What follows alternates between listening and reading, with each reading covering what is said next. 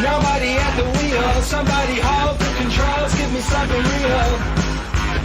Somebody grab the wheel, somebody aim the machine to something real. Somebody step on the brakes, someone who feels take the wheel, someone blow me away. Something to give me the shake, somebody real take the wheel, get me out of this place.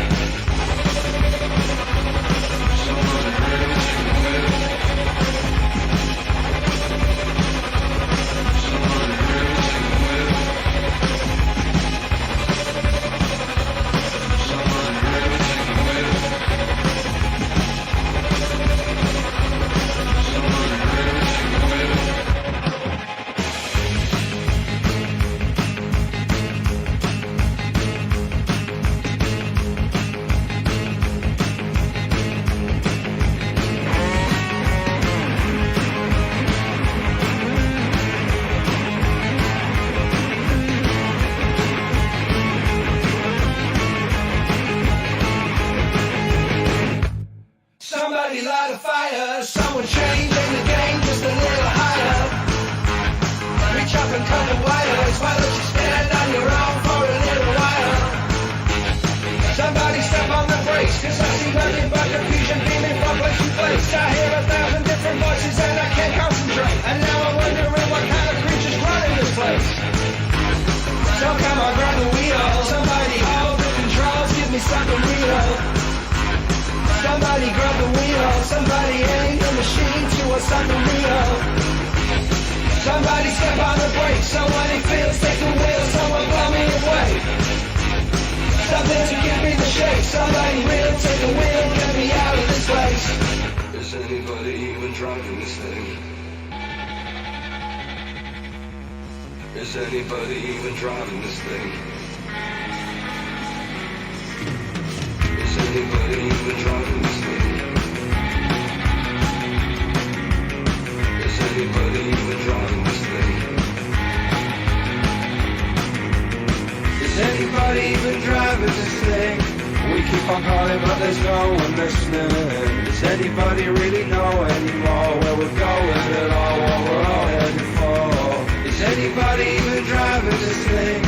We keep on calling but there's no one listening. Does anybody really know anymore where we're going at all, what we're all headed for? Is anybody even driving this thing? Is anybody even driving this thing? Is anybody even driving this thing? Or did we just ride?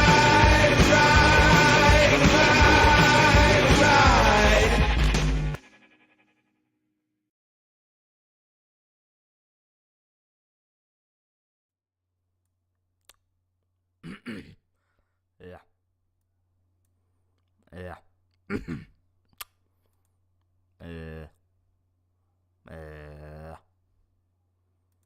Alright. Marsh, $2. YouTube's getting real annoying over ad blockers. Supposedly, this is what I hear from secondhand information. Totally don't do this, but if you update uBlock Origin and clear your cache, it will get rid of the annoying screen. Because yes, YouTube is apparently gunning after ad blockers, because of course they will. Also, if you use mobile, don't look into something called YouTube Revanced. That is totally malware. It is definitely not a good hack that will allow you to use YouTube Premium without actually having to give YouTube money. Don't look up YouTube Vanced. I'm definitely not gonna,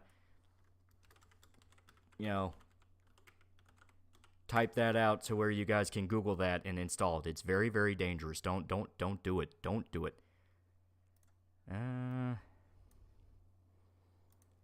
Day chill, $5. Lolly, I'm willing to offer you half-eaten 5 days old rotisserie chicken for an Evil Dead review. It's already on the list. It is already on the list. The Wolfie for 20 fake monies. Knife. I'm watching Revanced right now. Oh no, you shouldn't do that. Shouldn't do that.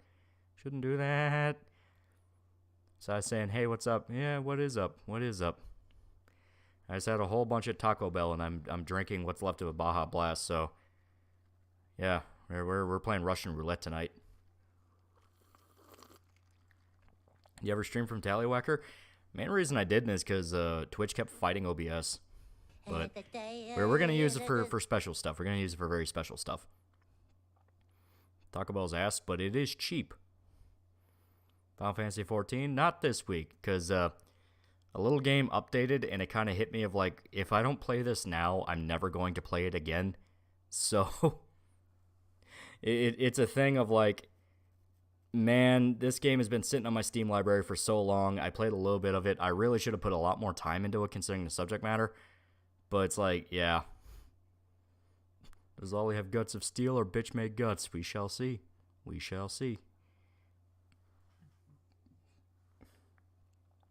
Thank you, Almighty, for giving me a reason to go on another night. Now, we both know that's not true. Am I ready for Dragon Ball Babies? Yeah, I saw that. It's like Dragon Ball Die or something.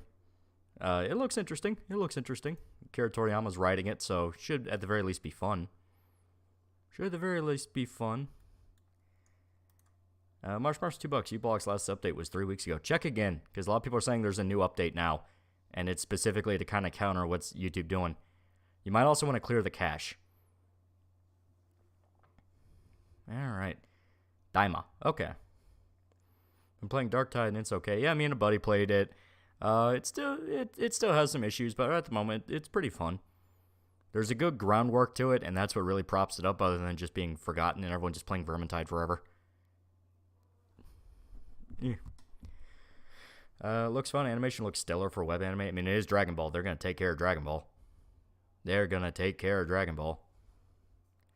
Revanced only affects Android devices.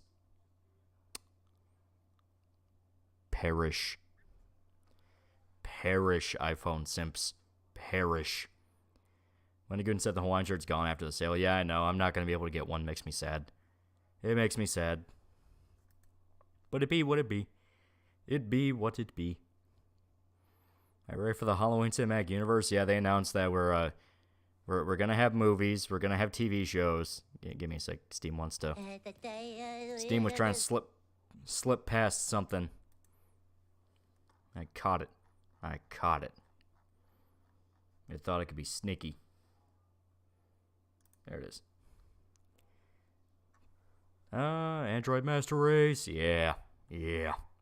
I smell iCucks.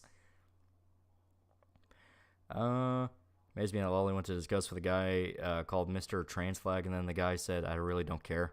Oh, is that about the GTA thing where, like, there was a leak regarding some details of GTA 6. Like, you find out who the Latina chick is.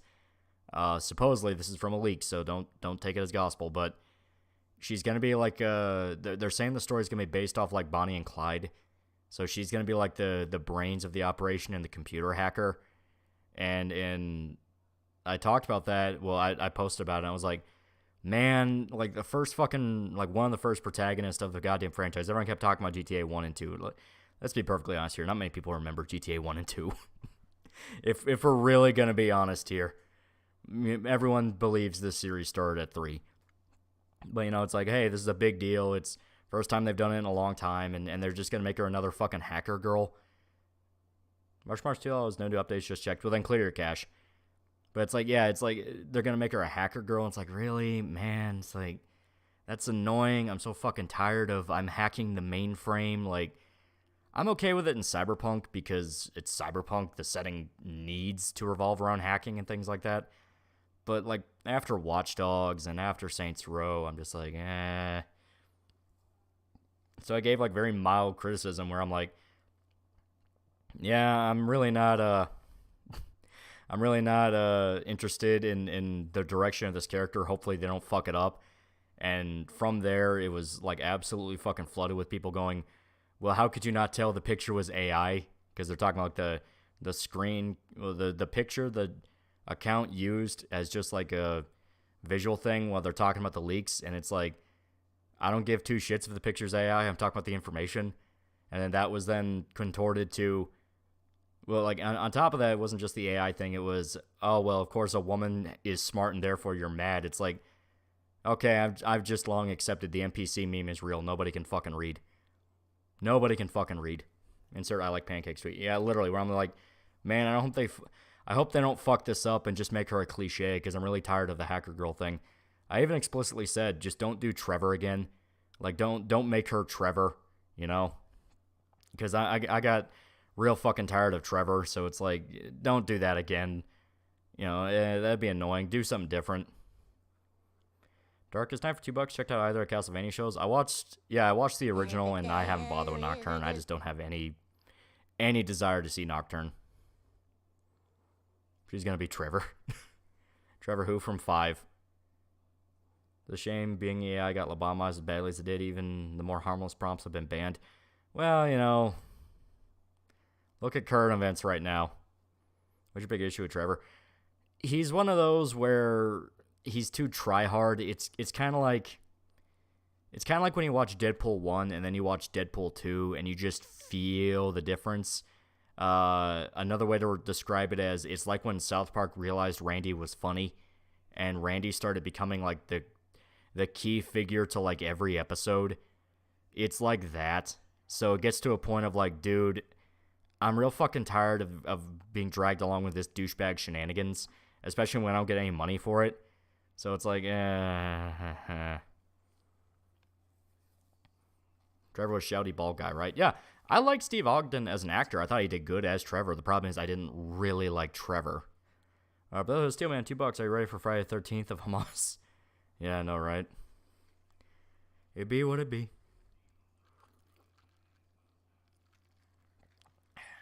You think Konami realized people don't like Nocturne when people realize Symphony of Night gets ruined, or they just listen to the SJWs? Also, is there whistling going on? Where are you? No, it's the big thing is I don't think Konami gives a shit, because I mean the people in charge of the Netflix show have been given fucking free reign to do whatever they want. So I think they're just kind of like, whatever, that's different. So who cares? You know, Castlevania is a dead franchise anyway.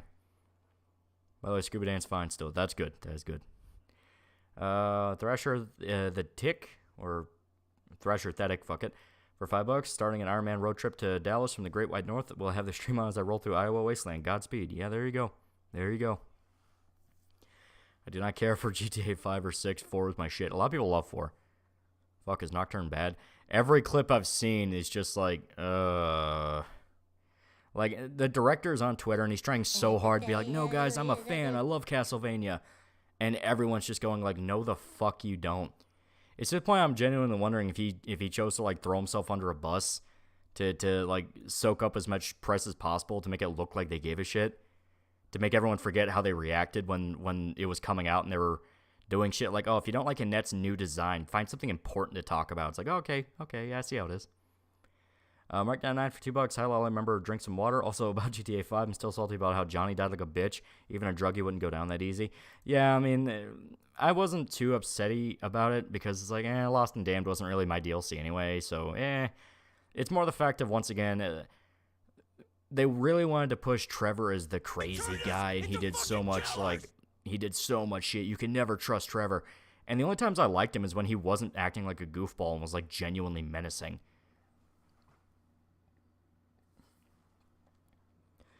Michael and Frankton were the favorites because they felt at least like semi-grounded GTA characters. No one would be as grounded as Nico again, though. That is true. Nico was probably their most realistic character.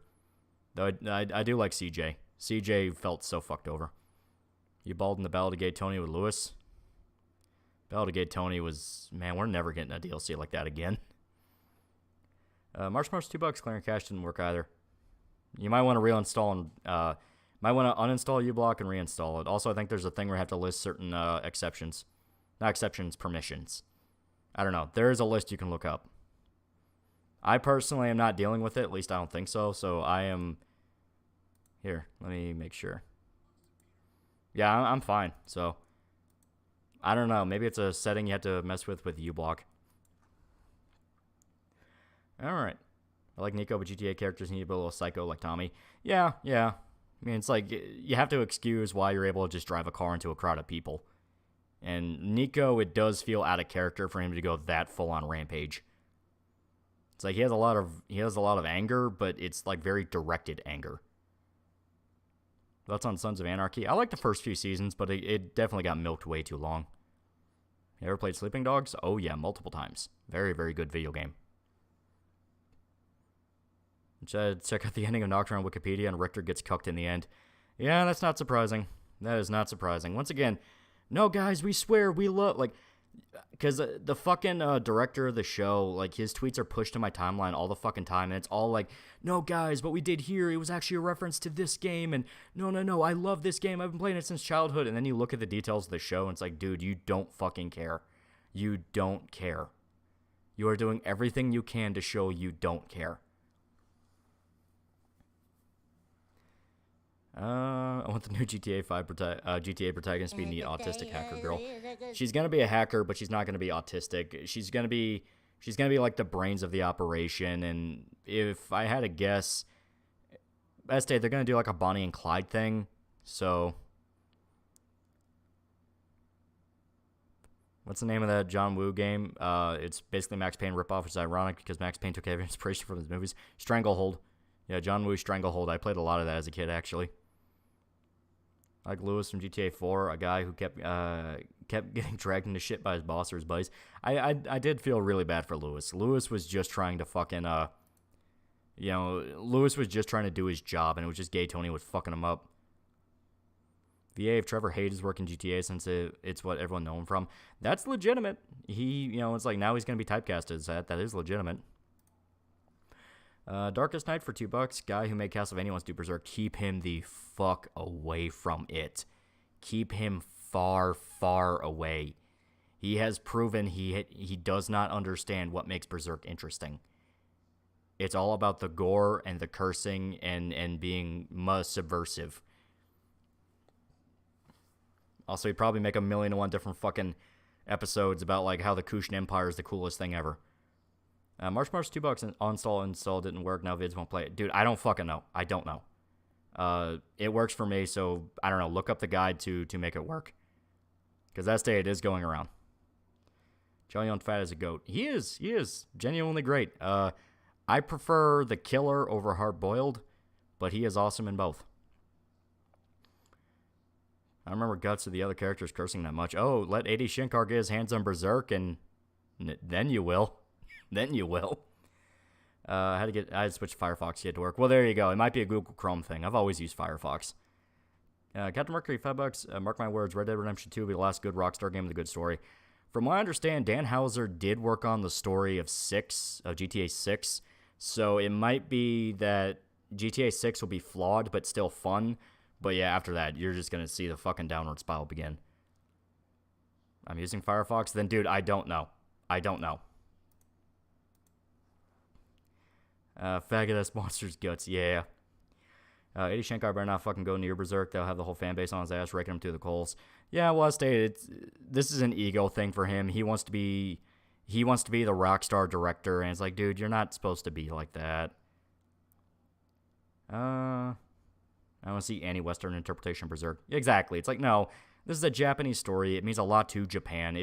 If the West takes it and rapes it, as bad as like what 2016 was, I think you would legitimately have an argument that it was done out of spite and borderline racism. Where it's like, dude, this meant a lot to Japan. You don't have the right to write over that.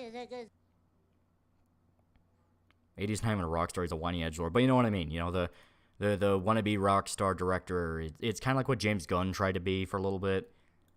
Lord Purpose for $1. So not only was the 40 dead babies thing false, but to add insult to injury, the photo state officials were shown by the ADF or AI generated. Take that with a grain of salt. AI detectors are bullshit. I mean, they're literally bullshit. There have been cases where people have uploaded legitimate art to them and been told it's AI. There have been cases that AI has been uploaded to them and it's been told it was legitimate. Don't trust those for a second. the question is whether or not the pictures were made with AI. Does it actually apply to the situation at hand? And, why are they pushing it so hard for the emotional manipulation? It's like, no, I fully believe there's probably a lot of dead kids because it was a full-on military attack. Matthew Picard for $3. I'm playing a Malkavian monk on a quest to save vampires from automatic damnation. In researching for this, I fell into agnostic rabbit hole, topped off with James Lindsay's lecture on it. Long story short, agnostics are annoying at best and evil at worst. Yeah, there you go. Lord Grizzly Bear, $5. What are you guys talking about GTA? Yeah, talking a little bit about GTA 6, the leaks about it, and the Latina hacker chick.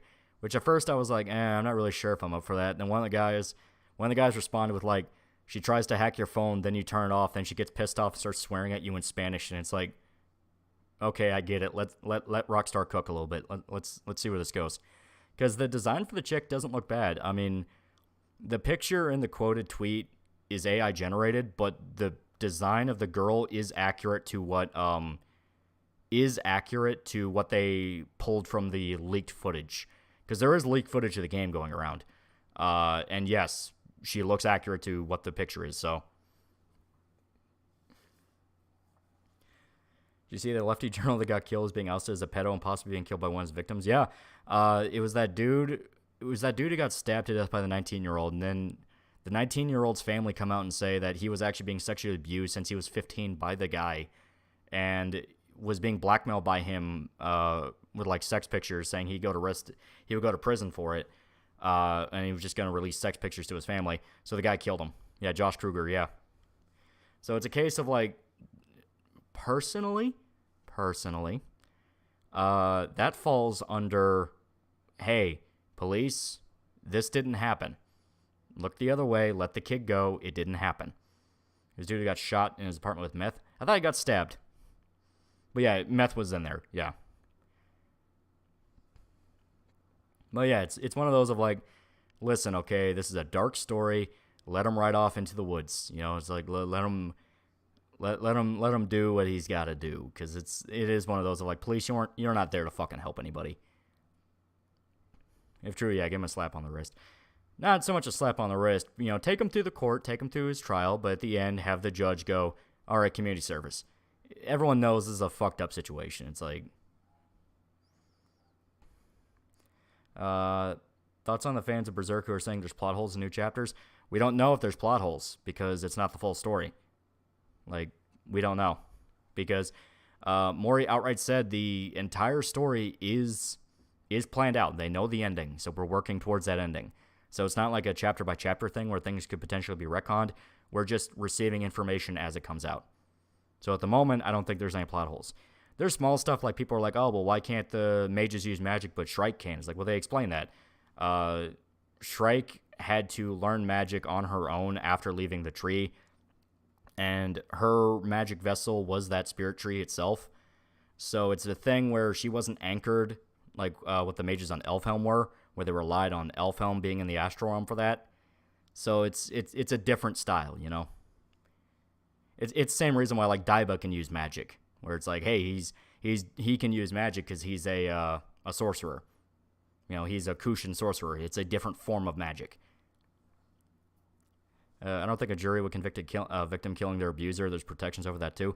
That's the hope, but it does happen. There was a really infamous story where it was actually around the same time as Rittenhouse, where there was a girl who escaped human trafficking and killed one of her captors in the process, and she was arrested for it and was sentenced for murder for killing one of her captors that was keeping her in a human trafficking ring, and it was actually extremely fucked up.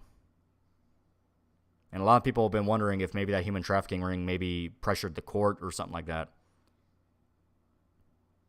I mean, Shrike had a month between the tree burning and hers, and seeing her in the story again, so she could have gotten a new source power on the time. Yeah, and they explained the way she had to learn magic is all about, kind of making herself the vessel of power by fostering the idea of magic in her mind. So it's possible that how Flora taught her is different from how the mages on Elfhelm learned, because they even outright said Shrike and Farnese are way stronger than other mages in a way that's like actually kind of shocking for how early they are. Why not? Didn't we find out loads of Arizona officials on the cartel bankrolls? Just saying, just saying. How much Mexican food do you like, white man? I enjoy Mexican food. I admit I can grow weary of it, but I have family where they fucking are addicted to it. They could eat it literally every single day. Lord Grizzly, $5. So what happened with GTA? Just joined. Este, there was a leak talking about the female protagonist who's gonna be a Latina hacker girl, and I did a quote retweet where I'm like, I don't want her to just be I'm hacking the mainframe, because that'd be very, very boring, and I'm kind of tired of that. And everyone freaked out over that and started killing each other. Hellcat223, $5. I just started playing Fear and Hunger 2 today. My first character got raped in the tunnels on the first day. Welcome to Fear and Hunger. Somehow your Watchmen review seems to have sparked a discussion around more on his writing intentions of Watchmen, by extension Rorschach. Anyone that says that, oh no, you're not supposed to agree with either, you did not pay attention to the ending.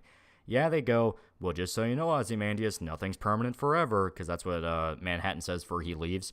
But they still set it up as he was completely right, and countries are coming together to discuss laying down their arms and working together and all that shit. Like, they set up to where, no, Ozymandias is right, he's getting his utopia, and they have to cover up his crime for it. It's like, no, that's fucking bullshit. It's like, that's bullshit. More wanted you to... It's that mealy-mouthed subversive crap of like, yeah, the situation's bad, but imagine if you stepped in. It'd be so much worse, wouldn't it? It's like, fuck off.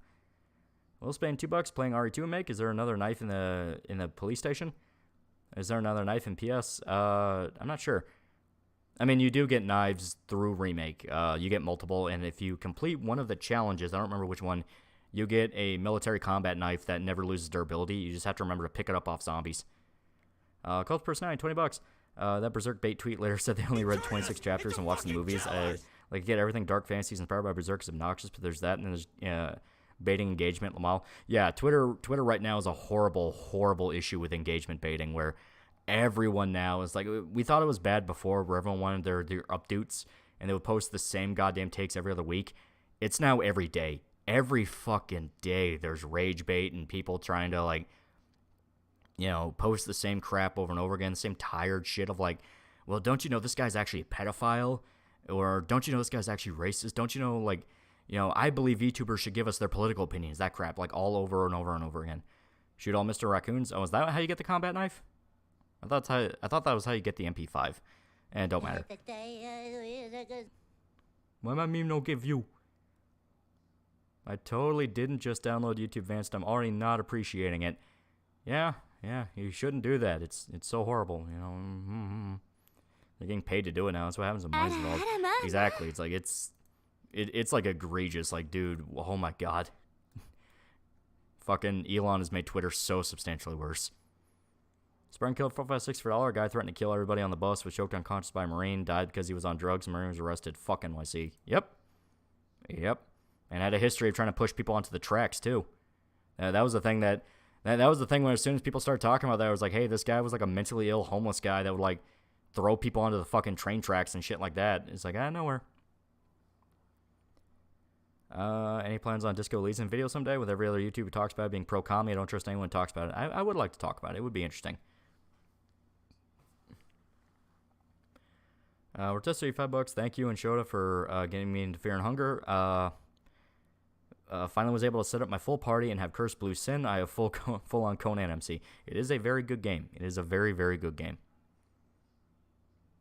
Just one of those of, like, you really have to, like, figure stuff out. Reading a guide is basically spoilers. I mean, it is, but you know what I mean. Thoughts on CCP in Taiwan. There's only one real China, and it is Tibet.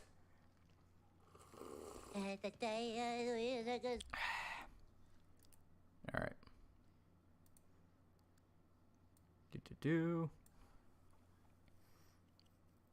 Make bad decision. No tomboy, no victory. Do a video on Xenoblade Chronicles Trilogy. That would be good. I like Xenoblade a lot. I still need to finish one.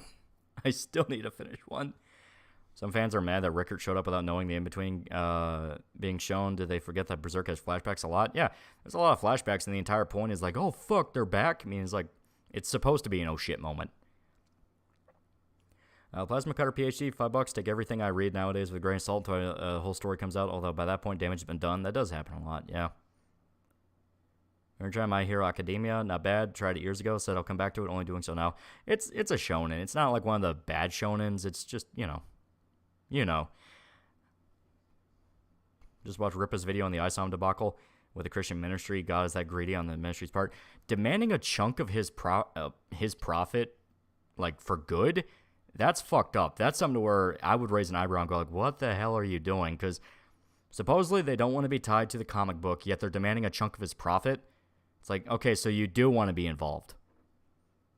Darkest Night for $2. Have you seen the Daredevil show? Highly recommend. I loved Netflix Daredevil. It was so good. Season 2 is the best one because I love Punisher. Have any Halloween movie suggestions? Watch all Final Destination. Pretty good series of movies. Okay. This is actually one I just watched today, and I really, really fucking liked it. One quick sec. Alchemist 1999 for $2. Wonder how far the hacking mechanics is going to go. Is it going to be like Watch Dogs where you play as her, or be very basic hacking or only in missions?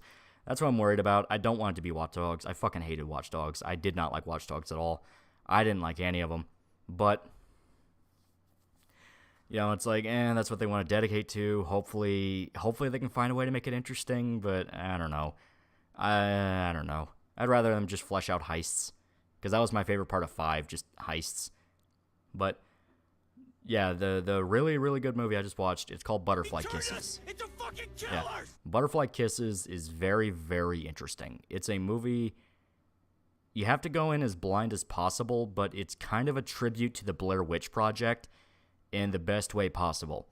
It is the best Blair Witch sequel we never got, because it took all the aspects that made the first movie interesting and focused on those. It's not about, scared people in the woods. It's all about, is this real? Is this just a bunch of college kids fucking around?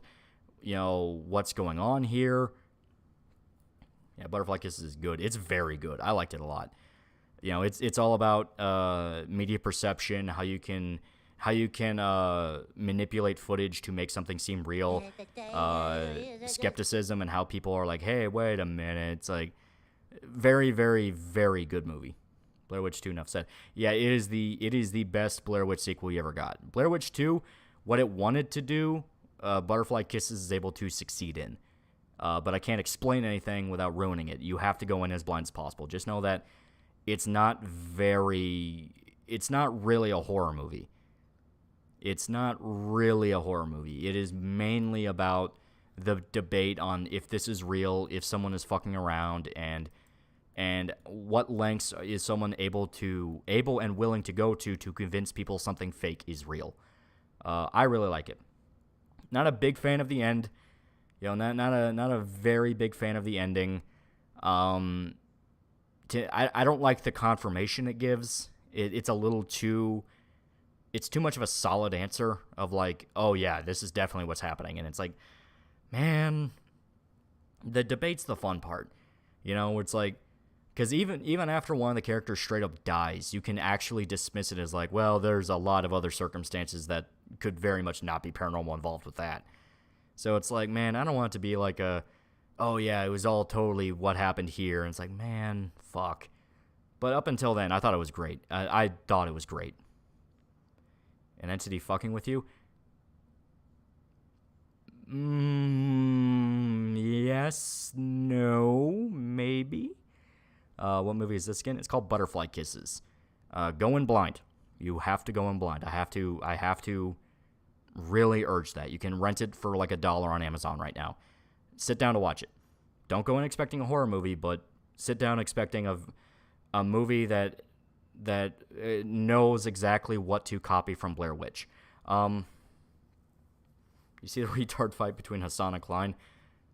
Man, everyone talks about Hamas and Israel, but we had it on that live stream right there.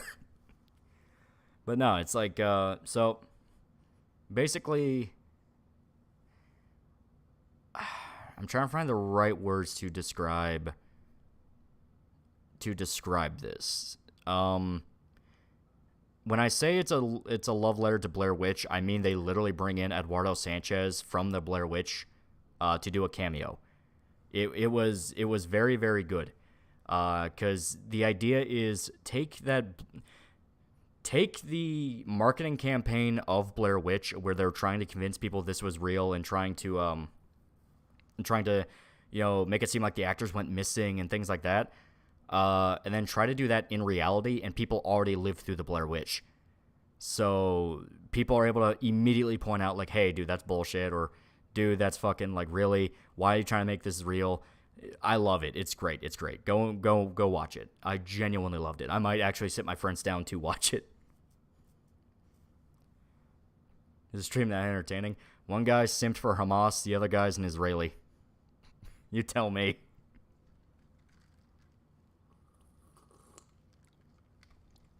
Is it fair to say Blair Witch, the spiritual successor to Cannibal Holocaust? Definitely has the DNA of it. You're watching a crew in the woods get terrorized and then murdered. Yeah. What's the next video? I'm going to remake the perfect blue one. I'm going to remake the perfect blue one. We do a video on butterfly kisses? I actually might. It was genuinely really interesting. I liked it a lot.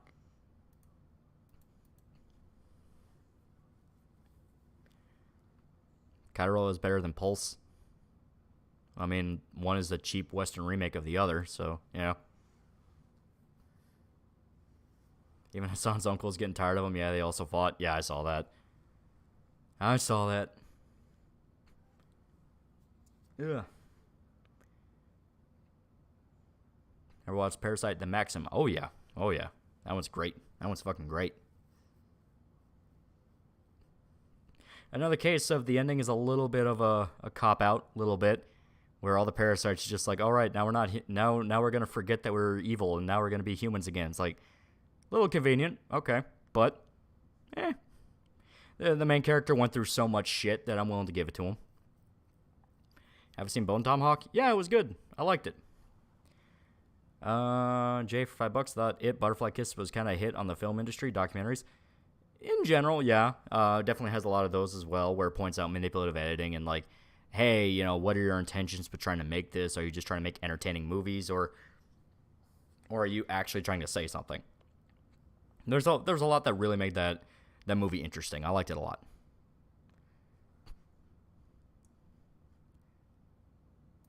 All right. I got a box of red bean paste pastries. Help.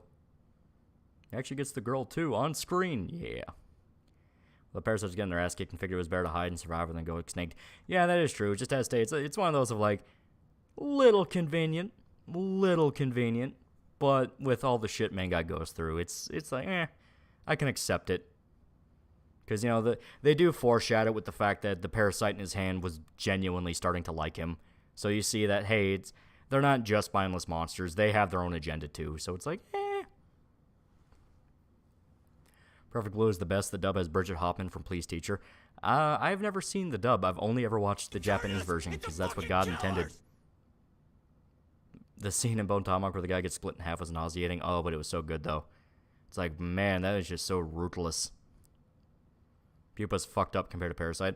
Pupa has its own thing going on. I mean, the Parasyte got killed by bacteria like Earth, so it wasn't really safe for them. Yeah. As they foreshadow it well enough to where I'm okay with it. It's just, I just think it is funny. We're like, and then all the parasites decided to be people again. It's like, okay, that's a little funny. It's a little funny. And that parasite started caring for a host baby. Yeah. As they do it well. They do it well where they foreshadow that there is more to the aliens than just the thing monster, but it doesn't come out of nowhere. They do foreshadow it. It's just, one guy pointed out it was kind of rushed. It could be that maybe they wanted to give a little bit more to it, kind of show more of like the build up to the parasites wanting to live with mankind, but I only cried when Best Girl died in Parasyte. That happened a lot. There were a lot of good people that died in Parasyte. So that cop scene where they go in the police station and just fuck it all up. Oh, yeah. It's a good dub, especially for the time. Well, it was a full-blown film. I mean, Perfect Blue wasn't like a normal anime. It was like a full-on film.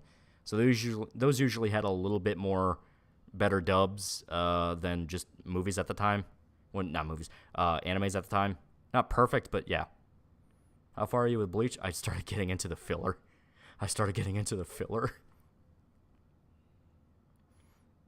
Learned last night that instead of individual volumes, Villain Saga is distributed in the States solely in bludgeon tier hardcover omnibuses, the likes of Berserk Deluxe Editions. I know, I read one in high school. It was great. I watched the new season of Chucky. Not just yet. Not just yet. I got some other stuff I gotta work with. You made a mistake with Bleach. Yeah. Bounce pull up on you? Yeah. Bro, skip the filler. No. No. I promised Irishman I'd watch everything, even the filler. Because I kind of sort of tricked him with Gintama. So.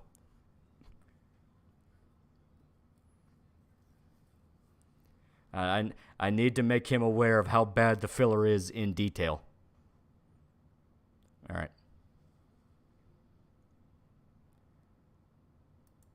I've read Batman Dark Prince Charming. It's a self-contained Batman comic written by a French comic author. I have not. Could be interesting.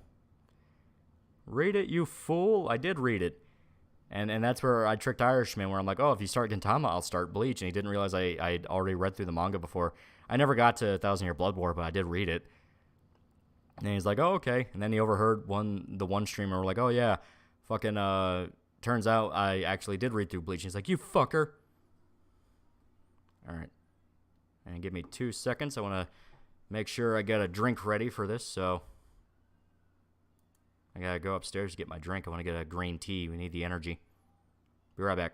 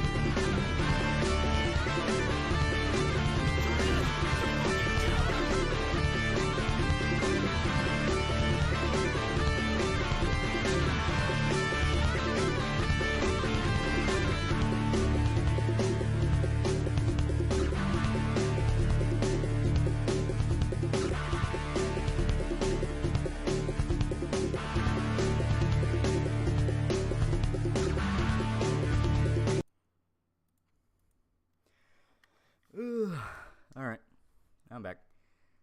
I got my drink and I went to the bathroom and I'm all good. Alright.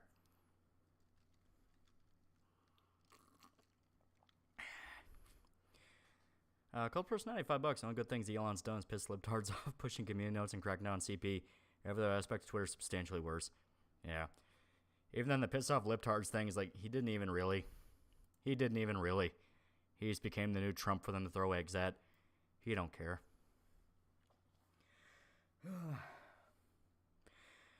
Space Visitor for $1. Started watching South Park. I'm up to season 3, episode 12. Cartman's ghost costume got me. Give you your best Cartman impression. I can't do Cartman to save my fucking life. It's like, hey guys, seriously. It's like, yeah, I can't do shit. But yeah, South Park's really fucking good. Season 4 to like 10 or 11 are probably the best ones. Yeah,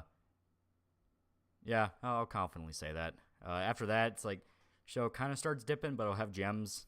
Like, South Park is surprisingly consistent up until the modern era, where it kind of gets a little like, okay, this is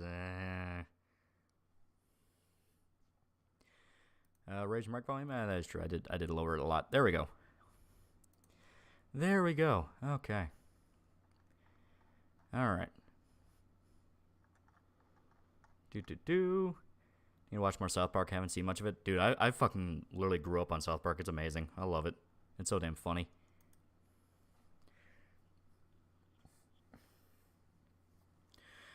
Spartan Code 456, $2. Elon stepped down in June. It's Linda's show now. That is true. Elon hasn't actually been in charge for a while.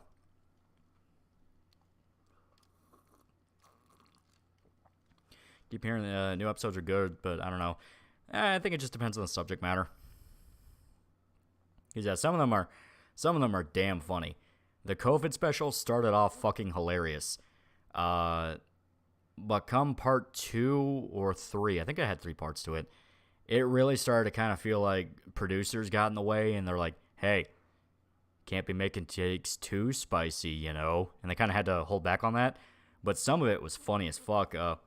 Stan and Randy having their like a strained relationship, and they're trying to have that moment where they're connecting, and it's like, it's okay, Dad, I forgive you. And it's like, yeah, I forgive you too, son.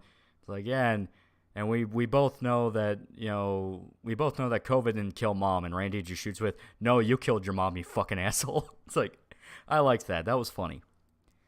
They did Cartman fucking dirty, dude. Holy shit. Yeah, but I liked that joke. You know, I like that joke where Cartman actually does choose to do the right thing, and the good version of himself actually wants to be a good person and save the world and all that, and he gets fucked over the hardest. I thought that was funny. Like recent Airsoft episode was pretty good. I need to check it out. I haven't kept up with a lot of the new ones. Thoughts on Celebrity Deathmatch, or just out myself as a boomer? God, I haven't thought about Celebrity Deathmatch in so fucking long. Blade Runner references were surprising. Yeah, well, you know, 2049 wasn't a complete flop. People did watch it. Sir, I'll let you for $1 for the next upload. I hope it's a children's suicide video. Oh, I have a plan. It had 2 parts, and yes, producers got involved since the season after. They basically redid bigger, longer, uncut due to ratings. I see. So yeah, suits were involved, which kind of points to my suspicion there that a lot of the recent backtracking on their shit is not actually what they say. Like, they keep talking about like the Man Bear Pig thing. We're like, oh, we wanted to apologize to Al Gore, and we take climate change seriously. Then you watch the episode where it's Satan and Man Bear Pig fighting, and it's just so goofy and crazy. It's like, I get the feeling they still are like, hey, fuck Al Gore, he's a piece of shit.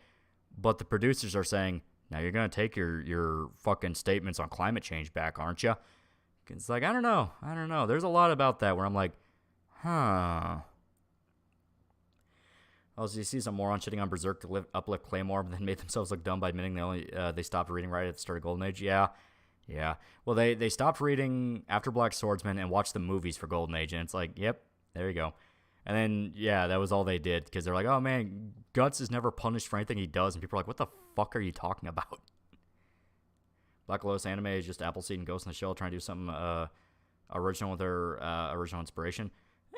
As long as it's good, I don't care. 2049 is overrated, changed my mind. I've heard more people, like, piss and cry about it than actually like it. It's like, no, the movie's extremely underrated. People only remember the meme factor with Ryan Gosling, but the movie itself was incredible. Guts gets punished for defending himself. He never gets punished for defending himself. It's the fact that, like, it's well aware that he is a bad person on some level, and he had to work to change that. What do you think about Brat Pack since mentioned on your Watchmen video? And what do you think about Japan adapting HQs into anime like Super Crooks? I'm not against Japan adapting our stuff. That's how we got Witchblade. But in regards to Brat Pack, that kind of like, Brat Pack to me is the thing that everyone thinks the boys comic is, where it's just misery and nihilism for the sake of it. Because you read Brat Pack and that's literally the point of it. It's psychics being beaten down and mentally abused and torn apart. Then you read The Boys and there's a lot more going on there. Guts never punished, laughs hysterically. Yeah, right. Dude got raped. What do you mean by this? Yeah. Do you know about W. Mac Masters? It's Mortal Kombat in real life. It's the best 90s TV show ever. They have a Native American guy played by a Japanese man. Wait, that has a Spanish accent. My God. South Park new season makes the fattest, most racist, and gross character into a black woman. What do they mean by this? Were people really fooled by the hologram twist? Really?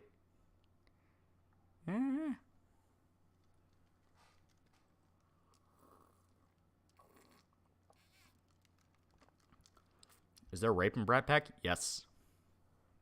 There is actually quite a lot. Brat Pack was made by a guy angry at DC. Yeah, exactly. It's a miserable story.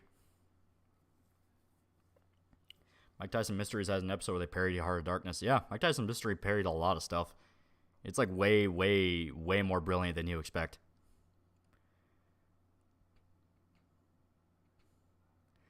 W. Mac Masters was the dopest shit. I have no idea what he's talking about. Do you like It's Always Sunny? Yeah. I've not kept up with any of the modern seasons at all.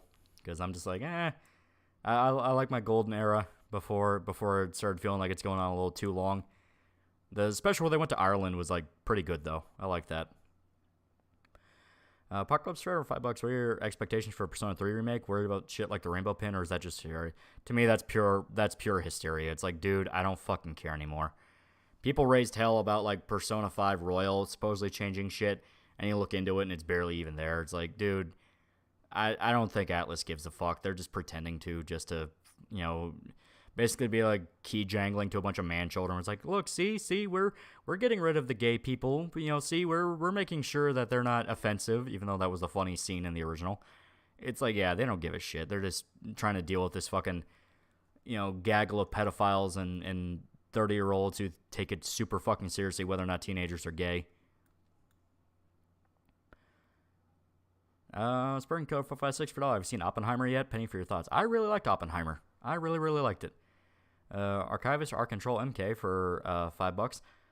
The hell is Brat Pack? Sounds like something Shota would say out of pocket. Brat Pack was, as stated, a sort of kind of Watchmen derivative that was about sidekicks, and specifically sidekicks if they were paired up with superheroes that were complete fucking monsters. Yeah, it's a grim story.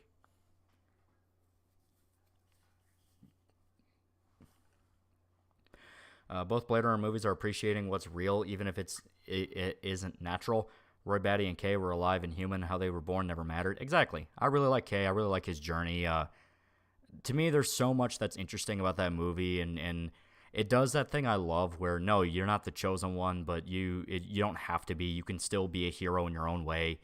I love that. I think it's great. The Crow is more uplifting than Brat Pack. Yeah, right, and that says a lot. You know those jokes he makes about Batman having sex with Robin? That's Brat Pack. Yeah. It's a fucking killers. Atlas doesn't care, especially with the amount of OG devs leaving it, and people still trying to convince Soul Hackers 2 was good. I mean, every dev is leaving every fucking company now. We're about to hit kind of a bubble scenario where every dev tries to make their own studio after moving away from a AAA one, and then those studios fail, and now those AAA studios don't have devs to milk anymore. It's going to be fucking weird. Atlas to me feels like they just do the most minimal changes, just say they change shit and tell people to fuck off. Yeah, that's how it felt with Catherine, where they removed the scene of Vincent shit-talking what's-her-face in Catherine, the trans girl, And it's supposed to be like this big thing of like, see, Atlas cares. And it's like, dude, all you did was remove a reaction line to a joke. That's it. Apocalypse Forever, $5. Metaphor Fantazio will absolutely be good, though. I do not know what that is. I might have to check that out. Next video game, Crash, baby. Hell yeah. That's on the Siren games, and their take on Lovecraft. Siren's a very interesting series. Very, very interesting. It really sucks that the attempt to bring it to the modern era with the PS3 game fell the fuck apart like it did. I do like the waitress. She's a cool character. She's great. She's a great character. She's proof of like, oh my god, children getting to these franchises and talk about how they need to change, not understanding that the changes they wanted were always there and they were actually done a lot more maturely. Any tips for writing a demon or a devil? Watch The Exorcist. The Exorcist, Devil's Advocate, and The Wailing. Siren deserved better. It really did. Catherine Fulby literally had a new route to fuck a femboy. Atlas really didn't care, and people who screech about it know it, which is why they hate Atlas. I think that's part of it, yeah. They're trying to claim it so hard, and it's like, dude, that's not how it works. Arcarvis Star Control, $5. Is that the one where Batman had some really weird fetish thing towards Robin, like some sort of Batman and Robin? It's not directly Batman and Robin, but they are definitely supposed to be parodies. Whatever the new Exorcist movie. There's only one and there's only three. And it's really weird that they call the sequel to Exorcist, Exorcist 3. But, you know, William Peter Blatty, just, very creative man. So strange. Same shit, different day. Game development turnover has always been high. You either make your own company or drop out and make banking software for double amount of money and half the pain. Yeah. People get into game development because they want to make video games or they, want to be film directors.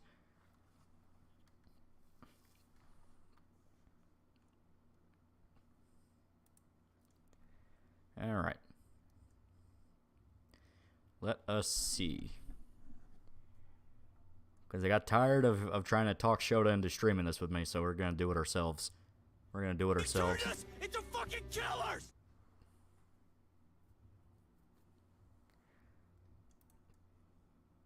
All right. Going to take a little bit to load. I don't think it's on my SSD. Apocalypse Forever, $10. Metaphor is a new fantasy game that Hashino made his own division at Atlas to make. There's a redhead elf named Hulkenberg. Tuktaro said it's going to be going to put him out of a job. I will look that up. That could be interesting. Haven't seen any of those movies. Going to be research. The best way to know how to write a character is you watch other movies. That's not to say you rip them off. It's just you see different takes. Different takes, different scenes, stuff like that. He turned us into fucking killers! All right. It's going to do that thing. Okay, I see how it is. One sec, I got to free my mouse.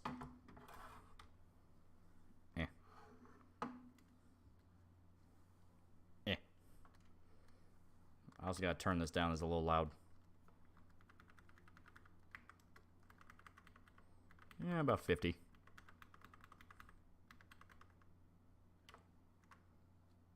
There we go. Okay. D18 for $5. Have you read Shino no Jones? So what are your thoughts? Oh yeah. That's a classic to ever say there's a classic. I never got super into it. I much preferred Hajime no Ippo. But yeah, Ishida has some pretty fucking classic. I mean, according to Shota, it's literally what started the thing of like two characters punch each other in the face and they hit each other at the same time. Apparently that is what started that trope. Which is like, whoa, I didn't even think about that. Yeah, we're doing SOULstice. A game that is, interesting. It is Devil May Cry meets Berserk meets Claymore. And I am still super early into the game. I say that. I knew if I didn't play this now, I'd never play it again. Cult Personality $2. Is there any feeling Gintama start an anime now? It's not the kind of series you ask a question like that, because it starts off as a gag manga, and it's pretty much a gag manga for like 90% of it. Oh, we have to hold it down. So asking if there's filler is kind of like, what, are there like joke episodes? Yes, because the entire point is it's a joke series. Gintama's weird to explain. It can be. It can be. But as stated, it's a thing where it's like, it's not accurate to say it has filler. It's a gag series.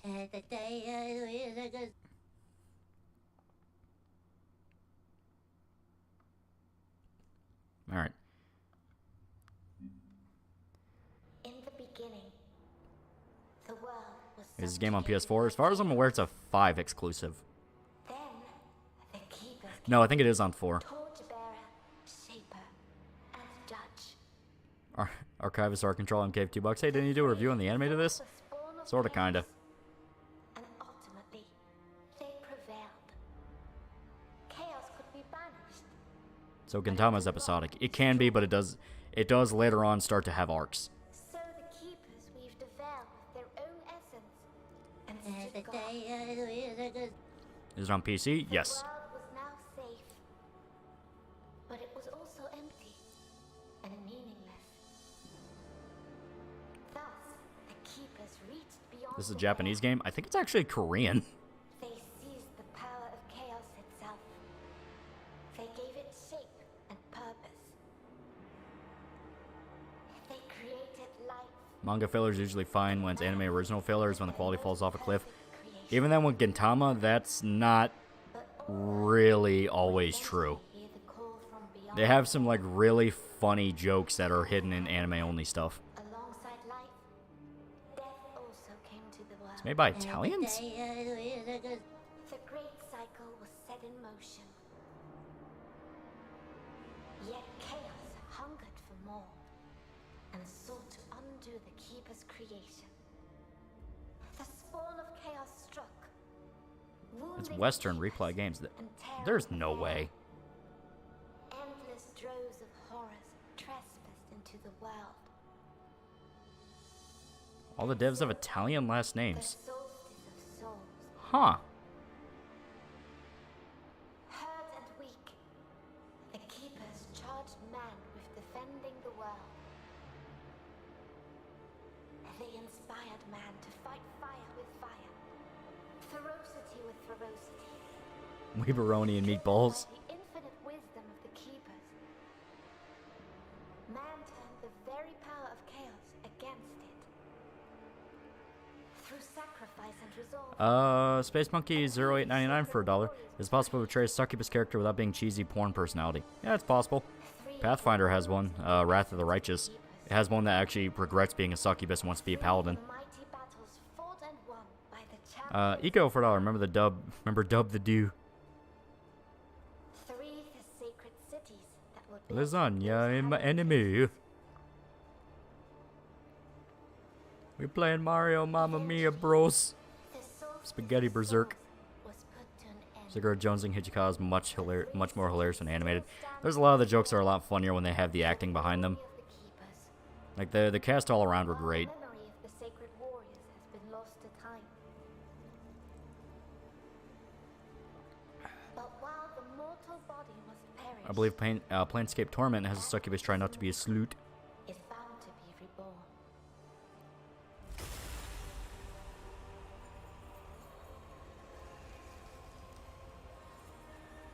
If Americans can make Ghost of Tsushima, Italians can make Solstice.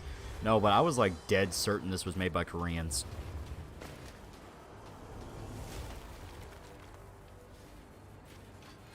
Is Gintama the one with the table rape? No. We're inside at last. Don't be too enthusiastic. Someone here is more than eager to welcome us. Am I confused with Eliza P? No, I knew Eliza P was Korean, but I thought this was made as part of like the similar trend. Such immense power.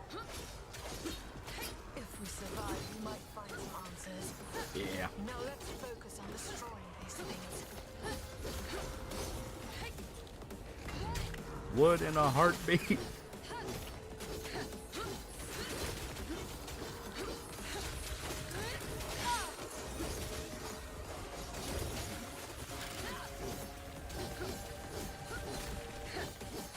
Is this Claymore? Kinda, sorta? Like, yes, no, kind of, very much so. Bayonet at home.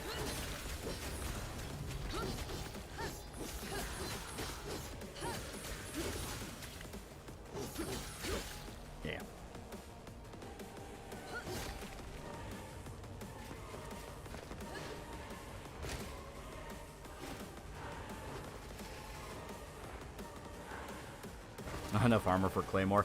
It's Claymore inspired. It's not actually Claymore.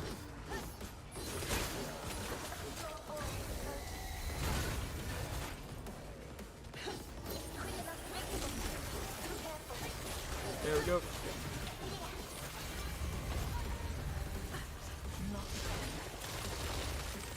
Finish Slam Dunk, pretty fun with some Kino moments. Just kind of bummed the anime didn't cover the entire manga. Start reading City Hunter. City Hunter is really good.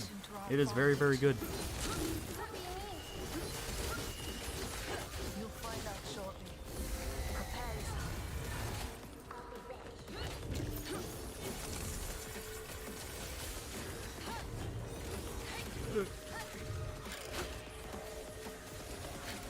This game's combat looks like Spider-Man Shattered Dimensions. Yeah, it's not exactly Devil May Cry. It wants to be, but it's not quite there. But it's still a pretty fun hack and slash.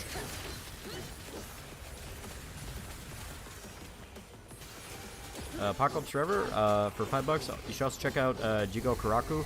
The creator actually interviewed the guy who wrote Claymore. That's Hell's Paradise, isn't it? It's like, yeah, I like Hell's Paradise a lot. That one's great.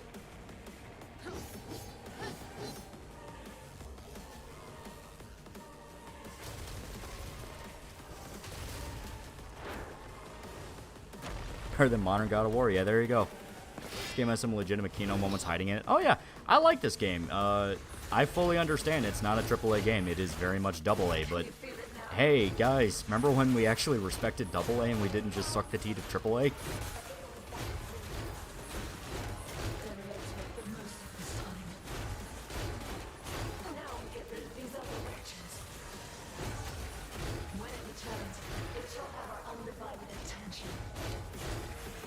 Oh god.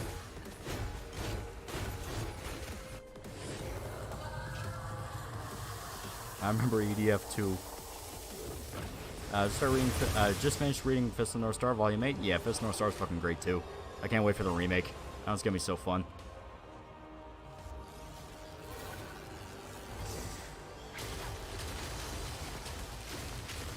Just not a very good AA game though.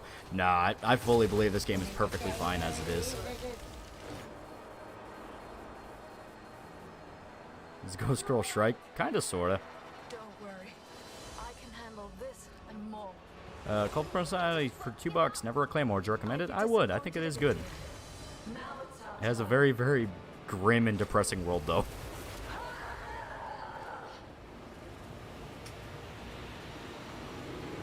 Her sword makes the Berserk 2016 Dragon Slayer noises. No, there's specific reasons it makes that noises. And it's because I was hitting enemies with armor.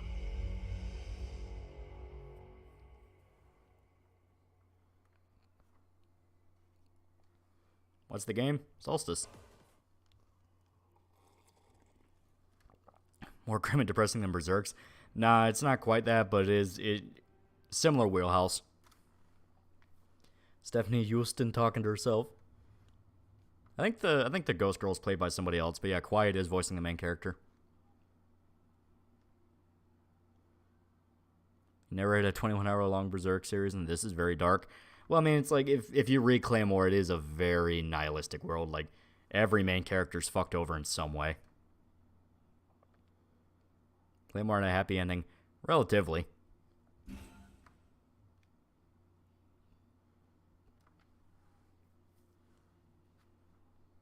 Berserk setting is harsh, but somewhat hopeful. Yeah. Okay, and I've already bought in some upgrades, so it may force me to use some of them, but it'll be fine. It'll be fine. Okay. It'll be fine. There we go. Claymore anime was awesome. It was pretty good. It wasn't perfect. It skipped over a lot of stuff, especially like towards the end. But that'd be how it'd be. Alright, yeah, and she's locked off for now. Attack on Titan ripped off Claymore. Attack on Titan didn't really rip anything off. It just kind of took influence from a lot of stuff. Ethan Klein just tweeted the anime video of Gila killing children. This is Femguts, holy cow. Yes, it's very, very obviously inspired by Berserk.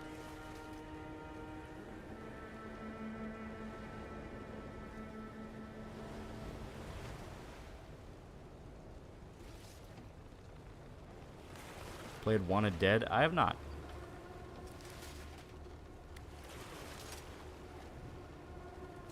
Them guts kind of hot. All the lost souls.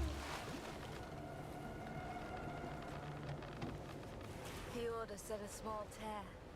Not that People the saying there words isn't enough fell armor. In like my a opinion, hot there's too much. I mean, it's not trying to be realistic. It's very stylized. Look, there, above the cathedral. Ilden, one of the three capitals. The seat of the torchbearer. Once the light of the kingdom. Now it burns. I can't do this. It's too much. I can't even fathom why the others have us deal with the other chimeras. I always appreciate how Gus doesn't have an eye patch beyond the prototype. It's more unique. He has just one eye shut the whole time. That is interesting, yeah. Just prior and loot. The outcasts. I say this is our chance to prove ourselves. We can't waste it. Anyway, we're late. Can you sense the others? The echo of the dead is just too strong. It dulls my senses. Loot, you need to focus. Forgive me. I will do better. Whatever ripped open the veil must be powerful. Did you have wholesome family with fem guts? Let's look for our observer. So you never beat this game? No, I get like 2 missions in. Well, I got 2 missions in, then I quit. Instead, there's a reason where I'm like, man, if I don't do this now after this fucking patch came in, I'm just never playing this game.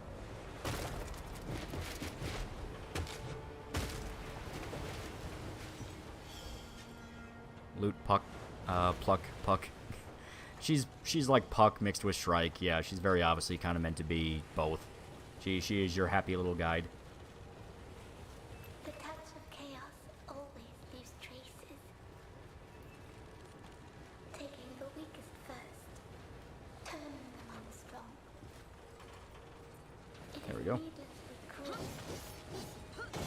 I know all too well how chaos Holly corrupts Puck. and kills. I'm sorry, sister. I didn't mean... We have more important tasks than mourning those we can't save. We were Is this that Korean Nier clone? No, people are saying this is an Italian game, which I'm still kind of calling bullshit. It's like, there ain't no way this is Italian. With femme guts, whether or not you start a family with her isn't your choice.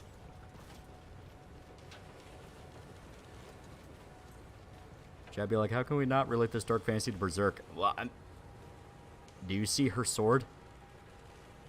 Do you see her fucking sword?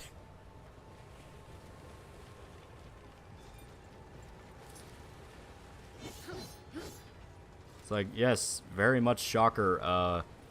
This might have been inspired by Berserk a little bit. Just a tiny bit. Okay, and that's just right back around, so. Alright, wanted to be sure of the path before I committed. Gameplay kind of reminds me of Dante's Inferno. Yeah, it's not quite...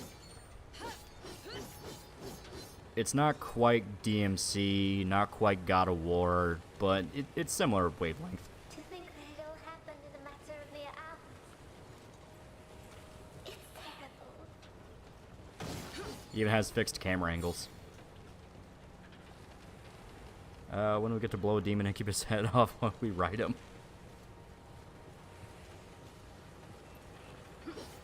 Alright, there we go.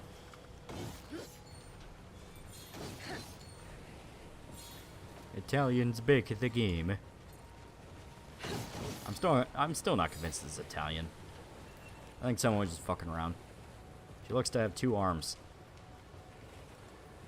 Something tells me by the end of this that will not be an issue.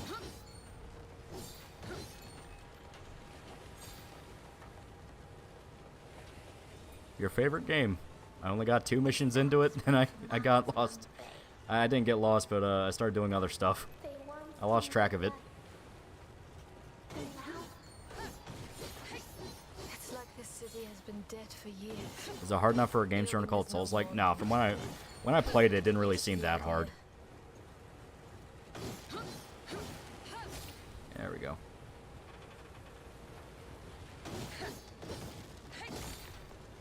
Smash everything. No succubus or incubus. I know. I'm aware. Okay, so a little bit of invisible wall there.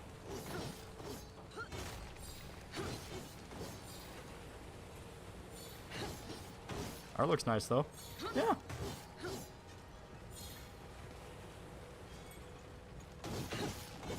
I actually enjoy this game. I think it is fun, even if I've never really finished it or gotten that far.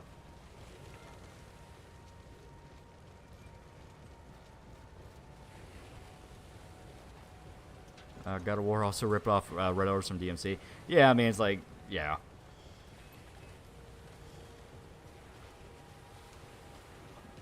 They're Italian Koreans, y'all. We managed to reunite with the other chimeras. Then we must rely on our own strength. Okay. So let's head this way.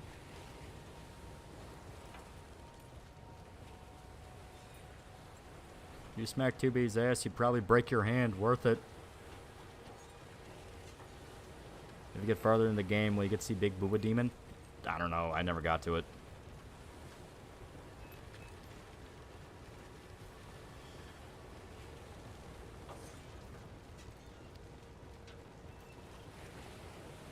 Yeah, Reply Studio is based in Milan, Italy. Just decent amount of remote staff. Huh. I see. So yeah, these are spaghetti weebs. Archivist Art Control for $2. What do you think of the gameplay in this for Berserk? It's not bad. It's flashy. The sword is heavy, but it's fast enough to justify Guts being able to use it. Like, yeah, because I don't want Dark Souls combat for Berserk. You know, it's supposed to be fast-paced, over the top. You know, that kind of thing. Keep us. Protect us. Oh shit. Yep. There we go. We are not alone. They cook the weeb pizza.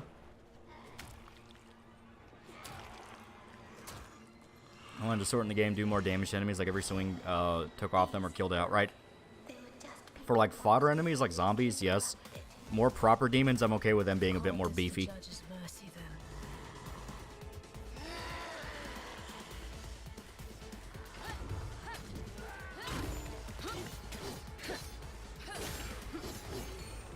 One down. There we go.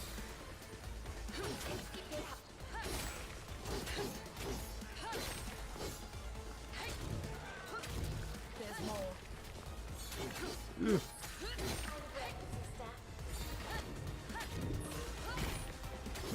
Music goes hard like DMC. Yeah, I think the soundtrack's pretty good. Yeah,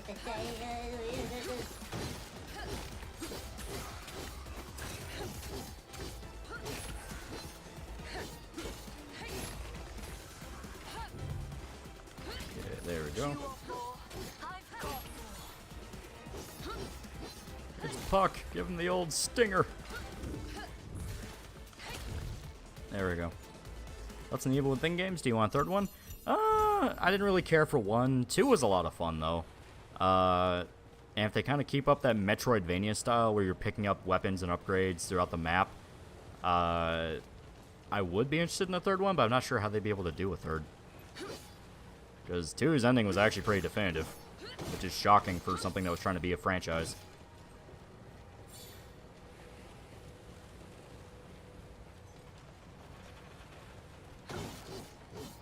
8 out of 10 if you really like Claymore.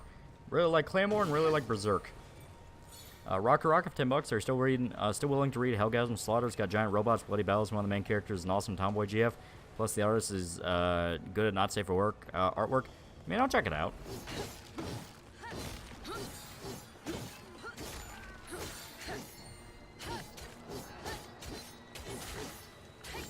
Cover me, Luke.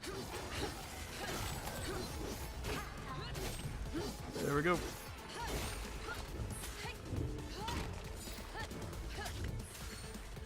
There we go.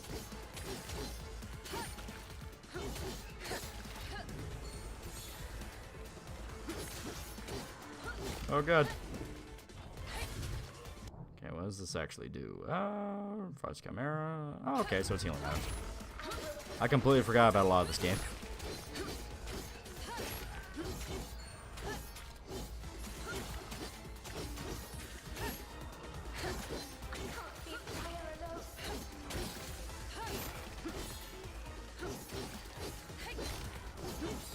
Man, story for this game is literally wild.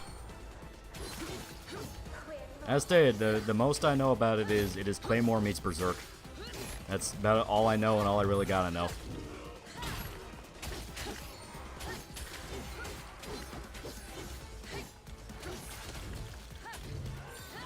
Great for $2. What do you think of the Boondocks? I liked it. Oh, I love the Boondocks. This shit was so fucking funny. And like everyone that was key to it died, like Charlie Murphy and John Witherspoon. It's like, man, I don't even want that reboot anymore. I don't even want it.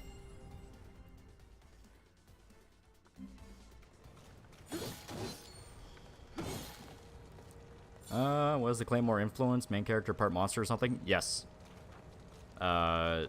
She is part of an order of monster hunters that are implied to have been fused with monsters, and they run the risk of being corrupted and becoming full-blown monsters. So, yeah. Very obviously some Claymore influence there. Like moth to a flame. They can't resist the lure of life. Even though it comes from us.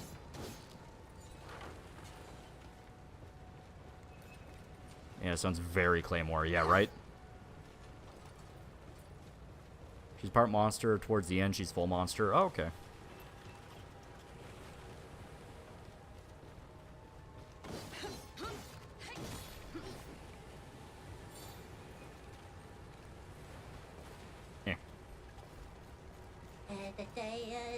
Did she get a cool dog? I don't know. Isn't Claymore just the Witcher, but femme? Not really. There's a specific type of monster they fight. They're basically demons. Never get sick of the transformation in this game. There's another form later that's like Berserker Armor Guts. Huh. That could be sick. That could be pretty sick.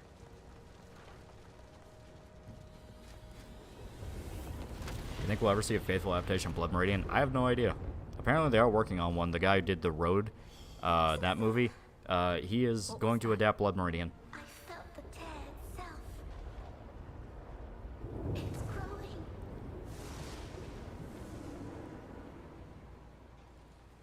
The Observer. Who's your favorite girl in Black Lagoon? I like Frederica for chainsaw-wielding maniac with a fucked-up throat. She's cute. I really like Valilaka. Roberta's pretty fun, too. Also, the nun. I always forget her name, but yeah. I like the nun a lot. She's great.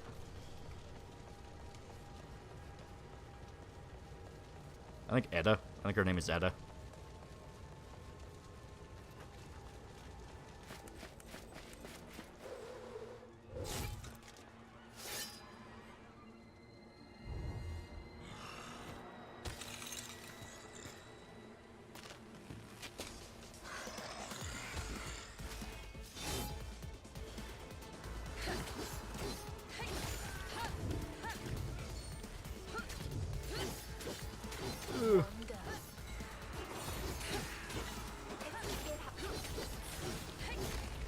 Edda Blackwater E is something. Oh, okay.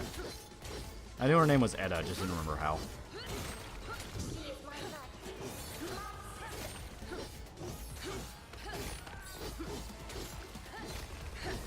Man, Snake Baron went hard on this town.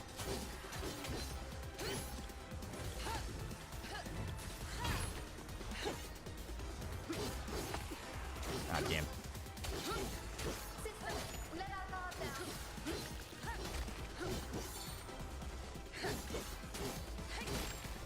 March March, $5. What's the game, book, movie, or manga you'd like to see the Coen Brothers adapt? That would be interesting. That would be interesting. What would be a good one? Fuck. Maybe Red Dead. I think they could probably do a really good Red Dead Redemption movie. Like maybe one.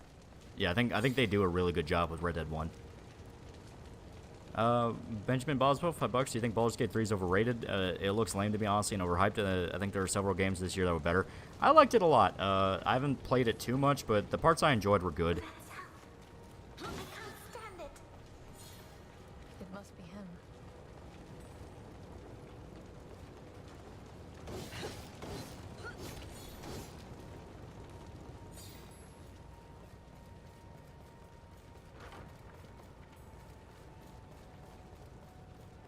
Ugh. Gonna go play some Game Dev Tycoon on my phone, cuddling my sleeping wife before a trip to my grandfather's funeral. Take care, Loli, and everyone, love yourselves and everything while you can. Well, there you go. There you go, guys. I got tuberculosis, man.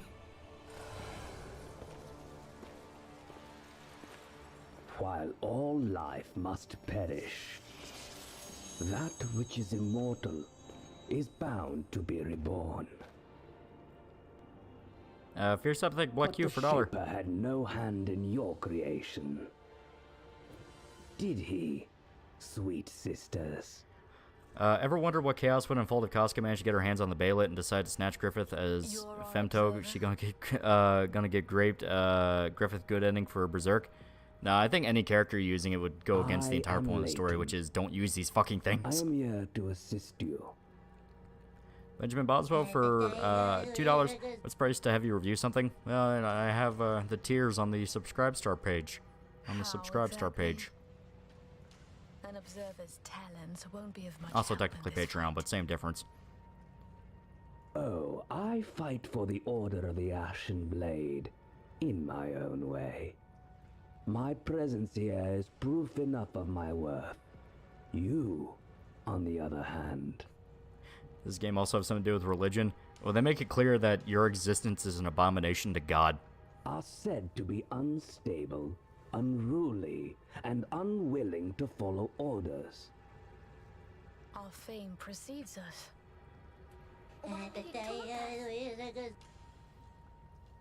Your shade is speaking. And to me, how quaint. Somehow, your authority as an observer is not enough to silence her. What happened here? A tear opened, clearly. Its cause is unknown. Silly Wonker Sagawa for $2. Thoughts on Gangs of London? I want season 3, and I want more big dumb martial arts fights. I love them. Give me more big dumb martial arts fights. Season 2 kind of started to drag its wheels until the second half. Even then, not enough big dumb martial arts fights. Though the Albanian is fucking awesome. I love the Albanian dude. But it's the largest yet seen, and I do believe getting larger still. I doubt the Order will be able to hide this one from the masses. Do you see that Marvel is rebooting the production of Daredevil and they're going to change the way they make series? Well, it came out that like they had no script bibles. They barely had a fleshed out series in mind. They threw movie directors in charge instead of showrunners. Like, man, there was so much wrong with how they did it. Once it was open, Many were corrupted, others were possessed. They saw to the rest. The Order did not foresee it this time. Can you get audiobooks from Pirate Bay? I think so. That is why you were called. You and your two comrades. Got Vesperia on Steam since Stick Drift ruined it on my Switch. Yuri's a really good protagonist. I need to play that. I keep hearing it's really good. 3 chimeras. At least the Ashen Blade is sparing no effort now. Well, 2 chimeras. And you. So caustic. Where are the others? Strangely, those 2 did not wish to wait for you. Supposedly they were going to kill off Foggy and Karen in the first episode of the new series. Oh boy. You should hurry. Find them and help them. Why wouldn't you be able to get audiobooks from Pirate Bay? Yeah, right? It's like, If you yeah, they should be can. on there.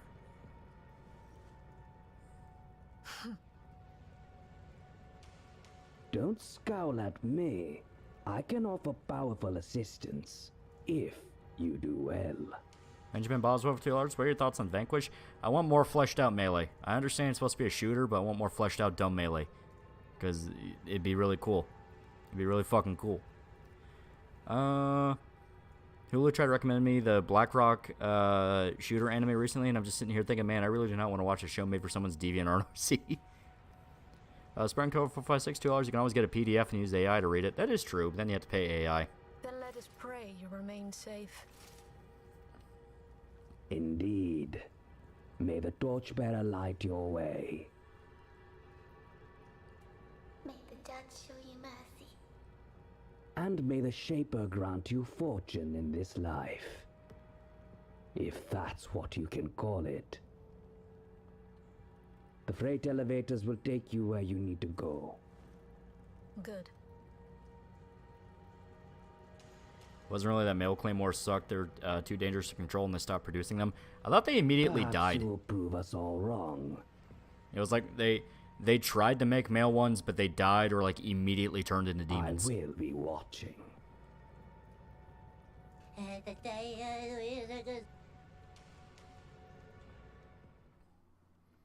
Yeah, we're still locked off from loot. Okay. A little bit more to get this.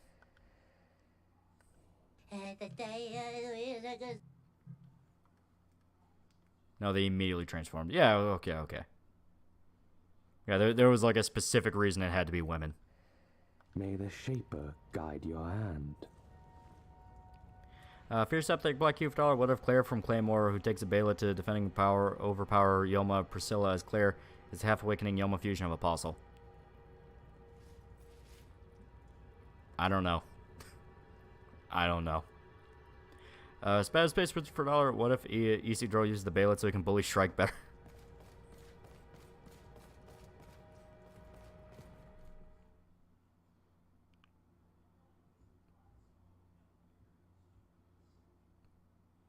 Alright. Gotta break some more shit.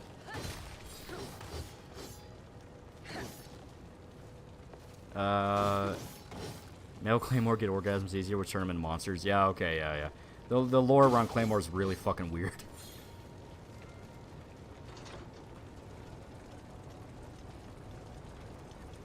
Monster from Claymore is from a virus or blow the dragons, right? No, it's demons.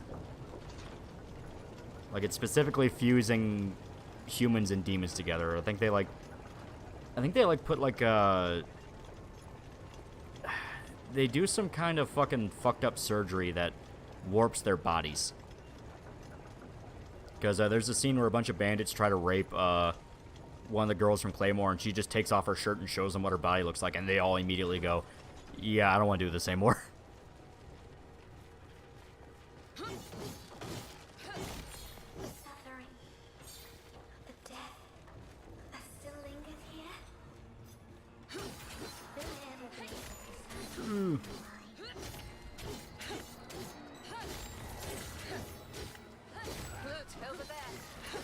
Come make you into a demon. Specifically, the Claymores in the series are fused with demons, and if they dip too hard into losing control, they become a demon. And having sex is one of the ways that happens.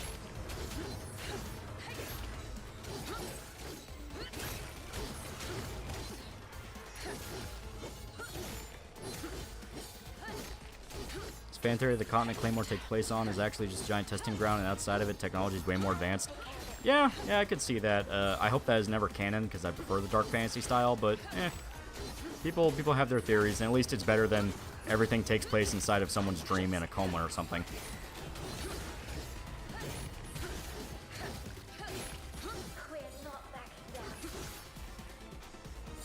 Abstinence for the win. And when I think about it, I think it literally was how it worked. They're halflings women who get banged by demons, birth claymores. It was something like that. I always thought it was like they could turn little girls into claymores, because that's what happened with the protag. She was saved by the one lady and inducted into the sisterhood. Yeah, just read the manga for fuck's sake. They're implanted with demon entrails to make them into claymores. Yeah. Like I said, it was like a surgery, because it fucked them up like so badly that nobody would ever want to have sex with them.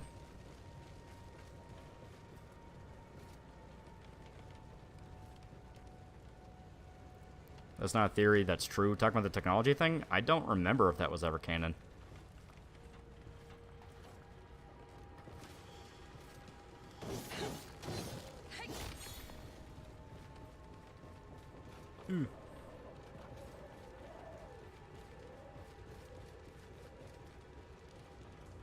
Wasn't it just a very unflattering body scar, like from neck to pelvis? It was something so bad that nobody wanted to ever have sex with them, and I think if they had sex, it would, like, if they somehow didn't turn, they would, like, literally split open. Exactly. on their precious ships and left the rest to die. That way, they'd made sure they'd escape. So cruel. Letting others die so they could live. Testing grounds part is true at least. Oh, okay. Cowards. Which, I mean, that would make sense. You know, you would assume the demon thing is a more global issue. Where it's like, yeah, we need to figure out how to kill these things.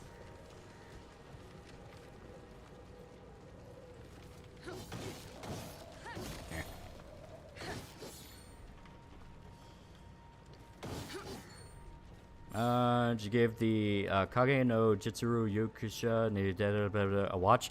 I have not. I think Persona 3 is worth $70. I hope it doesn't come out at $70, because that would be one where it's like, I'm just going to wait. I'm just going to wait. I refuse to let this be normal. I know it's already well and normal, but I refuse. So if someone fills him up with baby batter, the guts burst open. Well, the process of said baby battering would split them open. And yeah, I think if they got pregnant, that would be worse for everyone. I fantasized about visiting Ilden as a child. One should always be wary of what they wish for. Never played Lost Odyssey. This shit was some of the best turn-based gaming I've experienced, period. Yeah, it was really fucking good. And that was one of the more egregious cases of it got shat on just for being a JRPG during the 360 period. Because, like, the reviews for it weren't really that good. But then you sit down and play it, and it's like, dude, this is, like, really fucking creative. It's almost sort of Japan's answer to Planescape Torment, in a way. At least in how it handled a story about an immortal. Archivist, Arc Control, $5. Damn, at least Guts can still have sex as long as Berserk armor doesn't stay on during segs. Yeah, Este, the people in Claymore get fucked over a lot.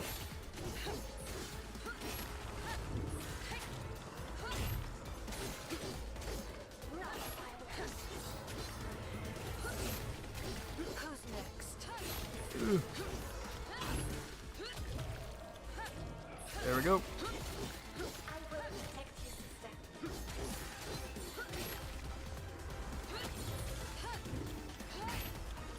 There we go. You want more? I've got more. Cover me, dude. Ever played Blue Dragon? I have not. That was always one I wanted to. Because I know Akira Toriyama was involved with that, but I never did. He turned us into fucking killers! It's like Stitches. The only time it's shown in the Claymore body is Stitches' torso that will not heal. Yeah.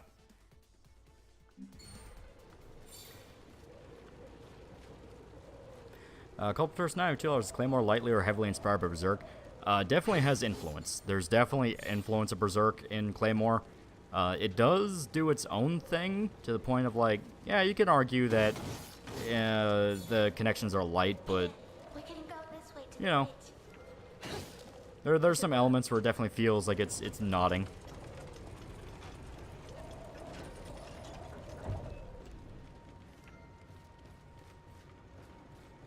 I watched your I Saw a Devil and Come and See after watching your videos. Yeah. Good movies. Very good movies. What game is this? Looks awesome. It's SOULstice. Guts used a bastard sword. Claire used a Claymore. Deepest lore. Guts' sword can't really be described. It is just the Dragon Slayer. But yeah, Claire has her own sword, and it is big, but it's its own thing.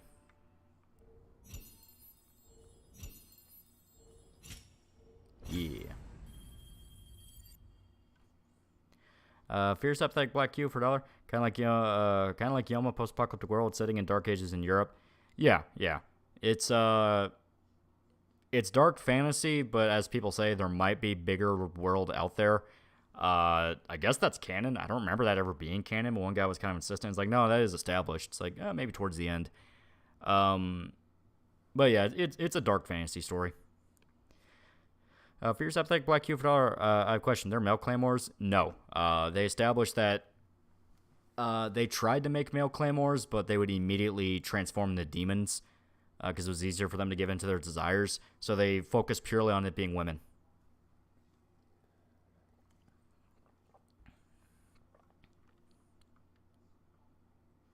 How the fuck is Demon Slayer gonna be in top 100 influential anime, but not Berserk? I don't believe that. Nah, that's current thingism. But this dude is actually Italian, Keck. Yeah, that came as a shock to me. It's like, man, the spaghetti people. We've been underestimating them. I feel something. Blue Dragon's a fun little JRPG. It's got a very unique battle system in a way that has its gauge system based on speed and timing your attacks to max damage output. Also English Power Rock. Alright. What is that?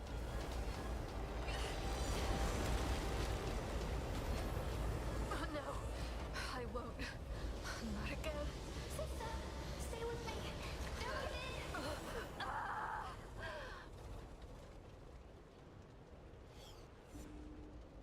Hell, Claymore's just too horny. Briar and Loot look a bit like Guts and Puck. More like Guts and Shrike, but yeah.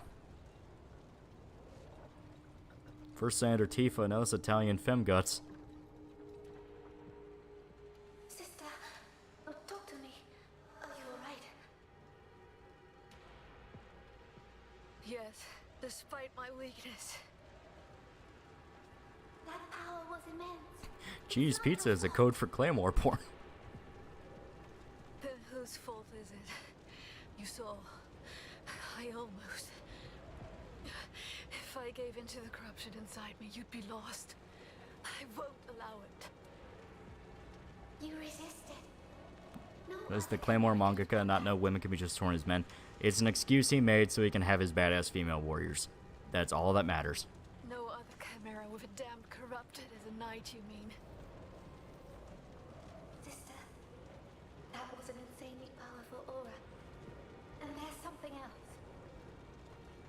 I could sense there were two chimeras at the source. I felt their strain, their suffering. They pushed themselves to their limits. Who is the shade to Femguts? It's her sister. It was like a scream in my head. Everything about doing another game video rewrite like you did with Last of Us 2 is a one-time deal. Well, there's not anything where I feel the need to.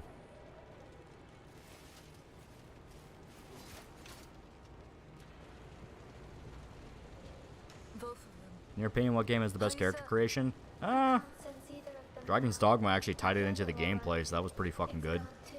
round two. Saints Row usually lets you do whatever the hell you want, and that's pretty good. We might be the only ones left to fight it. Like, there's some good ones. There are some good Be ones. on guard then.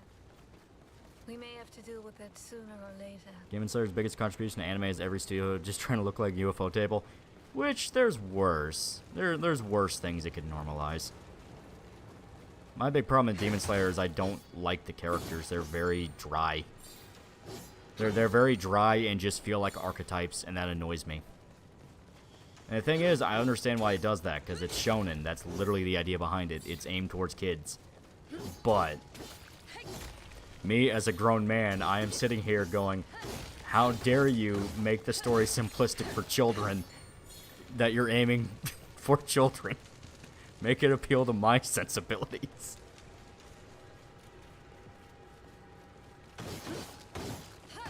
I mean, I say it's aimed towards kids, but it's pretty fucking brutal in parts.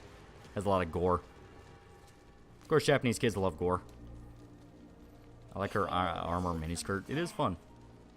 I like Briar's design. You know, it's... If you're going to mix Claire from Claymore with Guts from Berserk, this is what you would get, and I think that works. We can shatter them if we work together. Let me focus my energy.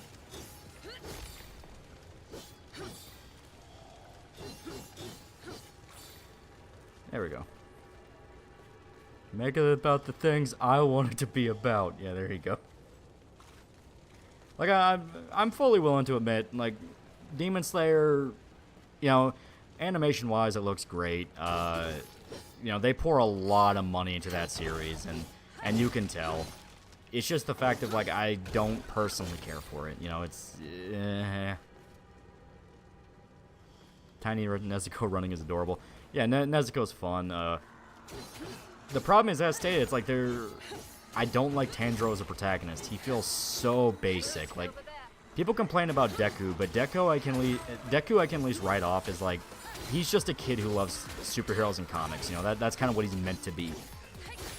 You know, so when he's actually pulled into being a hero, you kind of see where... He has those moments of like, oh shit, you know, this isn't what I thought. He has his moments of being cool. all that. Tanjiro just feels like he's whatever the scene needs him to be. There's scenes where he's super nice, scenes where he's trying to be, you know, badass, and a lot of scenes where he is just agreeing with everything everyone is saying. And it never feels like he himself has any agency, which is crazy because he has probably the most agency in the entire fucking story. Captain Mercury, $5. Been scrolling YouTube shorts and I noticed that trash taste anime guys and obsession with Japan being culturally enriched. Yeah, it's a fucking nothing term. Like, that don't mean nothing, man.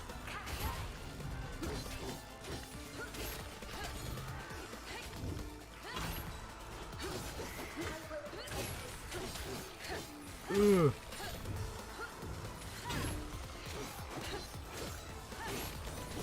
Feel the same for panty and stocking, just can't get into it. I love panty and stocking, so that's where we'll have to disagree. It's funny as fuck. Granted, I did watch a lot of, like, cartoons as a kid that were kind of like it, you know, kind of like Ren and Stimpy and things like that, so the humor clicked with me.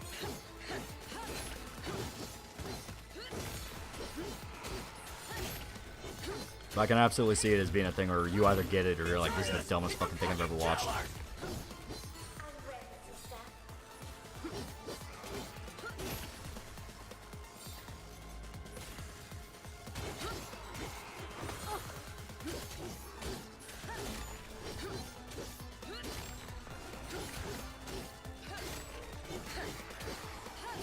Oh god.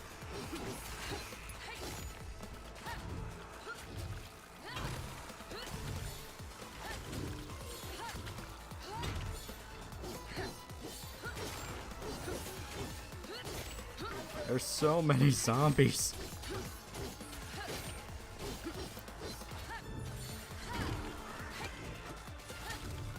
Someone died in My Hero? Yeah, a few people actually died in My Hero.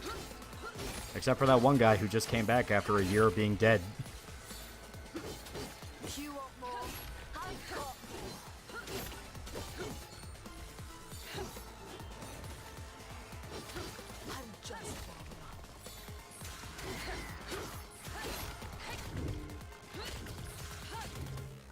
There we go. Wait, a year? Yeah. And one guy kind of thinks he already knows who I'm talking about, and you are right, it was him.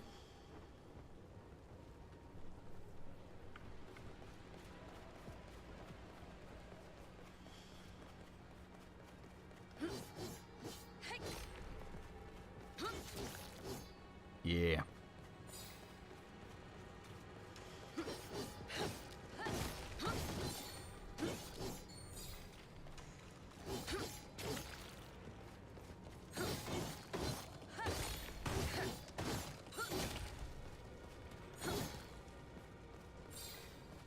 Twice came back? Yes, twice. It is actually canon now, twice. All this death, guards, peasants, it didn't matter who they were.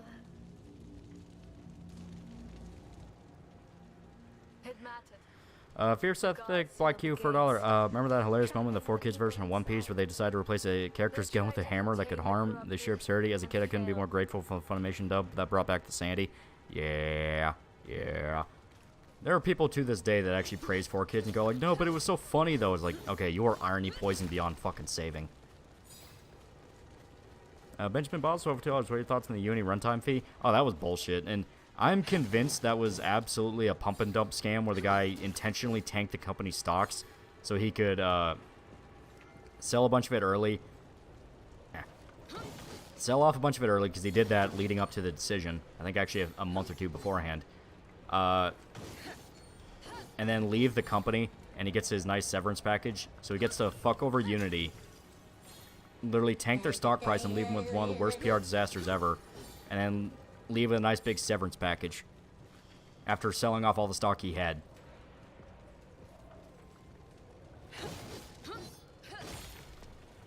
It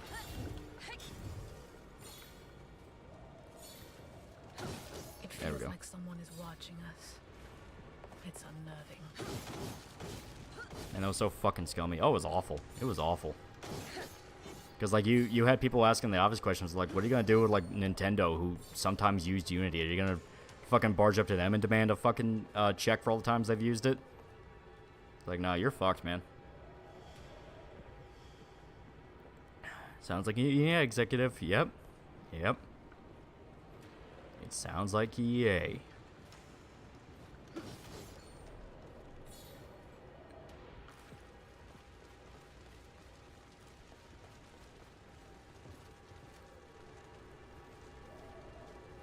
I wish Nezuko didn't conquer the sun and her demon side got worse over time when Tanjiro got desperate to find the head demon because he might have to kill his sister.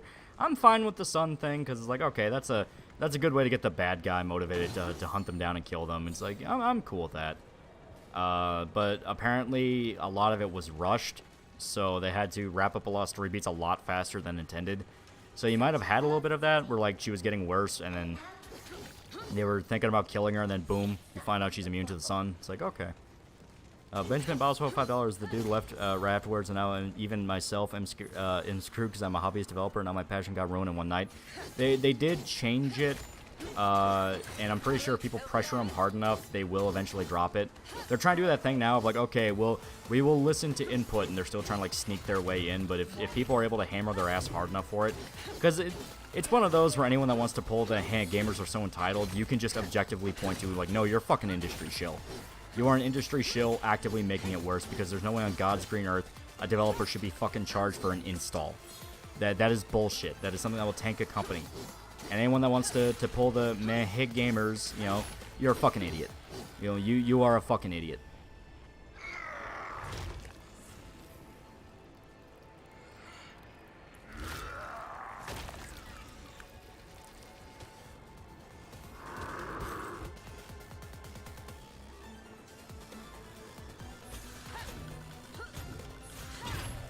Go.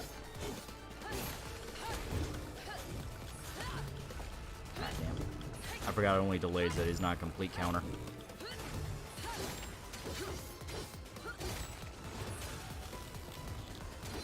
Actually, pretty sure what was the dodge? Okay, yeah, it's bumper. There we go.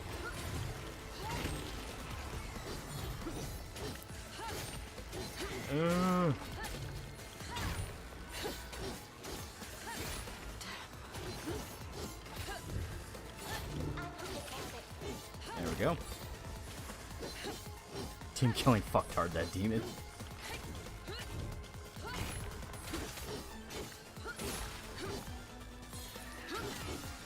Thoughts on the Ultraman series? I never got super into Ultraman, but you gotta respect the legacy.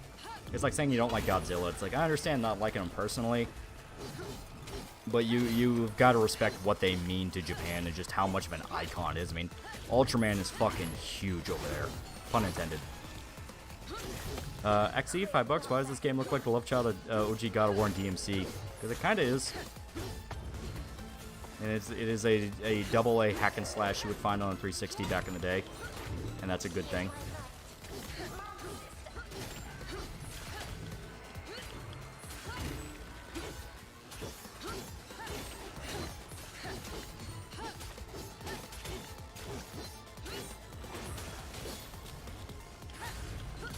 There we go. Yeah.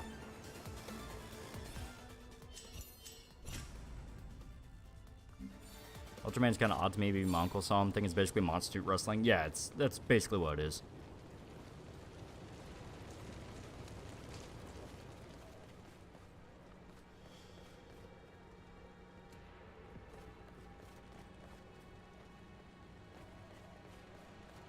All right. So yeah, left bumper is the dodge. I have to remember that. Samurai Bear for $1. As bad as 4Kids was, I still want it because I refuse to give up Pokemon songs and One Piece rap. Alternate stuff like that's fine, but 4Kids as an entity, no, that was awful. That was awful and should be forgotten.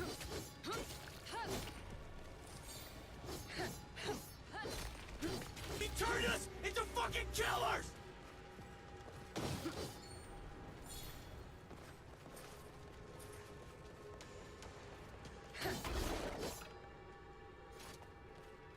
Japan got nuked twice, so it's better to cope with nuclear annihilation with Big Monster. Yeah.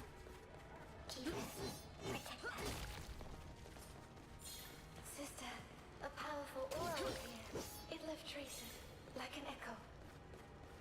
What was it? Benjamin Boswell, $50. Gamer mindset of just screw you, stop that crap dead in its tracks. It's also why I'm not a fan of the YouTuber Noodle, because he just blames a lot of the crap the industry does on rage gamers when no, just some crap is screwed. Well, it's like, at what point does Hank gamers become, you know, When is that illegitimate? When are we allowed to complain? Are we not allowed to complain? Like, I remember a lot of those people that pushed that, they did the whole bullshit of like, oh, well, microtransactions are a sign of fucking Satan. And guess what? Microtransactions were normalized. I remember those same people who went hand gamers would also bitch about DLCs, and then DLCs became normalized. Like, are we just never allowed to complain? Are we only allowed to complain when they complain? Because at that point, it's like, okay, what makes your complaints interesting? Because, I mean, the Unity thing was, like, outwardly an attempt by the industry to nickel and dime full-on developers and studios. Which was part of a larger pump-and-dump scam. Why you gotta put numbers and letters together? Why can't you just go fuck yourself? It was part of a larger pump-and-dump scam that fucked over Unity, and now their PR is in the absolute fucking dirt. And they're probably never really going to recover from that. Never seen the knights acting like this before. Me neither. Whatever's in there must be really valuable. You try to steal it. It was an attempt to kill a lot of indies. Yeah. Consolidation, make everyone go right back to the AAA. It feels like the judge's breath on my neck. Because fucking Unreal revealed that they were doing a plan sort of similar, but it was kept to movies, where they're gonna start charging movie studios to use their engine. Shut up, they'll hear you. Soldiers, the next one of you who speaks will be flogged. The one after that will be hung. Is this the Hawks? No, it's the knights that were in charge of the Good. knights that were in charge of the city before everything went to shit, and you're slowly figuring out how that is. They were afraid. Easy now, easy. Not my choice to come this way, is it? I like it no more than you do. Settle down. Even the animals were restless. They could sense the danger too. This echo is so vivid. The dead are screaming all around us, but this cuts through it all. It left a deep scar on the ether. That scares me the most. You think Unity crash can cause a new Dark Age, or allow people to try other engines? There's a lot of other engines that are available and started getting attention once the Unity shit started. So it wouldn't cause a crash, but it would definitely fuck over Unity. Captain Mercury Taylor, you hear about the KOTOR remake being scrapped? Yeah, apparently it's completely scrapped. Like, they're privating everything about it and the whole deal. The Ashen Blade. Is the game good? I like it. It is... It doesn't reinvent the wheel, but it doesn't have to. We carry a gift. And that's the spirit of Christmas. Benjamin Boswell, $5. The irony came from that Unity user base was just indies, so they thought it was okay to shoot themselves in the foot, not knowing they would lose a leg. Yeah, because there are full-blown AAAs that use Unity. Nintendo apparently licensed out some of the Pokemon games to use Unity. From the Grand Master of the Order to the High Clergy of Ilden. Is that all? We are expected at the Cathedral of Guiding Light. We had no advance notice of your arrival. You can't just show up and... Is Silksong really canceled? We're never getting Silksong. We're never getting Silksong even if it wasn't.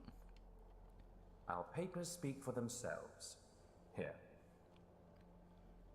Now let us in, if you care for your useless job and your worthless life. Just let them in. It's not worth dying for. Fine. Good, sir. Of course. Silksong, what's that? Oh. You may pass. May the torchbearer light your way.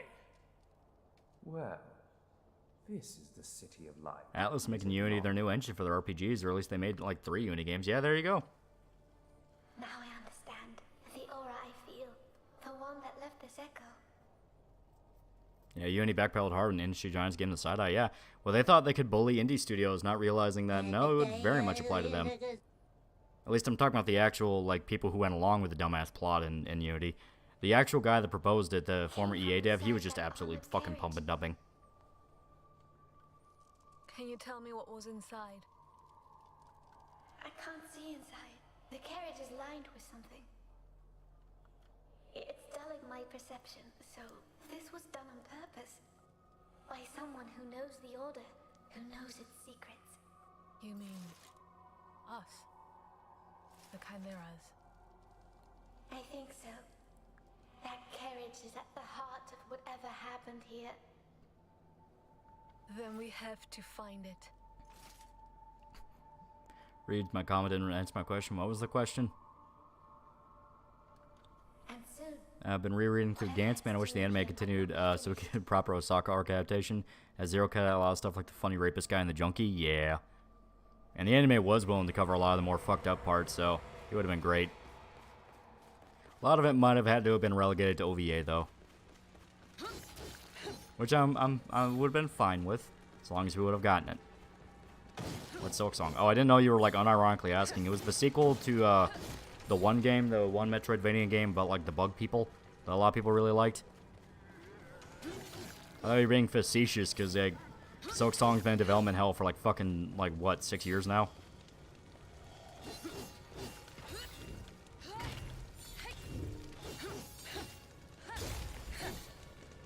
There we go. Yeah, Hollow Knight. Yeah.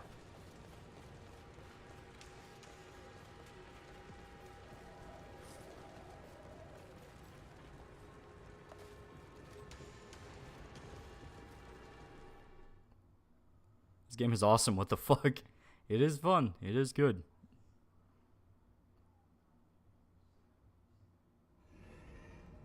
Remember when the trailer appeared in that Nintendo Direct? Everyone was excited. Now everyone's in pain.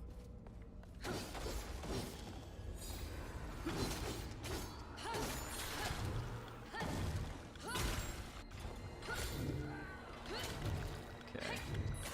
Still trying to remember all the intricacies.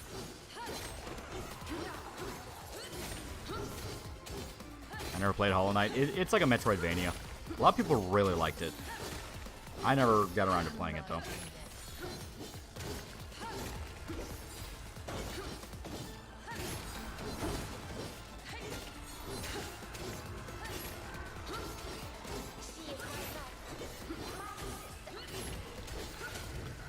Ooh.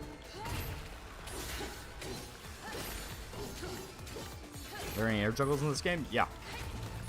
Oh. Probably actually get an enemy in the air. At least I'm pretty sure there are. I might just not be using the right weapon for it.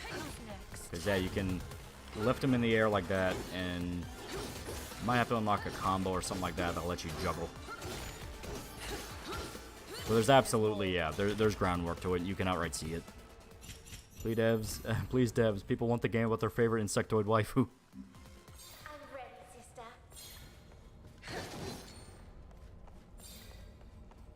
Hollow Knight's a Metroidvania with some Souls-like mechanics like recovering your money after death and the healing flask. Oh, okay. I know it got really popular. It was like one of the big popular indie games along with like Hades when it came out. Which Hades 2, that's gonna be fun. That's gonna be very good. A crystal cluster. This shouldn't be here, so far from the town. Gantz anime was basically hentai with a cool fucking story. Not really. I mean, you had some sex stuff, but it didn't go into full-blown hentai shit. Like, nothing to a degree where it wouldn't just be like basic ecchi. We just need to combine sword and spirit. Sister, let me help. We can do this.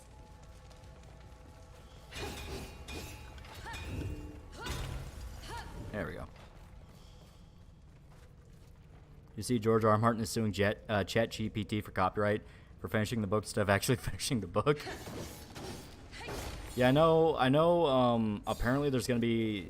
They're trying to push a new bill that, if went through, actors and studios can now gun after people that use AI recreations of their stuff. For one, fuck you. But on the other hand, god damn it, that's actually one of the more reasonable things they wanted to do. Because, like, yes, it is completely reasonable that an actor would want to gun after somebody, like, making an audiobook without their permission or using them to read Hitler speeches. Like, I get it. Especially since some people don't disclose they're using AI, which can make it even worse if they're having them, like, read Adolf Hitler or something like that. But fuck you, because those shitposts are funny, and I love my Saul AI. That includes studios, too. Yeah, because there's stuff like voice acting and characters and stuff like that. Don't like Hades, overrated, too many homos. Dude, the gameplay, though. Gameplay was fucking killer. Who's gonna be the MC for Hades 2? It's gonna be Zagreus, but you can also play as, I think, his sister. It's like his sister or one of the Furies. They have like a female option now. They show up at last.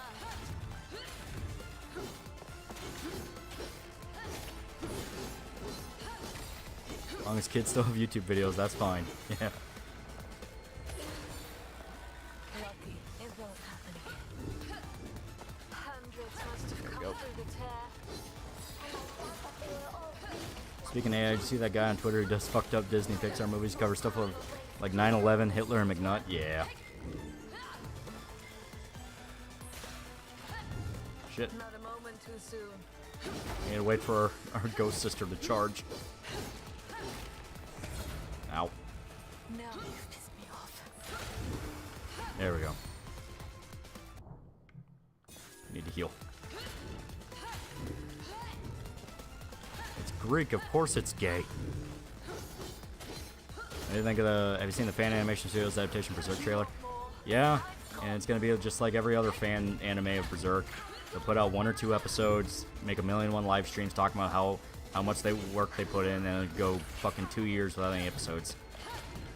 Same thing happened with Studio Talk. Yeah, same thing happened with the Lost Children ones. Like, yeah. You'll get 5 minutes of fame, probably be kind of interesting for a little bit, and then vanish.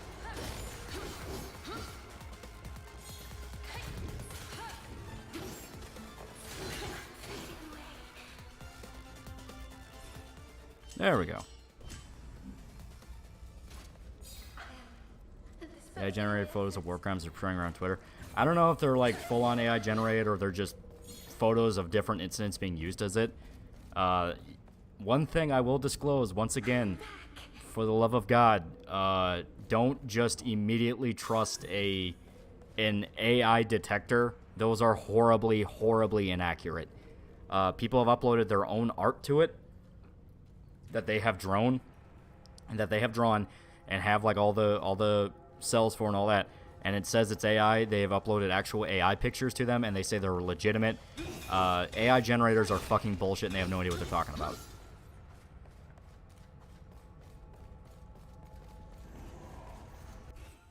And I think it's very, very interesting that AI becomes popular, and then out of fucking nowhere, they're being used to make war crime pictures in the middle of a very heated conflict. So, around the same time, the government in Hollywood's trying to push a bill to ban AI. So, just saying.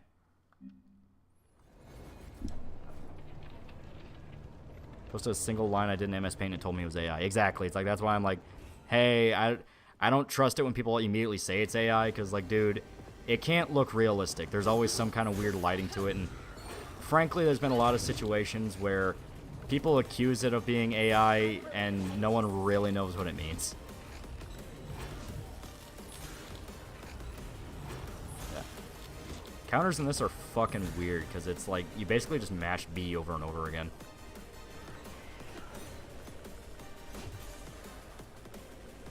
Yeah, you literally might as well just mash B, because you have to pop it as soon as the attack comes. Ow, fucker.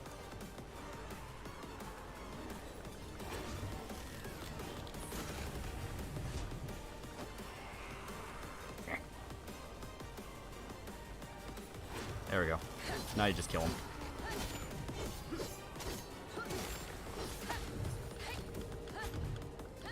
Oh, good.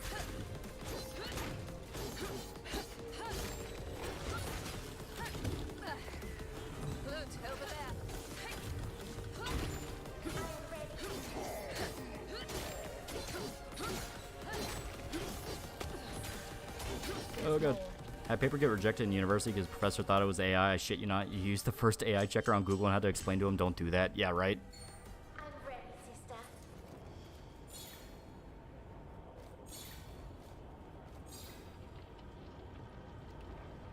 Pretty tight window. Yeah, you literally have to pop it as soon as you see it. That's why it's better just to mash B.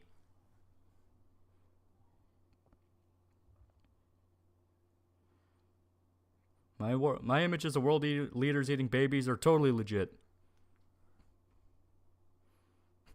Politicians do think for their own gain. Next thing you know, you'll tell me the moon landing was real.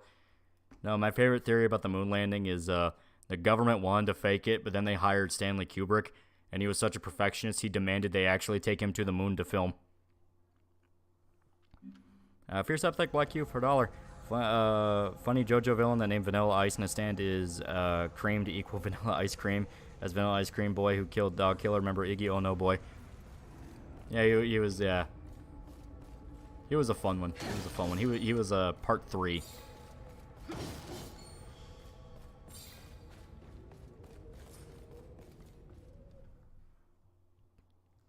Well, male characters would be best girl if they were gender swapped. Do you have something you want to say? Do you have something you want to say? Also, Kenshiro. I'm willing to take that stand and be like, we need that timeline. We need that alternate timeline. There we go. Come on. Just a little bit closer. Yeah, there we go. Vanilla Ice. Yeah. I love JoJo censorship. It's something else.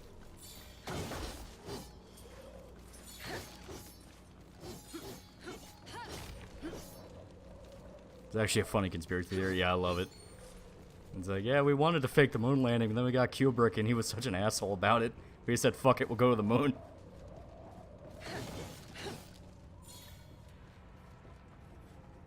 Alright.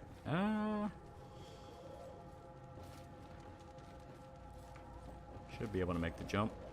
What is this? We can't pass through here. No. Female Kenshiro. Yeah, there you go. I feel it. Admit it. You'd be interested. It's like if you piss her off, she'll make you explode. There we go.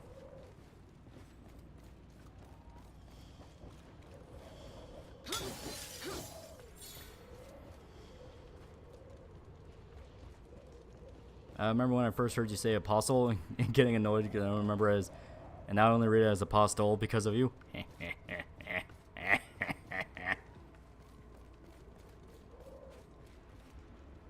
Kubrick was an asshole or just very autistic? Both.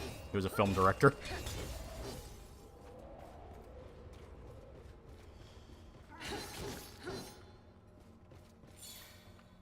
Happy Friday the 13th. Yeah, that's right. The most unlucky day of the year. Hooray. It's all gonna fall apart. It's all terrible. World War III, Day of Jihad. Praise Allah.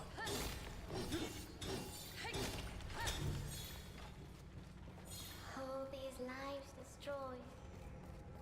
I wish we could have saved them. Make you explode, you say. Yeah, that's Kenshiro's fighting style. He hits your pressure points so hard and so fast and is able to transmit energy into your body that can make it explode.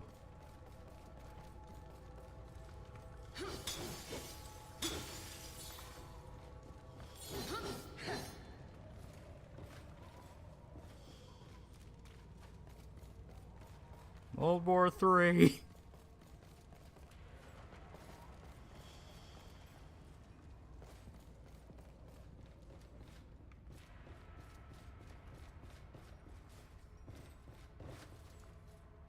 Alright, so yeah, we have to go in this room. Just gotta figure out the way. Could literally just be as simple as...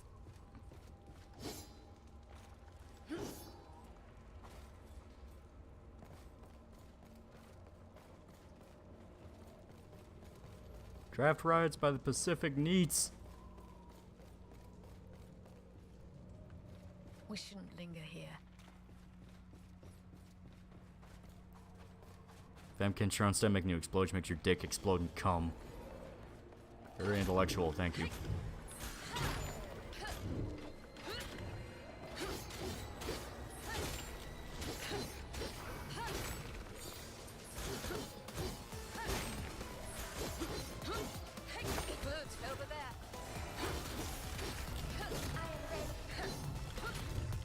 Very good.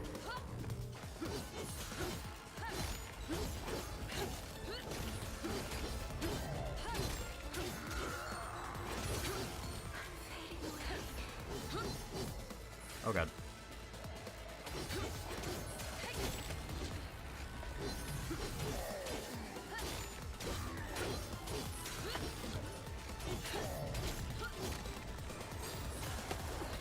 Ow. Yeah.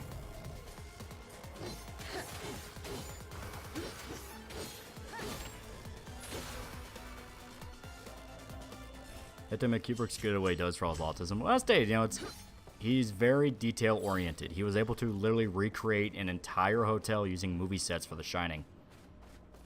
Like, it is insane the lengths the man went to for his movies. It is something that actually has to be admired.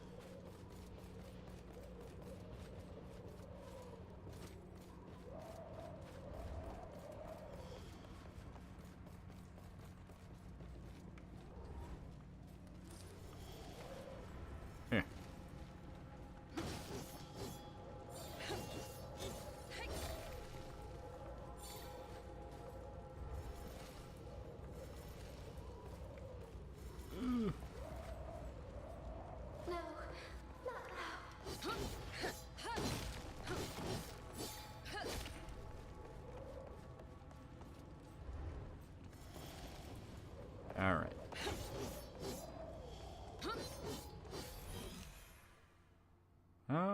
Help should contain their entropy. Expand the entropy gauge. Oh, okay, okay. Kind of fill our mana a little bit. Haha, come, jizz. Pretty Lady McDick sproing. Laugh. Laugh now. Hear about having, hear me out, but what about female calorie? Yeah, fuck you. You ever play a lot of Pop Chainsaw? Played it recently, and honestly, I don't get the feminist journalist types that call it sexist game is fun as hell. They just don't enjoy anything fun. And you have to remember there's a legitimate and traceable anti-Japan sentiment among games journalists. Probably because they're paid off by Western game companies to shit on them so they gimp the competition. But we're not going to talk about that. And yeah, the game is actually legitimately really creative and fun.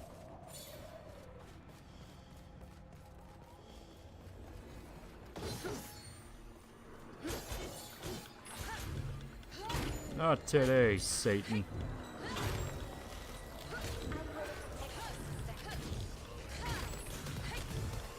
Oh god.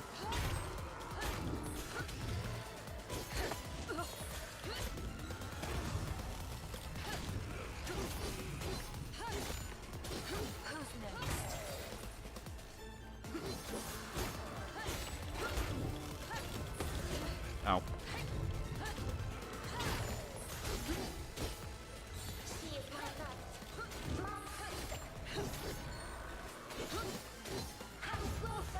Ow.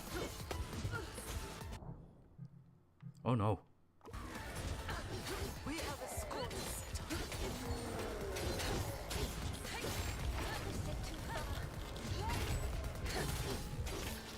There we go.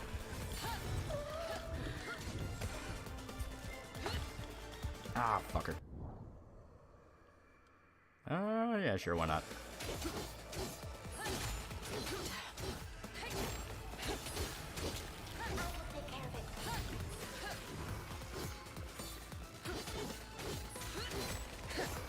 There we go. Chat, are you okay? Yeah, right. There we go. The RPG Berserk game, that is literally just Dragon's Dogma. That is literally just Dragon's Dogma.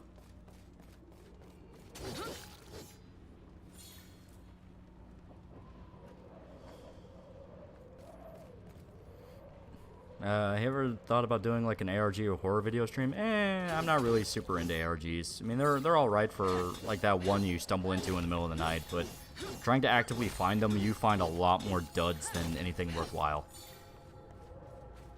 Like there is an aspect to analog horror that I like, which is called what I personally call the cursed video factor, which is I need to stumble into this out of the blue and I need to be convinced it's an actual cursed video. I know that sounds very high. I know it's not actually real, but the point is it needs to have that vibe. Todd Lepper, $5. What anime series would be the most interesting to have the entire character roster gender swapped? Y'all niggas need help. Also, Kengan Ashura. Isn't there 2 Berserk video games? Yeah, but neither are JRPGs, they're action games. I know that sound. And who's playing it? Universe 2 got an update. Ultra Instinct is now lowerable by CACs. That's pretty cool. That's pretty cool.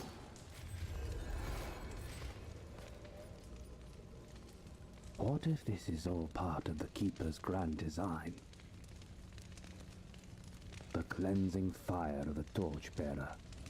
The judge's mercy. Out of curiosity, do you think discussing the modern VTubing environment, merchandising Perfect Blue being relevant to the film? I definitely plan on it. Because there's a lot of aspects of Perfect Blue that are still pretty relevant to this day. He turned us into fucking killers! Isn't it Kengan already has side chapters. The character's gender swap is revealed to be Yamashita's dream. I know. That's why I referenced it.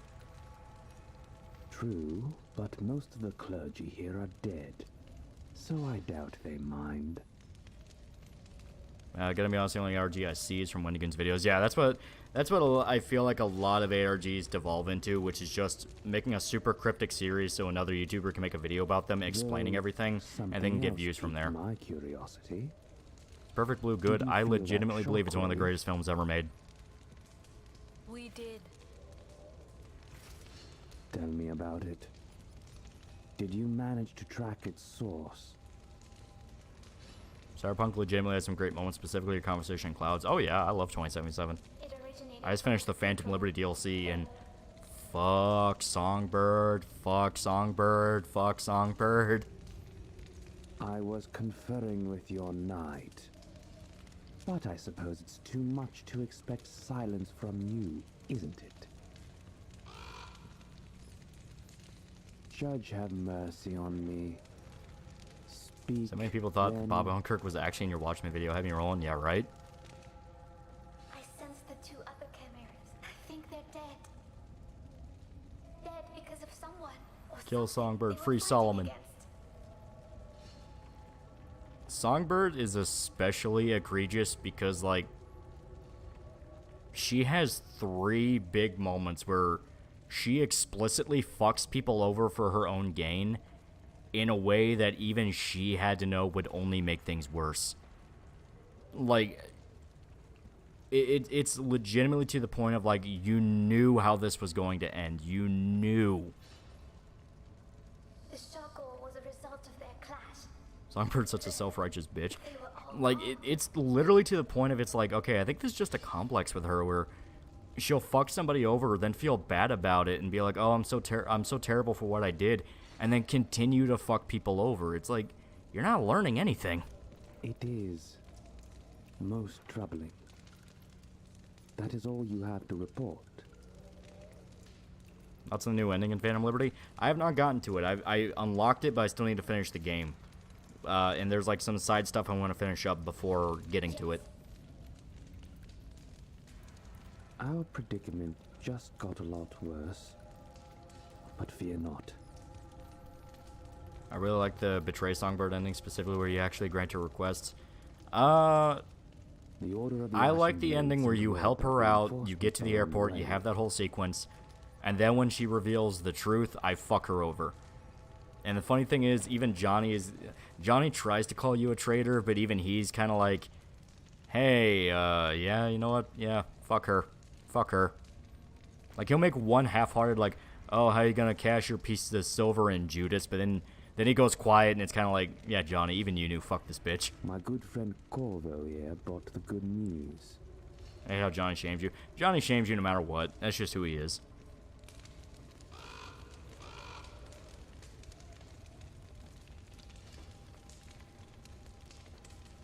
Meanwhile, we are ordered to continue to follow the plan.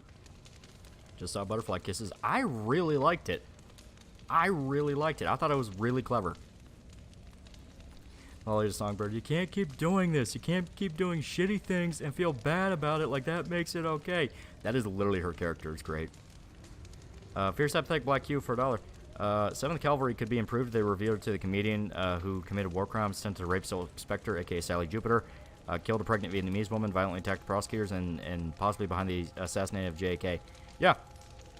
Also, once again, it would fit. You know, like, they're all traumatized by what happened in New York, and now here they are discovering the actual truth behind it. It's like, yeah, to them it'd be a big joke. And also, you have similar iconography. You have them all in smiley face masks. There you go. Empty words. So let your actions fill them with meaning. Proceed towards the tear. I think Johnny's more brotherly with you if you increase the friendship before the DLC. I think so. I also think that's just they wanted to write him. They assume you've put more time into the game. I mean, you can't even start until you're like Act 2. So I think they assumed you would be pretty far into the game before you start it. And yeah, I mean, I got to max level and finished all the main story stuff, and I literally have the final mission of the game. Stay alive. And then I started the DLC. And look for the other chimeras. Or what's left of them. I don't have to be spoiled. I'm dipping out watching Butterfly Kisses that you recommended. Never watched Blair Witch, but I hope this will be good without risking $1. I like it a lot. I genuinely think it's fantastic. Okay.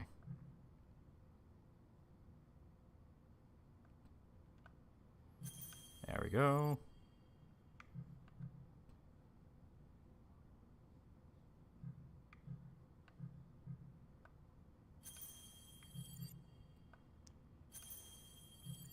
Yeah, she has a little bit of a different upgrade path, which I think is interesting for loot. It makes her unique compared to how, you know, with Briar, you're basically just buying DMC skills. Johnny's a hypocrite. That's the point of his character. You literally can't trust his memories. I mean, Morgan Black Candy isn't even in his memories, even though he's supposed to be there. Yeah, right? He just doesn't remember Morgan. You know, Rob Zombie wanted to make a Blob remake, and the concept art should have would have been Blob Zombies. Do you think that could have been any good? I think it would have definitely been batshit nuts, and I would have liked to see what he did with that. Because, I mean, like, the Blob is a pretty open concept. There's a lot you can do with it, and so long as it was fun. And that's the important part, so long as it's fun. And James Gunn kind of did that with Slither. Kind of. Obviously, this is... yeah, barrier. There we go. Yeah, I like how much... I like how much they put into loot in her systems. It's interesting.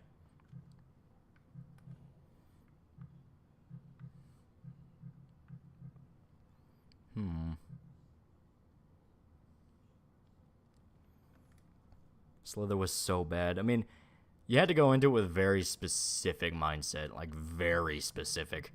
Which is, you want to watch a big-budgeted trauma movie.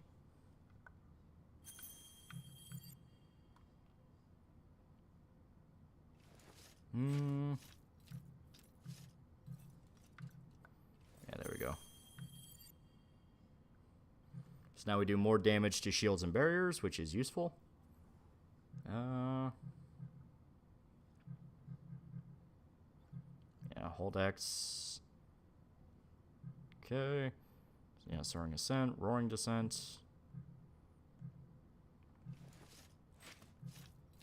Okay. Yeah, Piercing Lunge.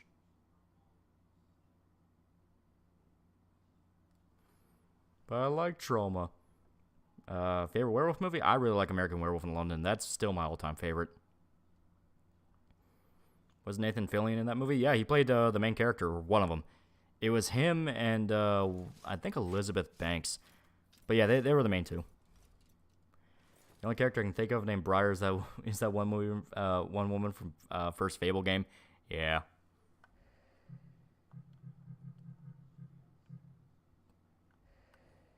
Okay. You'll hold off buying anything else. Before we joined the Order, we knew nothing about all this. Have you ever seen the B movie, The Stuff? Yeah, I knew about it. I used to work with a guy at Sam's Club who fucking loved that movie. Like, him and his family watched it all the time. I bet that even the preacher at the village didn't have a clue. He had been taught and told what he needed to attend his flock. What good would it have been to him to know what we're up against? The truth can be complicated. So it is up to us to guard the veil, keeping chaos at bay. So that everyone else does not have to worry about it. That's on Dog Soldiers now. I like Dog Soldiers well enough. Up simpletons with fancy stories is part of the plan, is it? Do not underestimate the power of a good story, Briar. Briar looks like a Femme Blythe fusion dance with conviction or guts. The faithful believe that their souls cross the veil upon death. Oh yes. All souls are judged, cleansed, and shaped into new life. Grave Encounters is how I roll. I like Grave Encounters until the ghosts actually show up. Before then, I legitimately really like it. It's the divine work of the Keepers, the cycle ever renewing itself.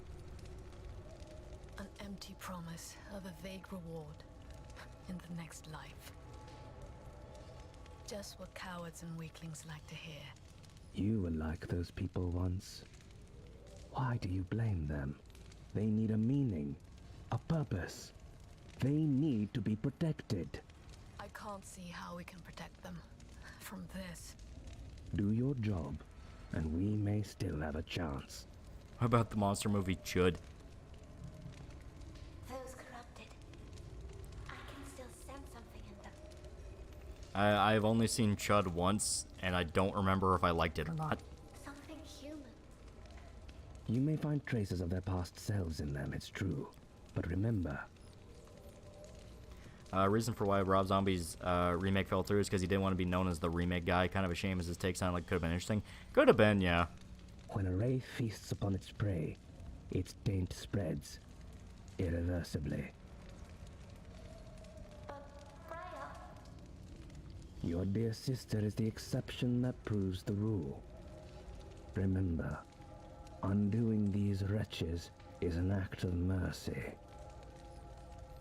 I know you don't want to turn to dead meat or anything, but are there any horror/slasher franchises you'd want to talk about like you did with Exorcist and sequels? Oh yeah, no, there's absolutely some I want to. Do not hesitate. You know, I'd like to talk about Child's Play again. You know, kind of do something more formal with that. You know, like there's a lot of really good ones out there. Your crow. How did it get here? On his dark wings, I assume. But You know what I mean. It should have succumbed to the corruption. Or to its monstrosities. you shouldn't be so surprised. Crows are blessed by the torchbearer. Last movie I saw of Rob after Zombie all. was the one with his wife and about the town of Salem. I think it was literally just called The Witches of Salem. And yeah, if I remember right, that one sucked. Oh, I remember the stories. About them leading the torchbearer to the souls of the departed. Would you prefer a voice protagonist or voiceless protagonist in Cyberpunk sequel? I prefer a voiceless protagonist myself. I really like V as a character, but if they give us more options in 2 without a voice, I would prefer that. Unscathed and undisturbed. Corvo is even safer than me here. I wish I could flit about as well. Merrily, not a single worry on mind. Which the Salem had a pretty solid song through with a pretty good music video. Yeah. Alright, and it still says there's stuff we can look at, so defense. Look at these because they'll drive me nuts otherwise. There we go. There we go. Favorite anime OST? Ghost in the Shell, Standalone Complex, and Cowboy Bebop are probably tied. They have some pretty great ones. Berserk 97 has really good music too.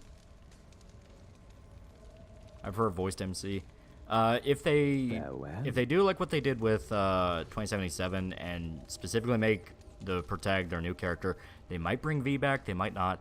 I'm okay with voiced because once again you have to get across the idea that they are their own character in a world filled with other characters. But if you want to do like a more solid roleplay thing where you're supposed to be in their shoes and act like them, that's where you get into the, well, is voiceless worth it? Is voiced worth it? You know, you want it to be more open. We tell them about the convoy. You said it yourself. If a greater scheme is in motion, Then no one is beyond suspicion. His aura was difficult to read. It's hard to be sure of him. we can only trust ourselves.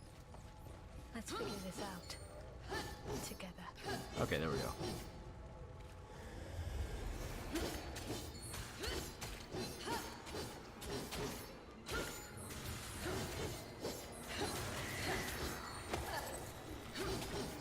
All right.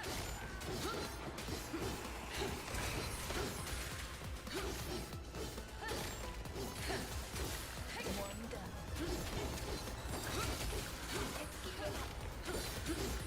Any chance that He Never Died review by the end of the year? Probably not. I got a list of stuff I gotta work through, and I mean, Spooky Month is stretching all the way into November. I'm not even gonna lie. But I am covering some other high demand stuff that's gonna be really interesting. If you're a fan of John Carpenter in particular, you're gonna really like what's in the works. There we go.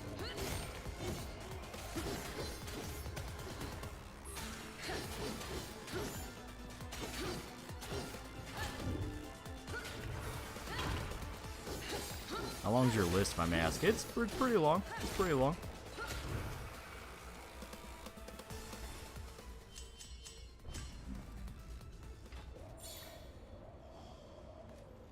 Just reviews of literature now? Nah. Some people have asked for like book reviews, and I'm just like, dude, I have no idea how the hell to even do that. I mean, I'll give it the old college try, but it is a thing. It's like, dude, I just don't know if that's gonna be for me. Impressive contraption. Couldn't have just made a normal John Carpenter did The Thing, right? Yeah. He did a whole bunch of other stuff. Are you a fan of Samurai Champloo OST? Oh yeah, Samurai Champloo OST is fucking awesome. Rest in peace, new jobbies.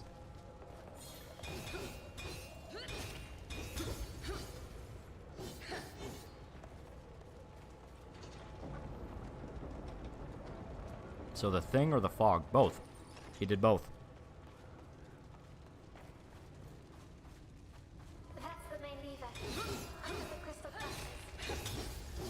Samurai Champloo was a fucking laugh fest. It was awesome. I loved it. They Live. Yep, he also did They Live. Assault on Precinct 13. Big Trouble in Little China. I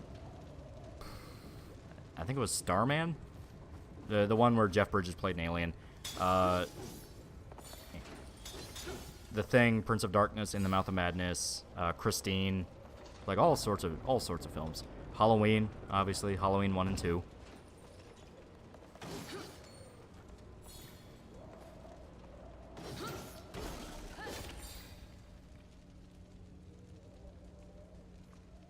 Just post some words from the book and make it hype. Come on, Loli, you can do this. The way high school teacher taught you. Like I said, it's just I fully admit I'm not really a reader. Like I will read books, but I'm not one of those where I can critique it properly. I can't break down prose or anything. It's one of those where I'm like, I can talk about events from books. Like I read The Exorcist. I read I read Legion, Generation Kill, stuff like that. But actually critiquing a book, it's like, I don't know. I feel like I'd be fucking it over and trying to make my incompetence come across as arrogance.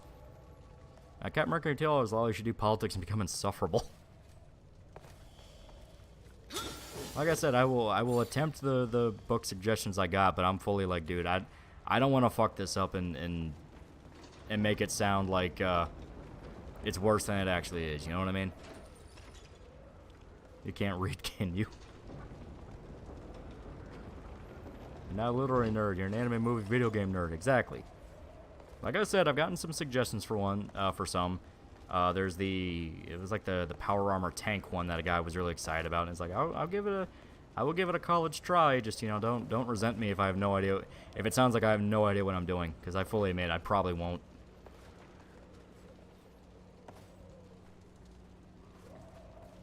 At least World War Z. World War Z was one of those where I read the shit out of it in school, because I liked it a lot.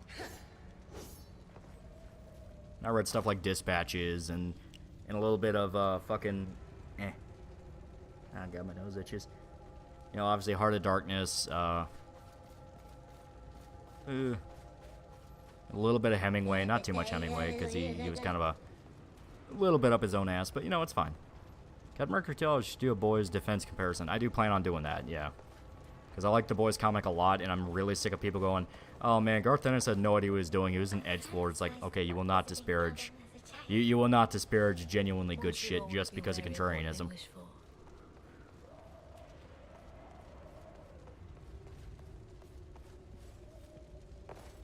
Alright. I think we head back now. I'm trying to remember how to do this. Yeah, here we go, yeah. Become generic 3-hour essay tuber.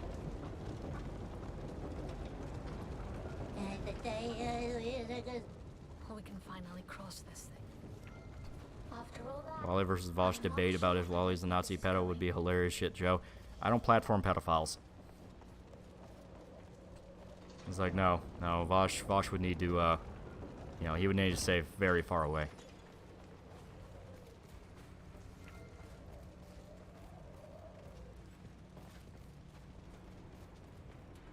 Okay, it's just blinking that one over there. Can't wait for your cross review also rip channel when you post it. It's easy enough to censor. And yeah, Cross is the one where I'm like, hey, listen, you have a point there about Garth Ennis, but stuff like The Boys and Punisher, I've seen people shit on Punisher Max, and it's like, okay, that is the defining fucking run of the character. You're not gonna shit on that.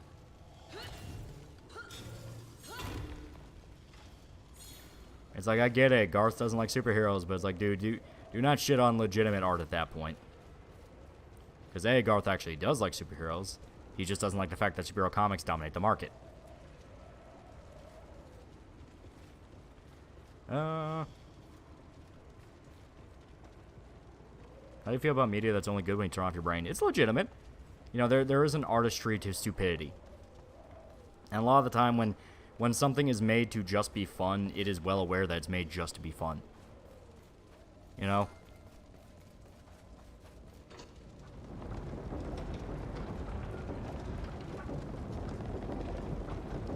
Okay. Interesting. Creeper of $2 is gonna look into Judge Dredd stuff, comics, movie. I never got super into Judge Dredd, but yeah, I liked it. And I would like to talk about it. Some of it's fun, you know, staring into the eyes of Dredd. A fucking classic.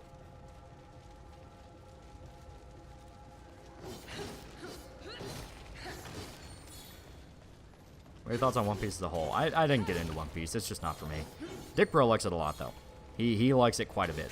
And I know it's actually got a pretty substantial fan base now, and funny enough, it's gotten more popular in recent years than anything, because it hit some pretty crucial story moments.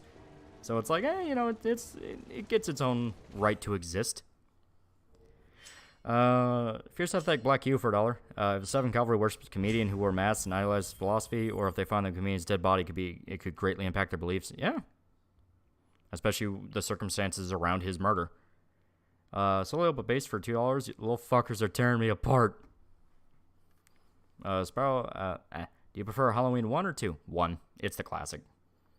2 isn't the worst. The hospital setting's pretty interesting, but it's like, nah, 1.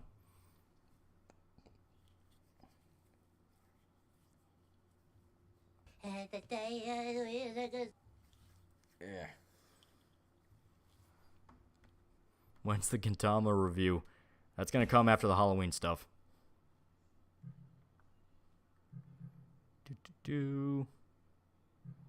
Let us buy here. And we can buy one more skill with loot. So let me look into fields. To overcharge, you resist, and unit is lost. Decreases entropy. I'll do that, yeah. What's your opinion on Fairy Tail? I never got into Fairy Tail at all. I don't know a damn thing about it. Irishman liked it, though. Well, he didn't like it. He watched it. He watched all the way through it. That skill tree. Yeah, it's pretty good. Loot has a lot going on. She's very interesting. Gintama review will be out when it's out. We liked it. Yeah. Fairy Tail's fucking trash. Yeah, that's what I keep hearing. It's like, it's one of those shonen where people watched it out of obligation, not because they liked it. I mean, some people like Fairy Tail a lot, though. So, I don't know. Maybe it's a thing where Stockholm Syndrome set in, and they're like, listen, you know, I know it's dog shit and the combat system doesn't make any fucking sense, but, you know, the fan service is alright. It's like, yeah, fair enough. Taco Bell of shonen. The Irishman watched Fairy Tail with his pants on. He watched it frustrated, because none of the details made sense. Looks like a prison. At least that's what he says. Like, man, the combat system doesn't make any fucking sense. What's going on outside? That's unlikely. And even if they knew, I you either doubt love it or you they'd hate it. Yeah, let there you anyone go. out. It will be up to us to Liberate. What thoughts on the 2012 Dread movie? It's good. I liked it a lot. Definitely a different take than the comic, where it's not as campy. Comic is very, very self-aware and goofy.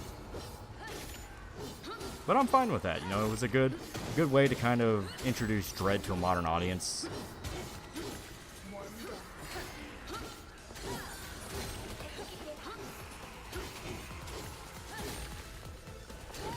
There we go. Lunge is a little weird to pull off.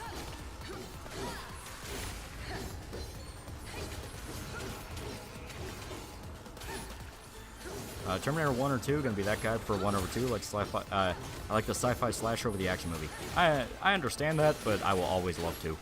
I will forever love to.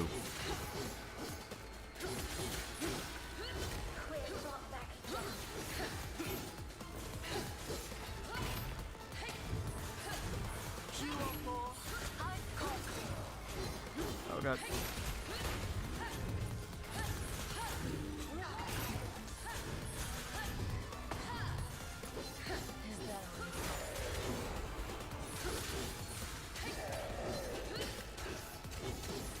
Samurai Knife for $2. Happy Otoya Yamaguchi Day. That man did what he needed to.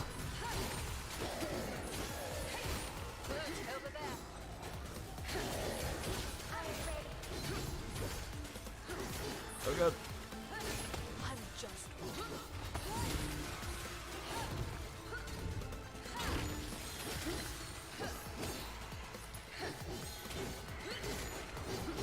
Opinion on the Mad Max series. I like it well enough. I never got super into Mad Max. I have serious problems with Fury Road. I don't just completely suck its dick like a lot of people. It's not bad, but it is one of those of everyone kind of forgot how fucking stupid the story is. And I get that's not the point, but everyone called it like one of the greatest movies of all time. I'm gonna hold it that fucking standard and go like, yeah, but there's some moments that are just fucking retarded though. Like, I flat out don't like the wives. I would have preferred they weren't in the movie and it was just about Furiosa trying to escape. I would have just preferred that.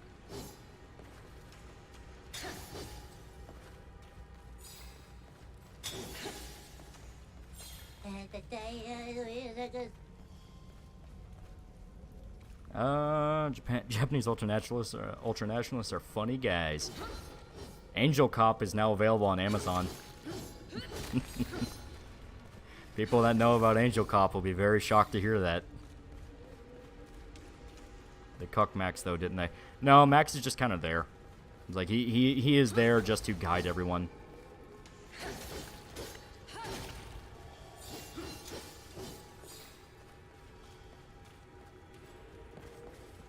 It feels like someone is watching us. Furiosa started off so good, then Furiosa showed up.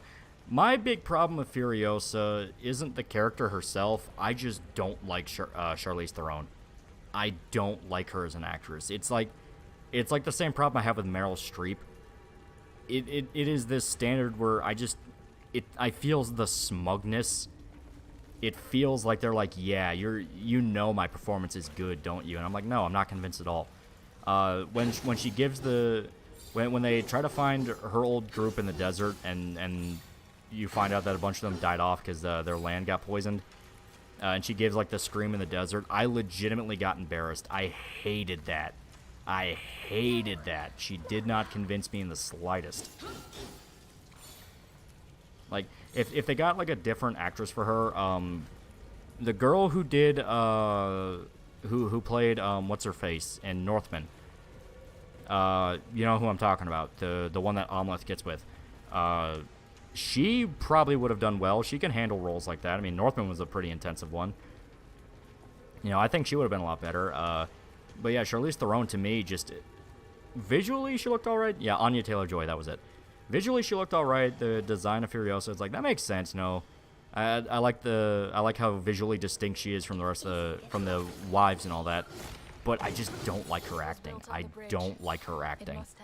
I would have preferred it if she never spoke. Kind of like Max. Just have two mutes guide the pregnant women out.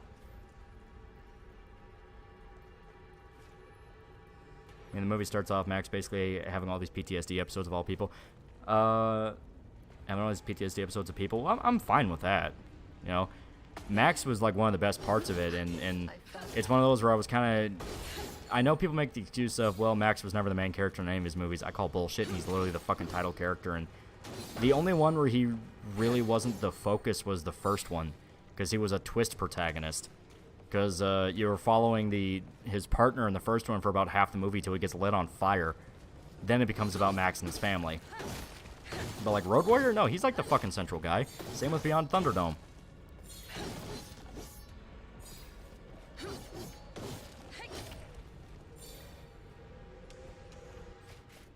I need to tell Joe is playing Furiosa in a prequel. It's never explained. I forgot to write that. Well, see, there you go. Hollywood agrees with me. Feel the same way about Margot Robbie.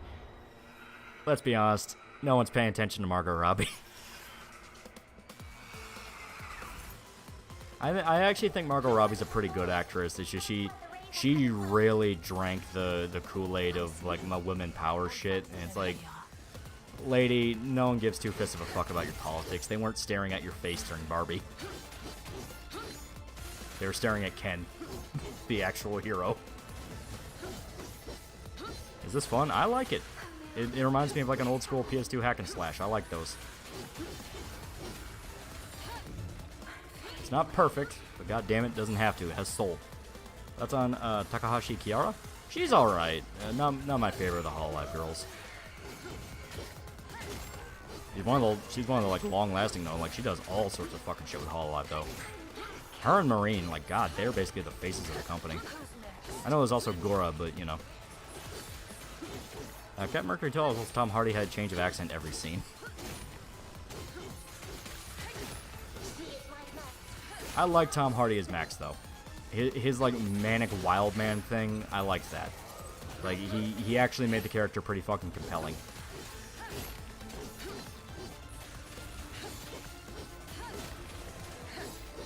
Grown men went to go see Barbie. That's just sad.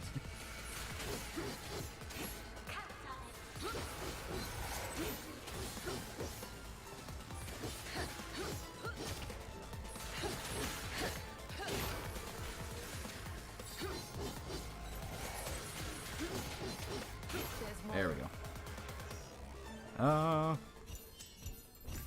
Margot Robbie was as good as Sharon Tate in Once Upon a Time. Yeah, I think she's a good actress. It just depends on the director. You know, compare that to, like I said, Charlize Theron or Meryl Streep, where it's like, yeah, objectively they're good, but there's just some element which makes me go fuck yourself. I don't believe you at all. Like, I don't know. It's a completely personal thing, I fully admit.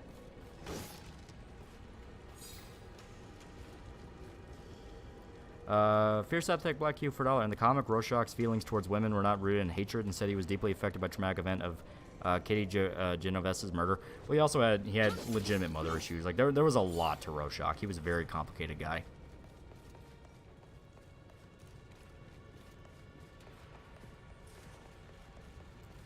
What's this game? Looks interesting. It is SOULstice. Basically, take Berserk, take Claymore, slam them together.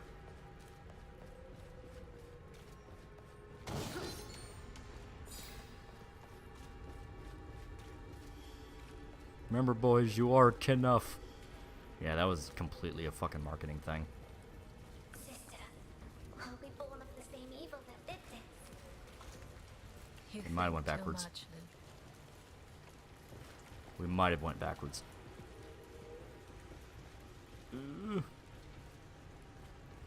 I do believe we went backwards.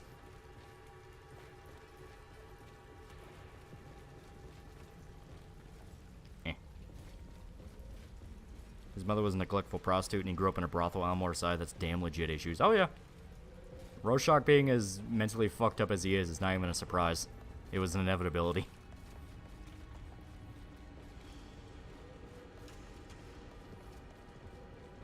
Soul.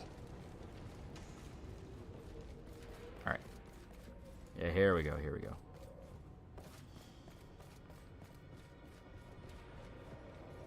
Maybe watching The House of Usher? I have no idea what that is. Wait, isn't that horror thing that started up on Netflix? I think it was like a haunting. I might check that out.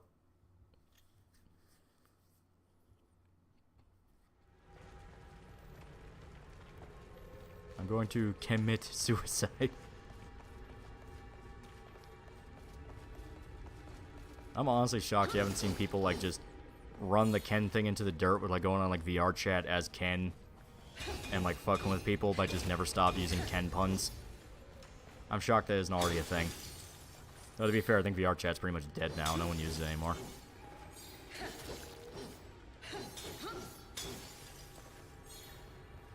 There we go. New Mike Flanagan show. Okay.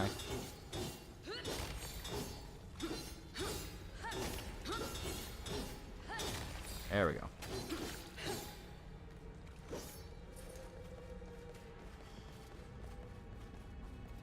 I can't take it anymore. Imagine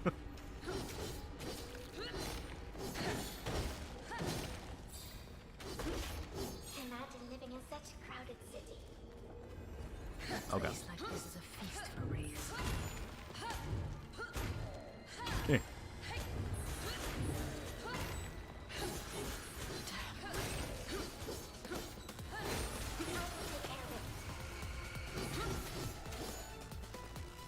Eh.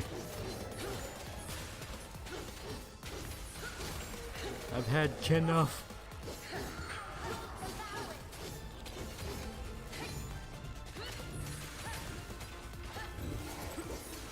Alright, there we go.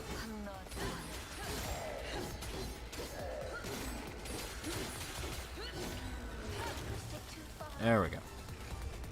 Shut up, shut up, shut up. You know I'm right.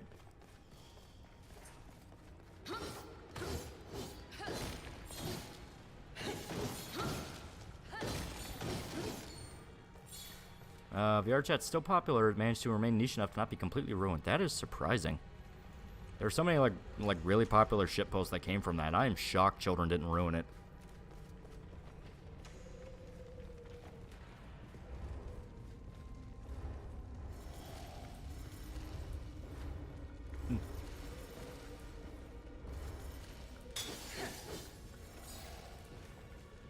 There we go. Figure out some good action, but story plot and characters are pretty barren. It's worse than they're barren. To me, some of the characters are annoying. I like Max. I like Nux. The wives feel completely wrong. Like they're way too in-your-face and girl-bossy for traumatized sex slaves. Like, I don't need them to be complete damsels, but at least acknowledging the fact that they are legitimately mentally fucked up would have been nice. All these lives destroyed.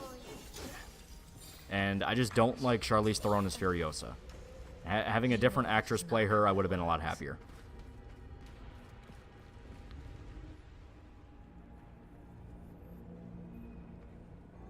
Mostly sex acts and furries now. Okay, that makes sense. Do you see Tomoe now has their own billboard? I do wonder what would happen if she does get enough votes to win an election. Now share a tormented fate. We have to be going.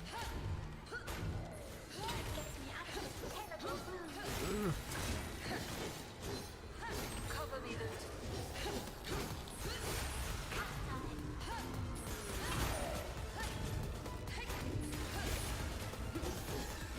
My powers.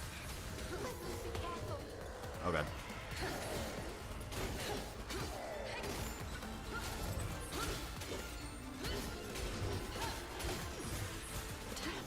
Oh, good. Take care of it.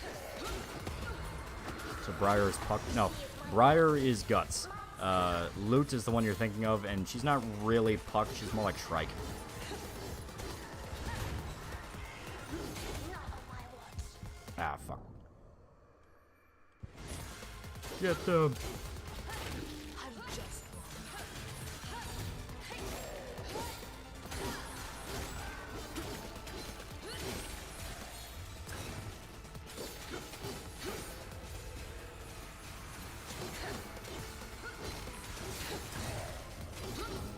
Come on.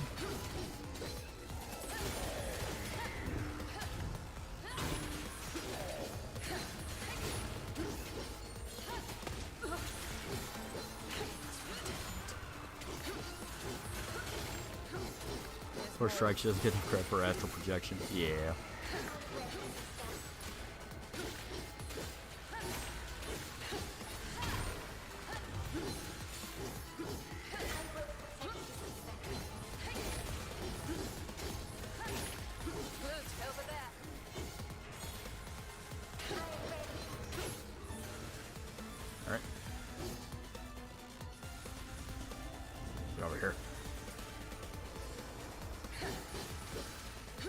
Poor witch girl, yeah.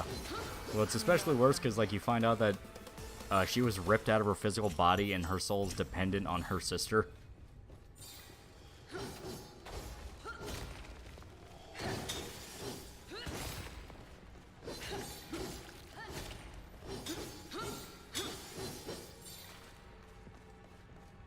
Immortan Joe did nothing wrong. Well, Immortan Joe was just any other warlord in the wasteland. It's like, yeah, I mean, his wife's turning on him and wanted to kill him. It's like, yeah. The problem is, as stated, I didn't like the fact that,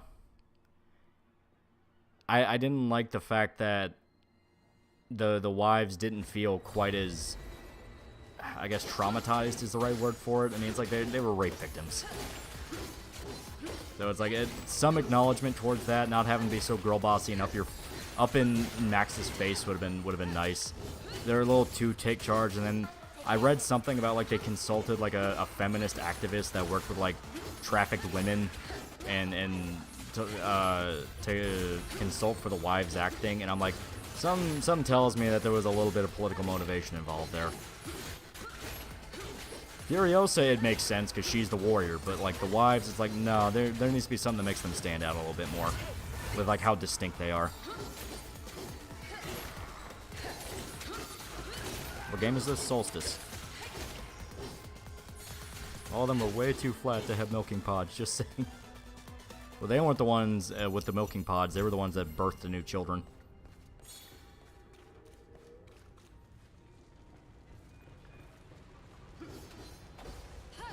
Privileged, pregnant, whiny bitches, that was my view of them.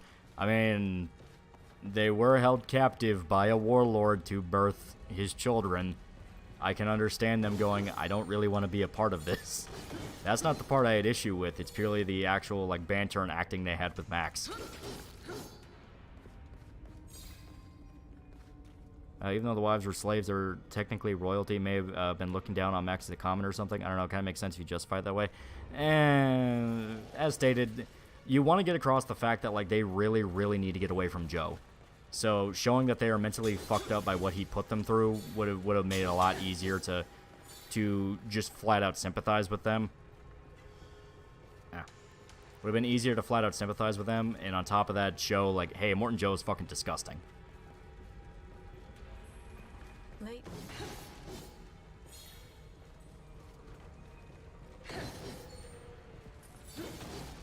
I mean, the thing is, the movie does address it, it just only implies it. It doesn't want to, like, you know, go full ham and go like, oh yeah, the women are totally fucked up by what happened to them. You have the one that's supposed to be kind of crazy, but they never really dedicate to that.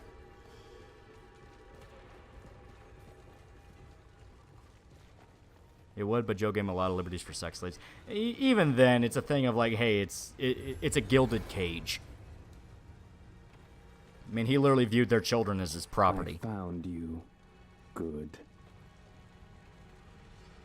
That's about how they originally wanted to make the villain in Mad Max 2 the best friend, Goose, in Mad Max 1. Yeah, he was supposed to be Immortan, because you see the back of Immortan Joe's head and it's burned. And Goose got lit on fire in the first one.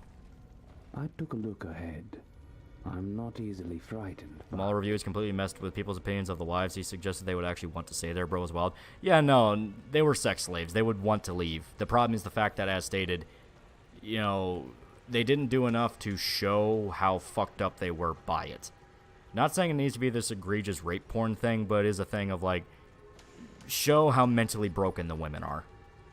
And why it's so important to Furiosa to get them out. I doubt you'll survive. Lord Humongous and Road Warrior. Yeah, I said Immortan Joe by mistake. It's Lord Humongous. Perhaps this will help. A new weapon. I believe you've earned it. Aren't children already their parents' property? Yeah, but he literally refers to them as his property. The Order of the Ashen Blade rewards. And he doesn't mean it in like a facetious way. He genuinely thinks they are his toys.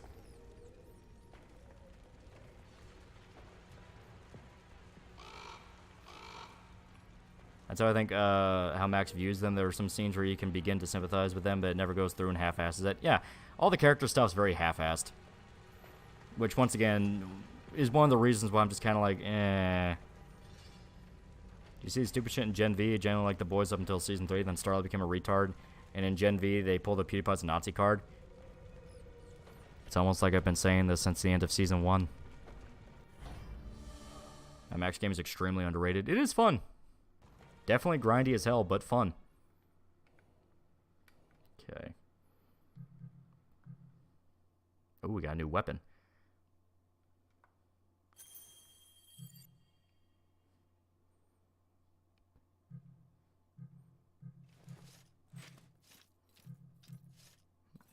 There we go.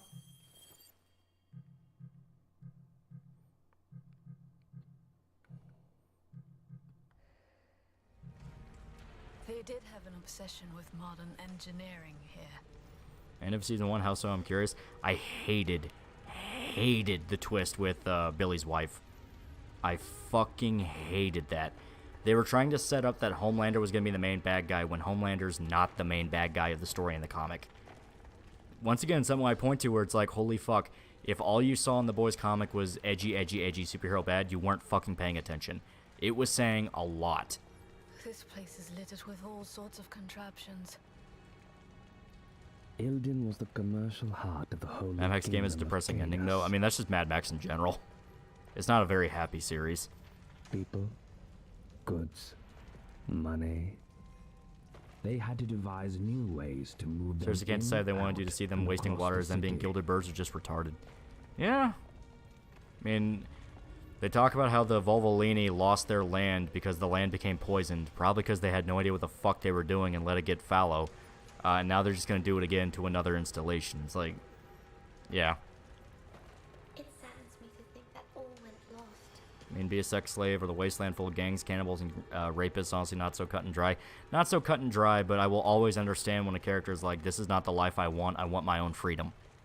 Like, I will never be one of those of like, oh, just stay with the gross rapist that treats you like his property. It's like, no, it's fully understandable why they want to leave.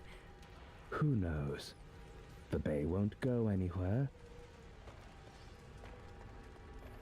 I wrote an email a couple days ago about mistakes about the collapse of the USSR. Didn't get it. You claimed Yuri Bezamov was just an alcoholic loser, and right there I dismissed you. He flat out explained how Soviet infiltration works, man. Once this is over, someone else may even reopen the trade routes. Fun fact, in the first movie, pay attention in a certain scene, you can see the Interceptor in the background parked behind a house. Yep. Unless this is the end of the world, that is. You mean Mad Max Fury Road? Yes, women will destroy the new settlement.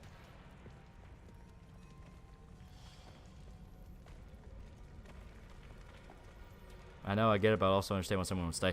Nah, like I said, I never questioned the women wanting to leave. It's like, hey, any gifts he gives them are shallow platitudes in order to win their favor so we can keep them under his control.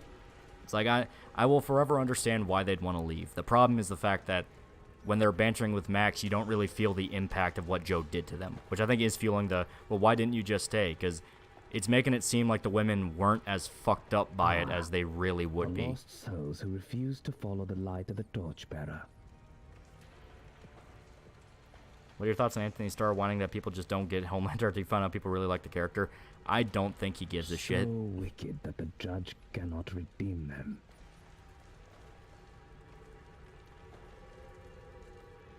Fierce Septic Black Q for $1. In Watchmen, Rorschach's reaction to Katie Genovese murder reflects his strong sense of justice and belief in personal responsibility. He views society as corrupt and believes in punishing criminals. Yeah. Well, Katie wasn't the only one. There were other murders, but yeah. The shaper. Benjamin Boswell, $5. I tried subscribing a Subscribestar, made a new account, but won't let me pay. Got any answers? I have no idea. Check the FAQ, I guess. Maybe it has something to do with your card. Do we have to listen to the whole The Soviets did not arrange invasion. Spies, yes, but the overthrow of regimes purely American bullshit. Oh, no, that is bullshit. You want to know how I know? The Viet Cong got direct backing from China. You can die a miscreant if you like. Like I said, you can claim all this, but dude, it's out in the open.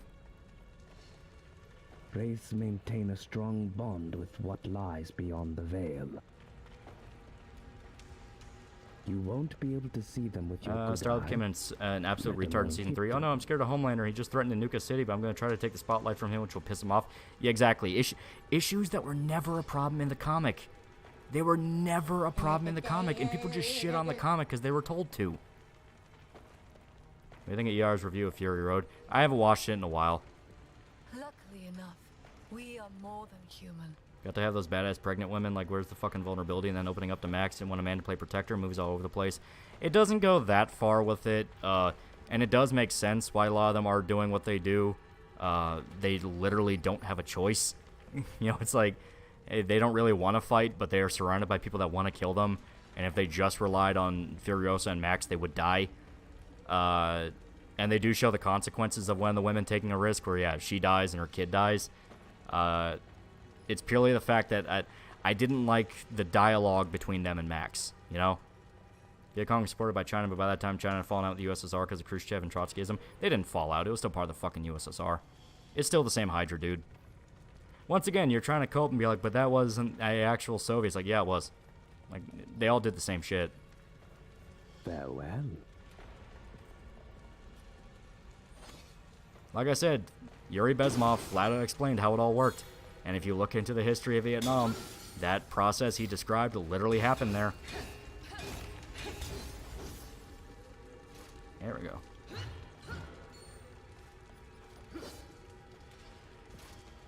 Soulja Boy's not a villain. They claim he's just bad as Homelander, but they never really actually show him doing anything evil, except with Black Noir. So crazy seeing cartoon animals. Yeah.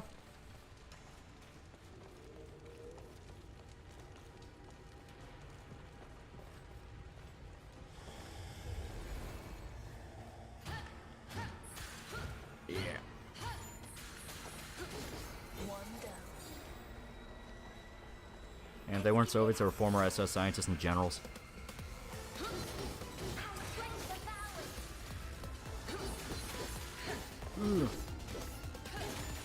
I mean, hell, if you watch The Act of Killing, the documentary about the Indonesian genocide, they flat out talked about communist infiltrators setting up protests to get American movies banned in Indonesia. It's like, no, this was absolutely a push thing. They, as much as they like to talk about American regime collapse, USSR loved doing it too. They loved doing it too.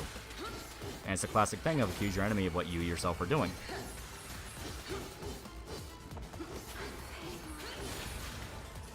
Okay, we gotta survive a little bit.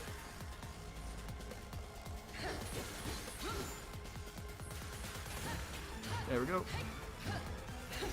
Vietnam defeated the colonial policy of the French, then he kicked out the American, named the Khans. Dude, they were backed by fucking communist China. They were backed by communist China, and they committed just as many war crimes as the Americans. You had people literally hanging on to helicopters to get the fuck out because they knew they'd be tied to stakes and shot. Had nothing to do with colonial policy, it was Soviet infiltration.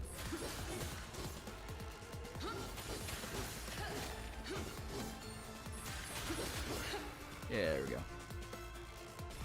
Dialogue is just they could, but they didn't. Inflict studio interference insanity because Poo2 was insane back then. Yeah, well, I stated they got an advisor chick who was like a feminist activist who supposedly worked with trafficked women to do the dialogue.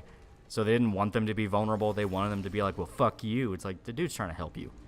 Dude's trying to help you, and once again, they somehow managed to convince people that the women who are trafficked sex slaves weren't actually that affected by it, to the point that some people are like, well, why didn't you just stay, though?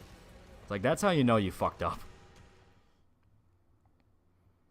Oh gosh, Shrek gonna lose her body and just be in her temporal form? No, something really bad happens to her if you fuck up. You have to fuck up in the story, though. It's not an actual gameplay thing you can fuck up. She just goes quiet for a little bit and you have to wait on cooldown. One of my complaints of this game is that the battle BGM should have been dynamic or varied. That would have been nice, but, you know, it is a thing where this was kind of a smaller budget studio. It's growing. There's something making it stronger. Something is behind this. Vietnam still has government re-education camps. Yeah, there you go. North Vietnam basically destroyed South Vietnam after the U.S. left. Not much of a win for anyone. Yeah, seriously. There will be nothing to do. Advisor worked with traffic victims. Weird vibes of that phrase. Eliza Blue when I hear that phrase. Benjamin Boswell for $5. I didn't like the later seasons of The Boys because they stopped being as neutral in politics, just craps on more conservatives. As soon as I heard that Seth Rogen was involved, I knew they weren't going to be neutral. It's like, no, that's not neutrality. Like, I know this guy's fucking politics. He did the exact same shit in Preacher. Where it's like first season or so, it's accurate enough, and they'll start dipping more and more away. And at that point, it just becomes fucking insufferable. And you know what the cope is? Well, Garth Ennis was never good. And which I say my only response is, fuck you. Fuck you. If he wasn't that good, they would never have adapted his shit.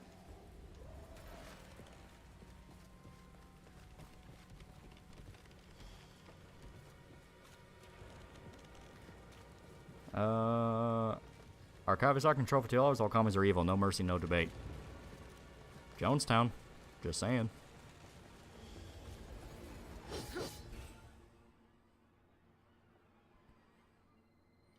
There we go.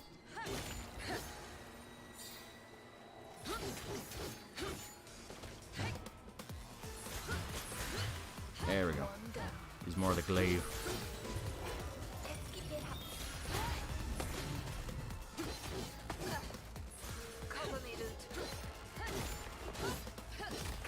Boys claims to be neutral, but they poke one side and take a sledgehammer to the other. Even then, it's like they barely poke. Like what was the big based moment they had in like season 2? It was, oh, they made fun of BLM, and it was just A-Train gave a statement that vaguely sounded like BLM. It's like, no, they are not politically neutral. Anyone that says otherwise, they're fucking lying. People liking Homelander is something even the showrunners are going, you're not supposed to do that. Why are you doing that?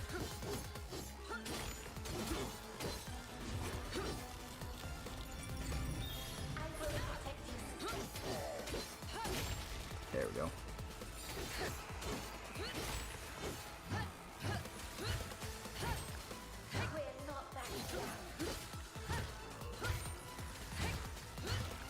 There we go. Among other problems, honestly, I still like the Black Noir twist better in the comics. Yeah, the comics are just better. They're more thought out. Once again, I grow very wary of people going, oh, the comics were so bad, the show's better. It's like, no, the fuck they're not. You're just being told they're better.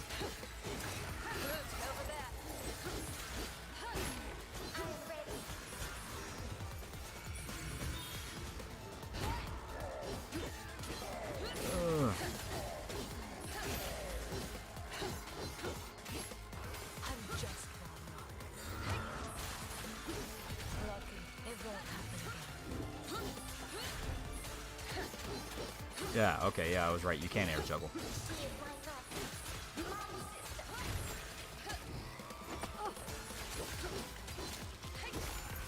There we go.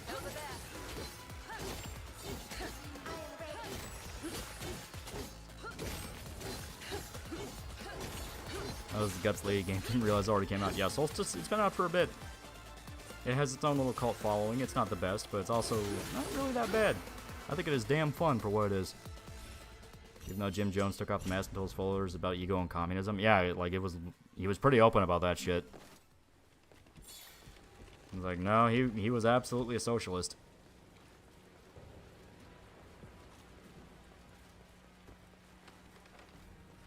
What about Chaz? Was that not real communism either? People have been taking ad context panels from the boys and going, oh my god, this is shitty. Well, it's that once again, it's that modern day, like, stupid fucking Puritanism where anything edgy is somehow bad, yet they want to be edgy. It's like, they see Homelander eating a baby, and it's like, oh my god, that's just grimdark for the sake of it. It's like, you don't know anything about this fucking franchise. It's like, yeah, it's hardcore. It's making fun of superheroes. Being edgy is not itself a problem. It's how the edge is used.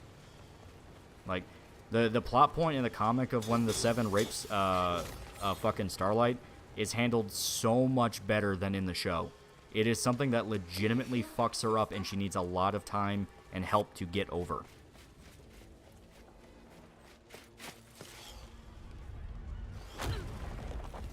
Also, I think they did a diversity hire, but that's like whisper compared to screaming at the top of your lungs with a mic. Yeah, I think they might have like had one reference to it or not. It's the thing where it always makes me laugh when people point out how hypocritical the show is. It's like, yeah, the corporate goy slop agrees with me, you know, that kind of shit. And they go, oh, conservatives realize the boys disagrees with them. It's like, yeah, so you admit it's corporate goy slop made, you know, softened up to not offend your fucking sensibilities, and you want to act like a rebel. Oh boy.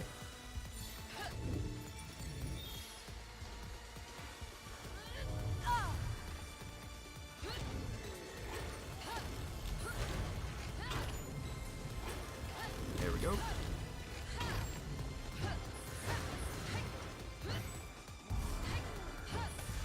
Ah, fucker.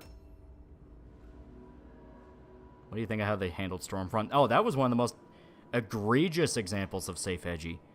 They took a literal fucking Nazi from the comic, a dude who was created in World War II for the Germans, and turned him into Lauren Southern. That is word for word what they said the inspiration was, Lauren Southern. It's like, oh, okay, so I have to deal with this now. You know, I have to deal with the actual Nazi turn into somebody you are good with on Twitter. That's fucking great. Yeah, thanks a lot, Chris Chan. Benjamin Bell's about $5. People don't like the original comics of the boys because it points out corporate rape and eating babies because that's what Hollywood already does. Yeah. Well, in general, it's willing to make fun of even the audience, where it's like, you know, all you do is consume these mindless superhero stories that don't mean anything. And people took offense to that, and it's like, oh, that's so much worse. So they unironically watched the fucking, like, shallow-ass Amazon version that only softly goes, oh, you know, you're kind of a nerd for liking this. Like, fuck off. Fuck off. We try Liza P. I do want to play it, but I don't have the money for it right now. I gotta wait till money comes in before I can buy it, even though I really want to play it. It's supposed to be really good. Some fans really like how cute Stormfront is. They hit a good target there. Completely missing the point of the fucking character. They're not supposed to be marketable. Let's hope his gift strikes as true as his tongue.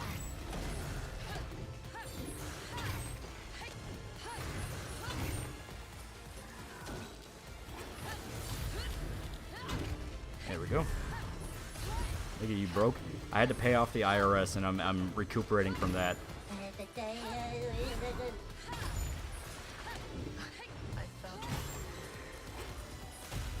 There we go. Okay. Now we can fuck him up.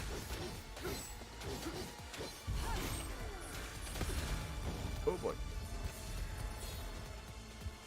Alright.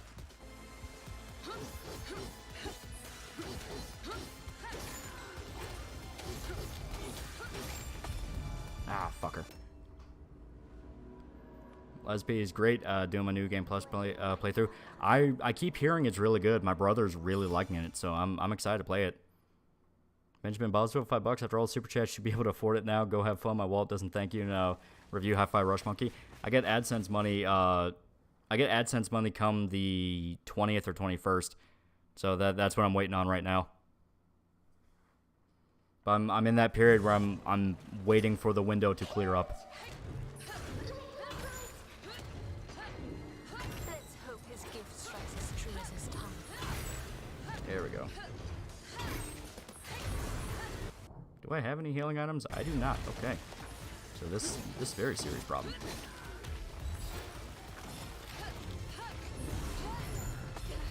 Ow.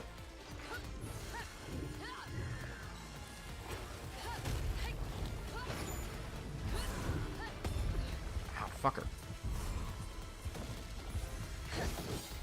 And Superman, oh, fuck. When does Super Chat money clear? We're on the 20th. Stop buying snacks. Like I said, it's not even that. I had to pay off the IRS. I've been trying to stretch my money to go as far as it can right now. So in about like 9 days I'll be good, but until then it's like, yeah, gotta be careful. Can't splurge.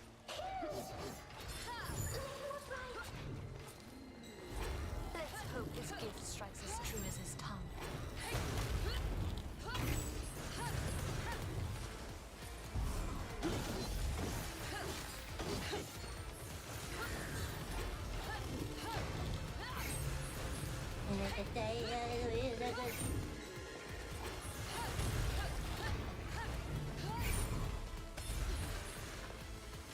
I always hate that one. Okay, so stick close when he does that.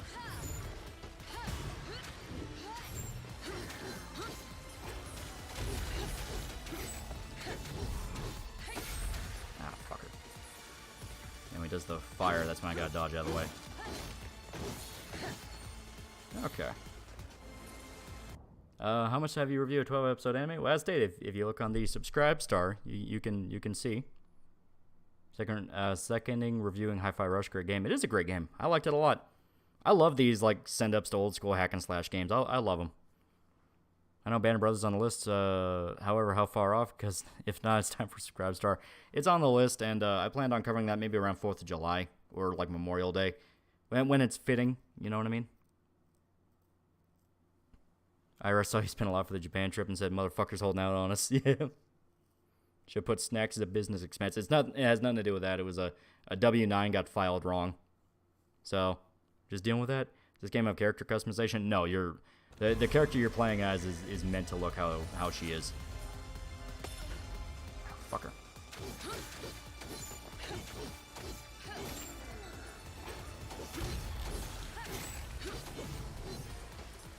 Okay. He's almost dead.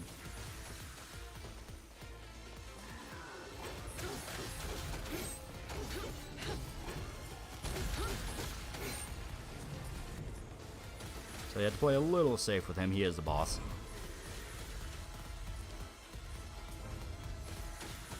There we go.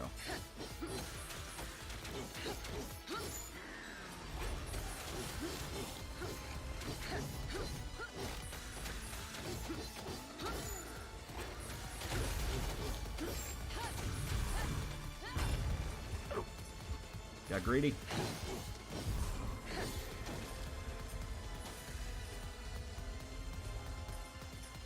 And now... There we go.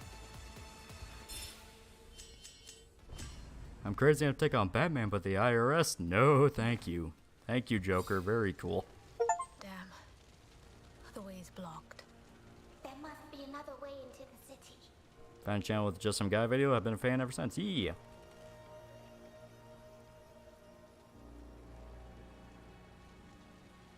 I think that's the thing a lot of safe, edgy crowds just want something they can poke, that says poke fun at both sides, everyone, but it really attacks one side they hate. Beth, both worlds read from. Yeah.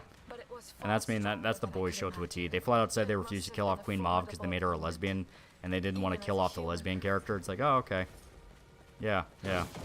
So much better than the comic. So much more intelligent than the comic. The one that was willing to go fuck everyone. How good is Claymore? I like it. It is good.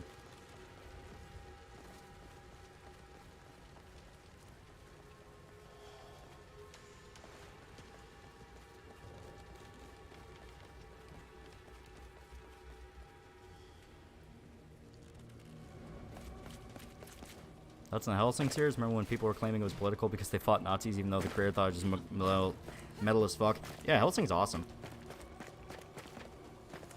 And yeah, that's that thing where like, oh, if it's war, it has to be political, ignoring the fact that's like, there's a difference between political and Twitter politics. Twitter politics are, no, but it agrees with me. It agrees with me. Meanwhile, actual political themes in a story is, hey, this is what I think of the government. Well, not the government, but how governments work and how they can affect people and shit like that.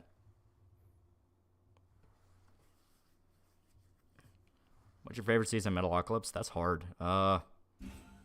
4 had some serious gems. When they started doing longer episodes, those were pretty good.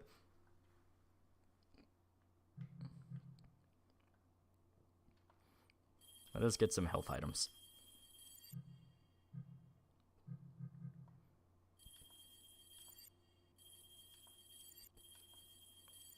There we go.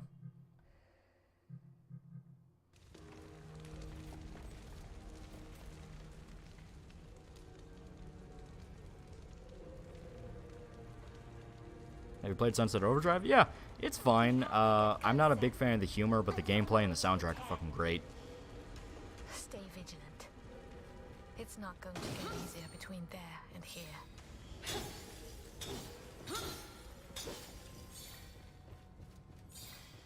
No, but you don't understand. It agrees with me. Yeah. That's what I hear every time I hear the fucking media literacy people. It's like, no, it doesn't agree with you. You're just finding themes you like in it, which is different. It's like, interpretation does not mean, like, it's in canon what the author intended. I've never seen the crystals grow like this. Why is the box art for the new Spider-Man so shit? Well, box art in general has been pretty bad for a while. We have to get rid of it. Why is this game? It is SOULstice. It doesn't agree with you. It agrees with the guy that gave you your opinions. Yeah, there you go. The heart of it is solid, but these roots look brittle. We focus on those first. Quickly.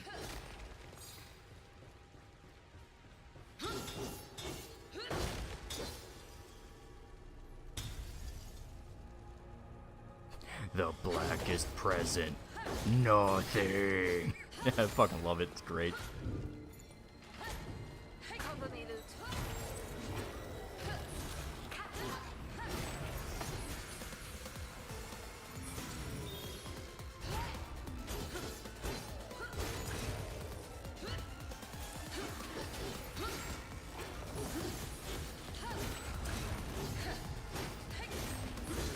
Doesn't Death the Author just kick the author's own interpretation out the window? It does, yeah. Death the Author is specifically going like, hey, you know, sometimes you don't want to factor the author into it because they might have an intention that just completely goes against the story. Ridley Scott's a pretty famous one with Alien and Blade Runner. Also, J.K. Rowling with a lot of her retcons with Harry Potter, where it's like, hey, this actually makes the universe dumber. So it's like, let's ignore this and pretend this isn't a thing.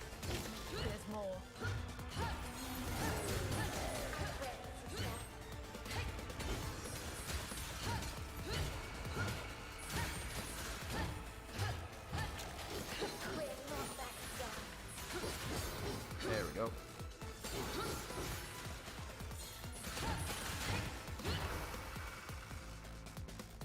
The Boy Show is basically everything comic made fun of explicitly. Like when I started doing the spin-offs, even the Pointless Hub guy, the guy who went like, "Oh, the comic is so bad," is starting to go, "Man, the show's kind of fucking hypocritical with wanting to act like it makes fun of superhero stuff. Meanwhile, it has a million spin-offs." It's like, yeah, no, right? It's something the comic would have made fun of.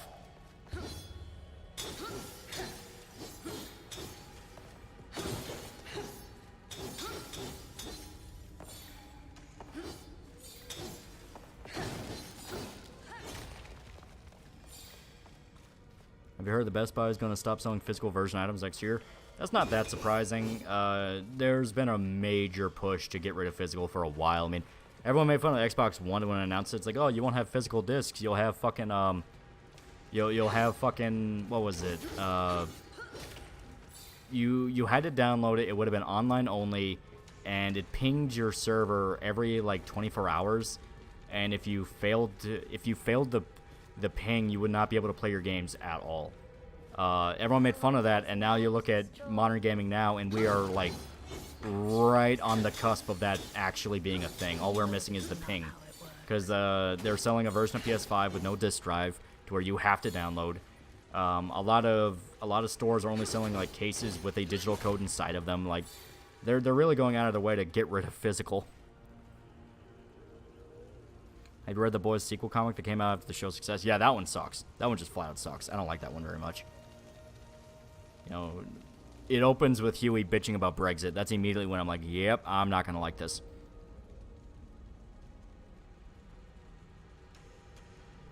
Gen V is so bad just about tranny and bisexuals and their issues. Yeah. Maybe these crystals are blocking them? Let's find out.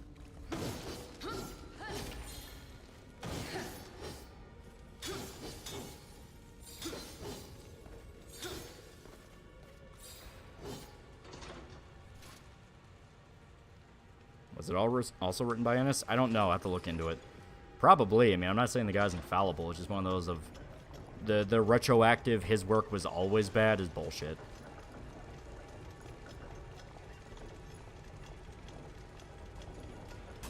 What really worries me about that is anyone who could pull Skullgirls and straight up delete shit without even asking for consent. Exactly. Like, that is something that's a legitimate fear to ask. Like, hey, what if a developer wants to retroactively patch shit out of their game and fuck over, like, Kickstarter backers? Because, I mean, that directly happened with Skullgirls.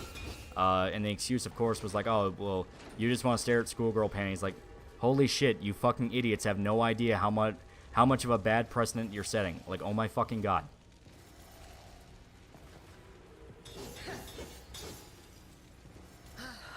I'm itching for a fight. Oh god. I'm sick of people pretending to care about issues, pretending mentally ill people are normal. That's the thing, mentally ill people are normal.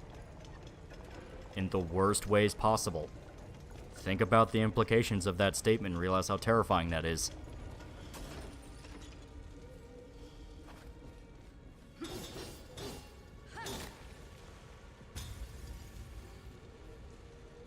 I know we're in spooky month, this is way out topic, but would you do a review about Megas XLR at some point? That could be fun. I remember watching that as a kid and I liked it.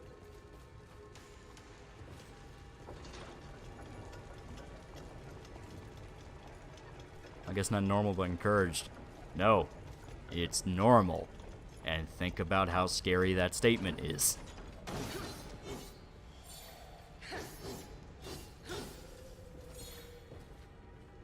Like how re-release of certain games has that changed for modern audience type shit. Yeah. I mean, it's flat out admitting, like, yeah, we had to censor it because you people throw a fucking shit fit now. What is it with the slap fight have with you mentioning Hacker Girl for that GTA 6 promo art? People really don't like it when you point out, man, Hacker Girls are kind of a cliche.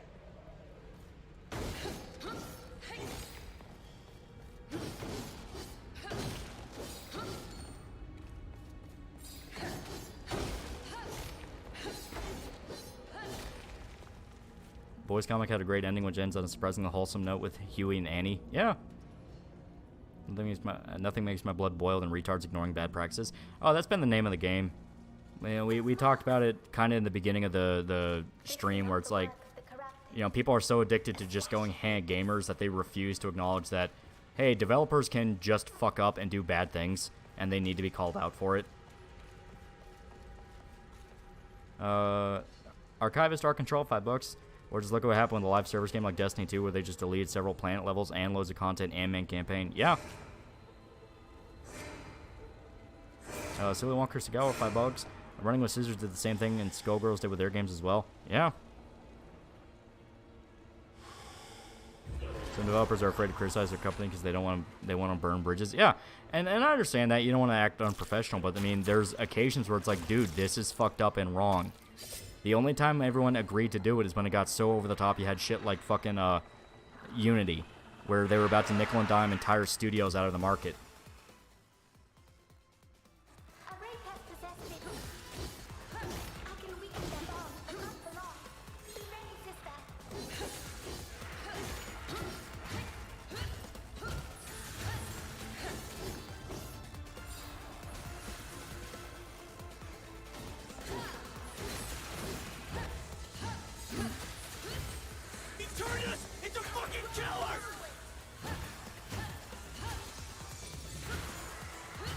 Oh god.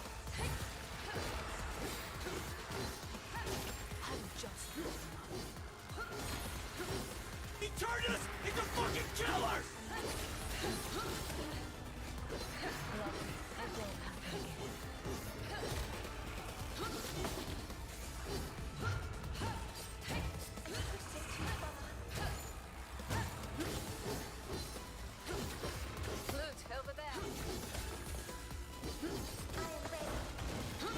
Oh god.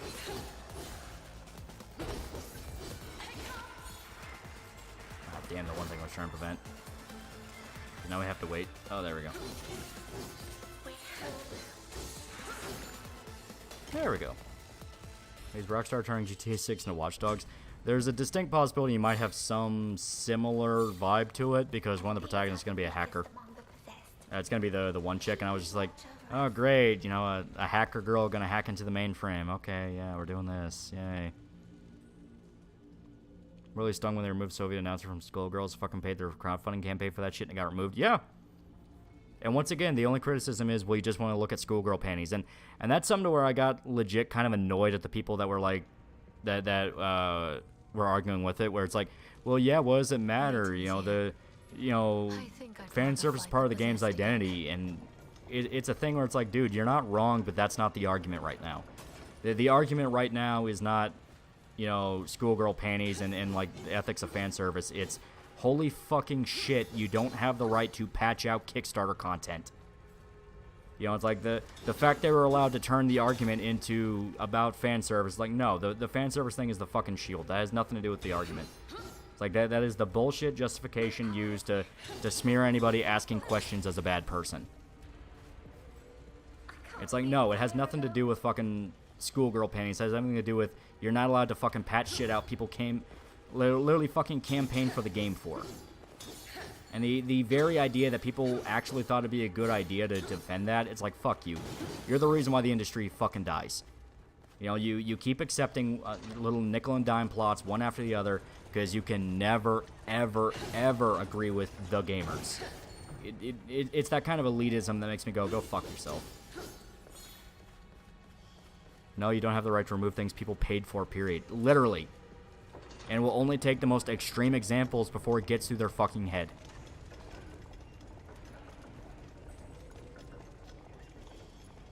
It's not about fan service that you don't own what you paid for. You will own nothing. You'll be miserable. Fuck you. Exactly. It's like the fan service was the terms they wanted to set with the argument. You know, where they're like, oh, well, you just don't... You just want to look at underage schoolgirl panties. Like, dude, it has nothing to do with that. You know, the shit that got censored had nothing to do with that. It was fucking armbands and like the Soviet announcer and shit like that. It's like, no, you are drawing over shit that another artist made because you are a fucking hack.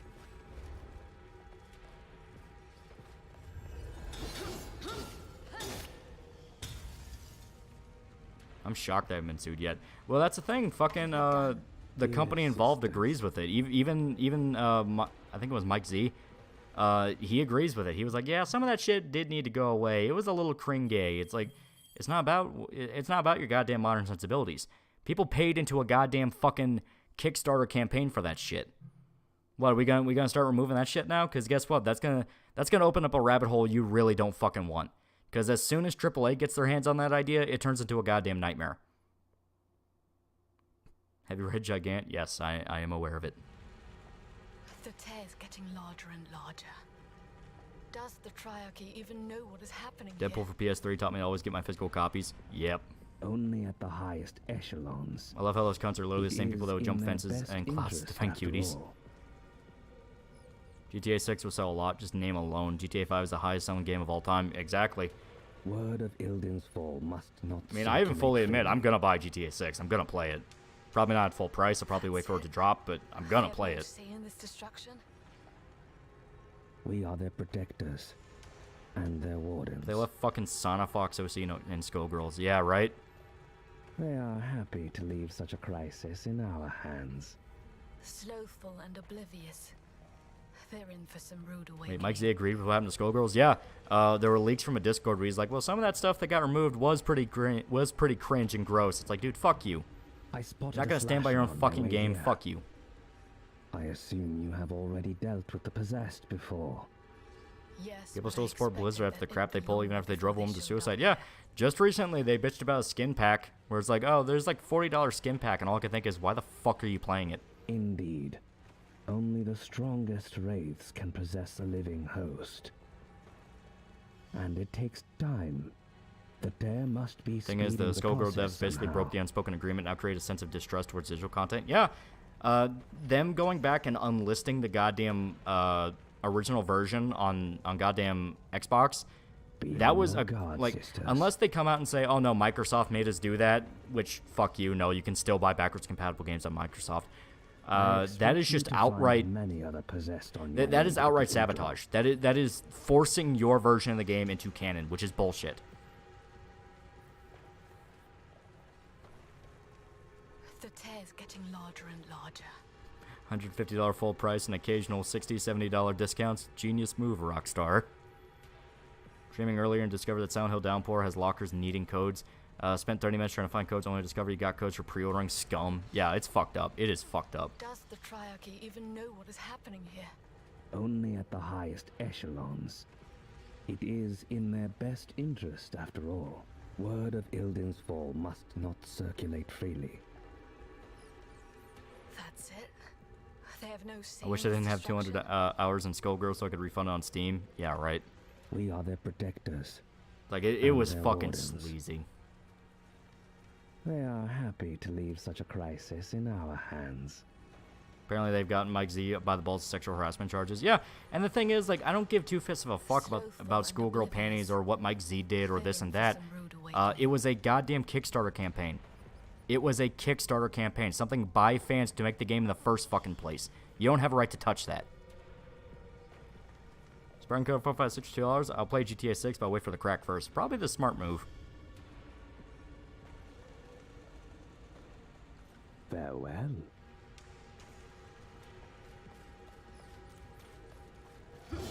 Oh, right. Wrong color.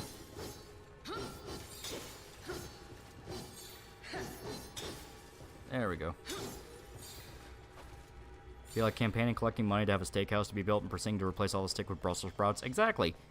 Years after the fact when it's already established. Like, why did you do that? And the truth is, it's just petty ego and like, oh, well, I don't want to be associated with gross Mike Z. Don't you know? He had underage girls in panties in this game. It's like, fuck off. Fuck off.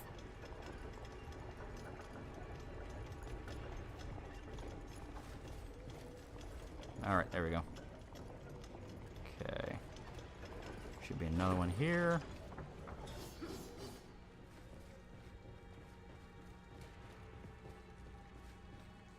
Now we gotta jump across there. Oh, did not break. There we go. And jump across here. Get that one. It's like the tag could swallow his hope. From what studios is it okay to pirate? All of them. If you view it as such, all of them. And it's honestly probably smarter for your bank account. Okay. I gotta jump back up, motherfucker. I love 2000s platforming. Unironically. At least it actually has platforming. What's this game called? It's called SOULstice. There we go.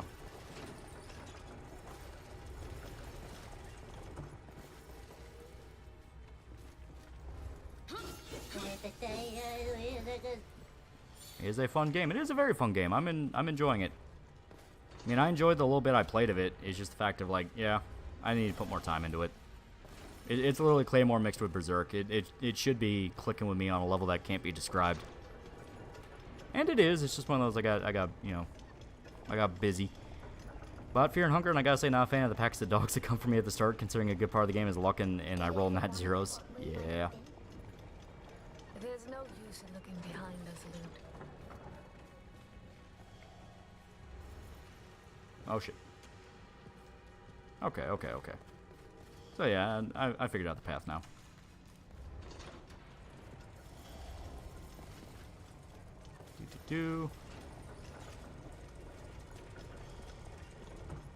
I played through the difficulties apart from the final one. Took a break part way through. In Prince of Persia: Sands Time was an early 2000s platformer. There you go. Stop the goof. I got it. Alright. And give me 2 seconds. I'll be right back. I need to get another drink, and I'm going to use the bathroom one more time. So, 2 seconds. We'll go a little bit further. I want to get to the first boss fight, and then we're going to wrap it up. We're not too far away from that at all. So, 2 seconds. 2 seconds.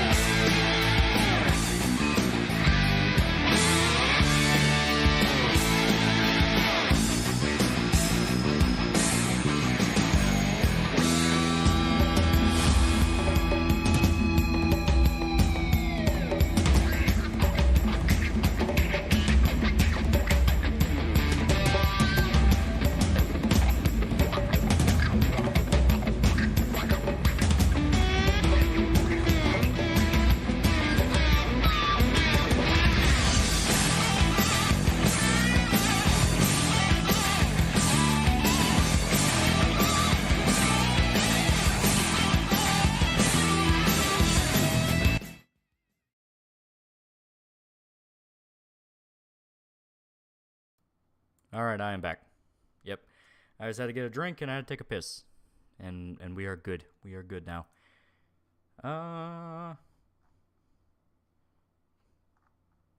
Making sure we're caught up on everything before I went back. Which takes on cat girls, yeah or nay? I like them. I like them. Not my favorite, but I like them. Okay, make sure we're caught up on Streamlabs. Why hasn't there been a Berserk game? I imagine it's so like hotcakes. Granted, with what Griffith does, probably not for the modern audiences. There's been 3. You have Sword of the Berserk on Dreamcast, Berserk PS2, and Berserk Muso. Cat Mercury, $5. If GTA 6 releases above $70, it's going to be the most pirated game in all of history. Also, Skullgirl Studios dying a slow death, a well-deserved one. Yep. They make these choices trying to pander to stuff like Evo, thinking it will save them, not realizing that what they're doing is pissing people off. They are directly pissing people off.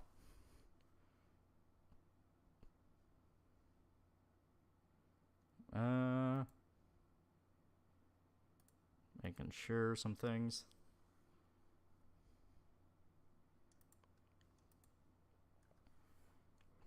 Even if GTA 6 launches at $80, people will still buy it. That is very true.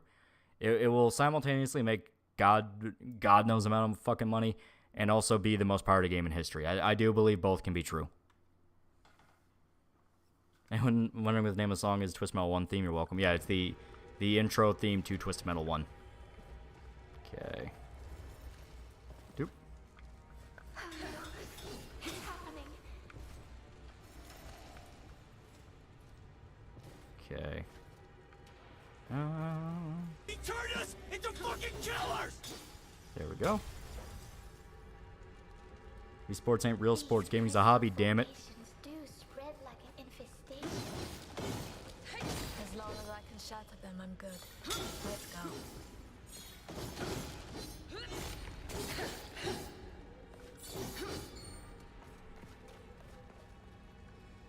Skullgirls are a dead IP like Guilty Gear. What's even the player count right now? I mean, like, it's these things whenever these companies, like, pull this dumbass shit and try to pander to the fucking toothpaste flag people, they always go, well, look, it had such a massive swell in fucking players. It's a success. All the man babies swearing that this game is a flop. Fuck you. And people look at it and it's got, like, maybe 100 players all at once. It's like, no, this is fucking garbage and you have ruined this franchise.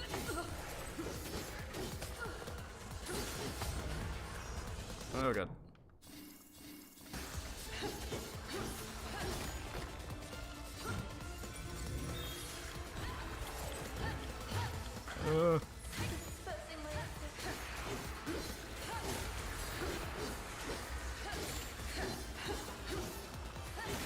I've literally seen people defend Skullgirl censorship by saying a small raise of player count and that said the sale.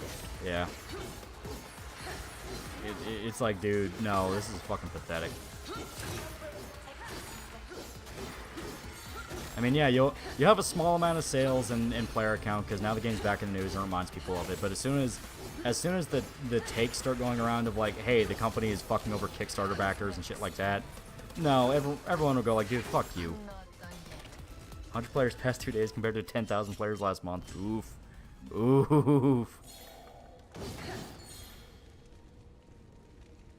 But they don't look back that far. Okay. Sister, there's an aura here.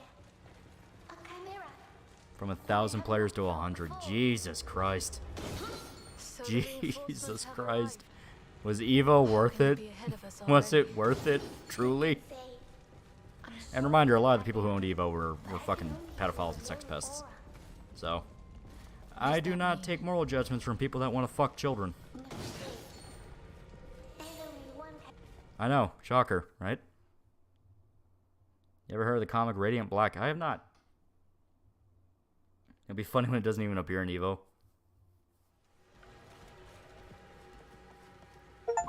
It is him.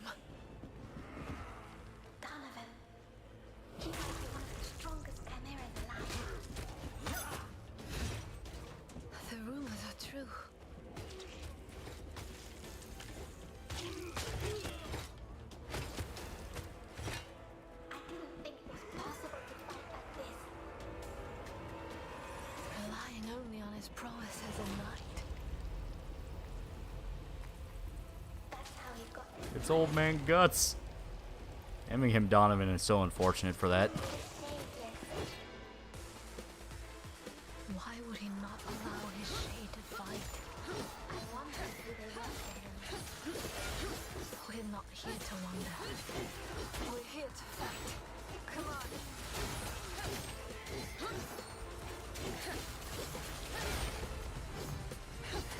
Alright. Old man Guts. The one guy was like, oh, how do you know there's Berserk influence? Man, you fucking tell me.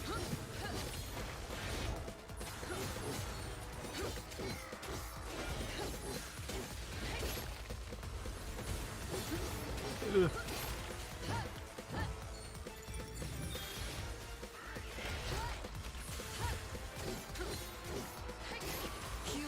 What's the plot about? We are trying to figure out why a city has a literal portal to hell in it and clear out every monster in it.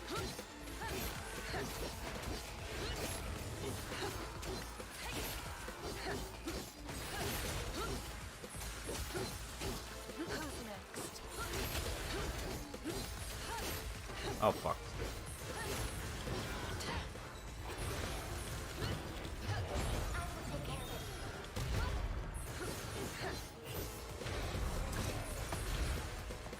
Ow.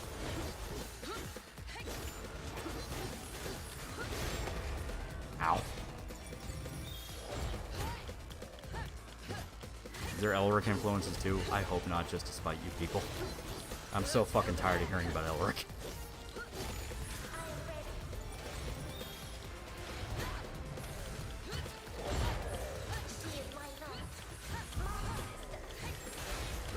Ow.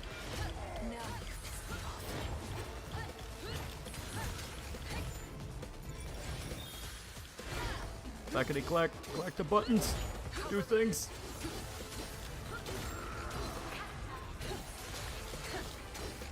Oh, thank God, Guts killed him.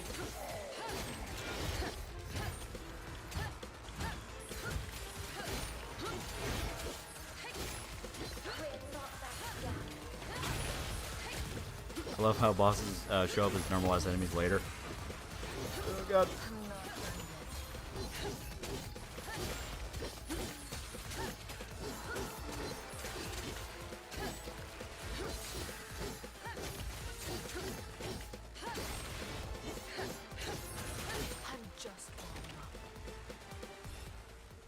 Oh, this game was a Souls-like? No, no, it is a DMC-like.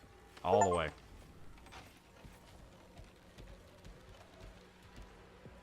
Here you are.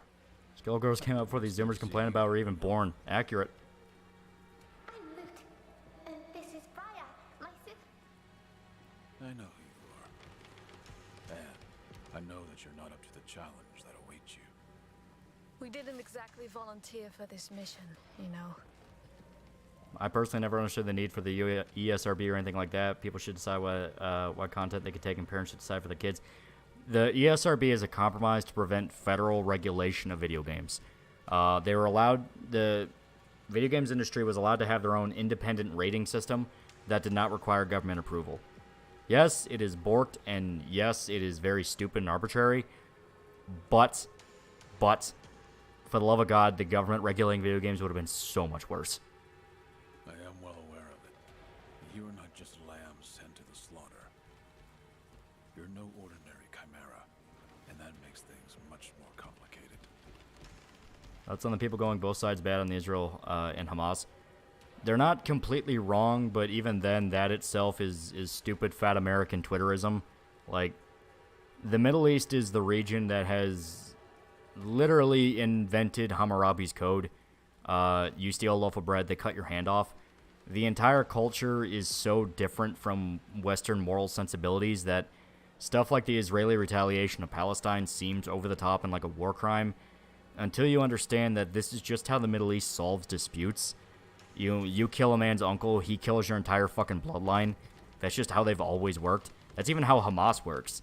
So it's like, yeah, it's fucked up and it's horrible and all these innocent people are dying, but it's a thing where, man, we're dumb Americans over here, you know, eating Chick-fil-A on our iPhones, with no consideration that this is a completely different chunk of the world. I am just a firm believer in the idea of, like, man, every time America gets involved in shit, we fuck things up. Because the people involved don't want us to win, don't want us to do good. So let's just not get involved.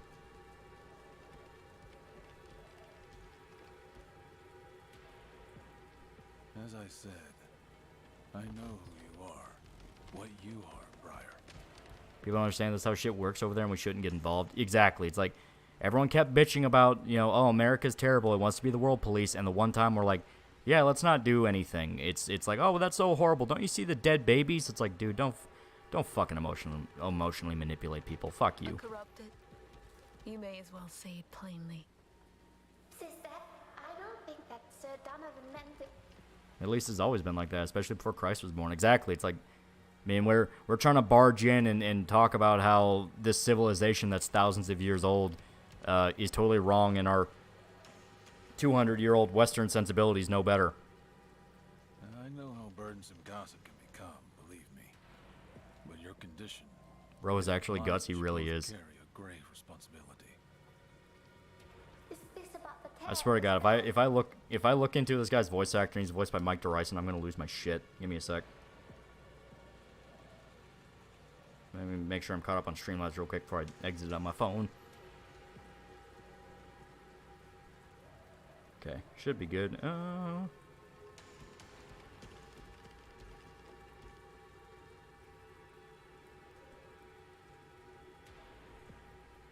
It's not him. All right, let me pull up who it is real quick, because it kind of sounds like him. Whoever they got actually is pretty good at it. It drives a spawn of chaos to trespass into our world. Exact copy of Guts. He really is. Who? Daniel Pierce. So Daniel Pierce plays Donovan. Sounds a lot like Mike DeRyson. If they intentionally wanted him to sound like Guts, I think he does a good job. He sounds like Guts. But it also calls to us chimeras. The call must be especially strong for you two. You must be careful, or you won't meet death, but transcendence. Losing yourself to the chaos coursing through you. People always hate America when it acts like the world police, but when you point out to them the U.S. usually asked to be there first, they devolve into first grader. No, yeah. Yeah, seriously. It's like, because the UN always, you know, passes the buck of peacekeeping onto the United States. For us chimeras, it's a fate far worse than death itself. Is that what happened to those who came before us? Let us hope they simply passed away. Now, we should get back to the mission. We need to clear the way ahead. I suggest that we split up to cover it all. Watched an interview with one of the top hackers, and he said his group would work with many other countries before America. Yeah. For the rest of the reinforcements joining. Once you get to that level, stuff like national loyalty isn't really a thing. Reinforcements. Yes. Agreed. God, Donovan's really the worst name to call your Berserk-inspired character. It's a very grim reference. Thank you, sir. We will do our best.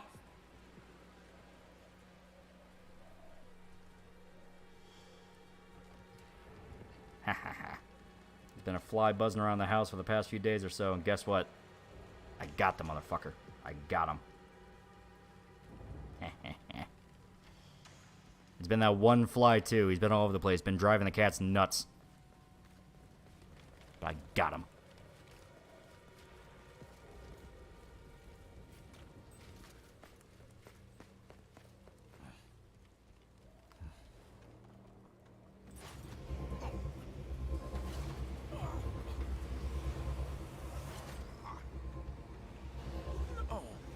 Flies only live for 2 days.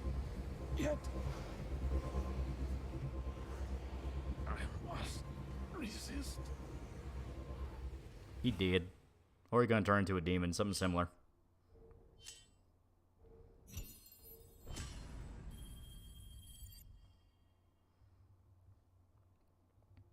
He even got the white stripes as well, lol.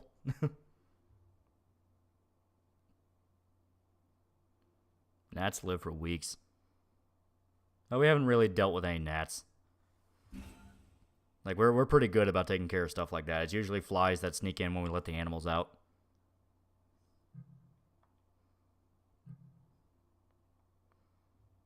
Here we go.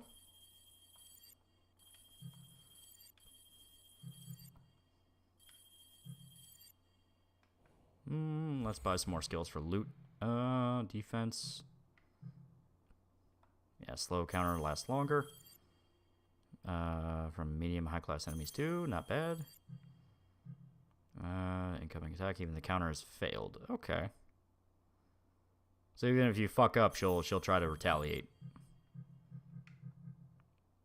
Can deflect ranges. Okay, that's a pretty good one. What's Hamas's origin story? I don't know. They're just kind of a basic terror group. I haven't really looked into them like stuff like ISIS or anything like that.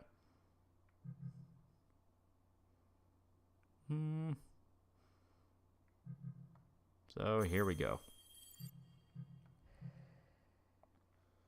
This game is this has been fun. A good game. Do you hear people are canceling celebrities for their tweets defending Israel and Hollywood's going on full damage control? Yeah, there was that. The kids from like Harvard that signed like a letter blaming Israel, like officially blaming Israel for the terror attack, and like a bunch of CEOs were like put out a statement saying they will not hire anyone on that list, and they freaked the fuck out. It's been interesting so far. As stated, this is not territory that fat Americans on Twitter really have the authority to talk about. So it's like, dude, let's just, you know, let's not talk about this. Let's talk about like a new movie, Jay, you know, because a lot of the people making statements are making themselves look really fucking stupid.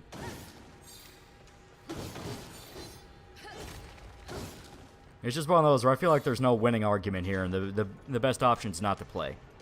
Harvard, wasn't it Berkeley? It was Harvard. It was a mispronunciation of hummus, and it led to a lot of violence. Yeah, there you go. Don't let that fear take hold, Loot. My problem with people going both sides bad is that Hamas has attacked civilians, raped women, and beheaded infants, while the worst Israel's done is building a wall and be mean. Yeah, as stated, it's not a simple issue. The people trying to boil it down to, well, this is what Israel gets for being mean, or, man, fuck Palestine, kill them all. It's like, listen, there's no good ending here, and in 20 years we're going to talk about how everything involved was an atrocity and should never be repeated. So it's like, no, I'm not going both side bad. I'm an American. Please, for the love of God, just, like, let me be an American and care about American issues. I mean, we have poor Scuba Dan, poor Israeli Dan dragged into the conflict. He got officially drafted, and him having strong feelings on it, that makes sense, and I'll agree with him when he wants to complain about stuff, but it's like, I'm an American. I live in Kentucky. You know, I am very far away from shellings and terror attacks, so it's like, yeah, I'm just not gonna have an opinion on this. It would feel gratuitous. But someone should listen.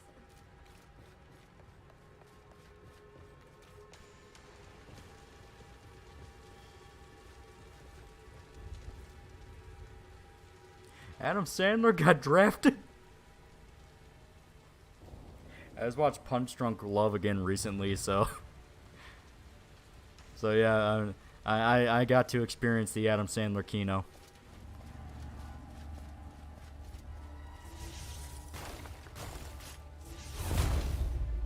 I saw 2 fucking cooking channels on YouTube being pro-Palestine. I'm like, dude, you make retarded cooking videos for YouTube's off-brand TikTok. No one cares.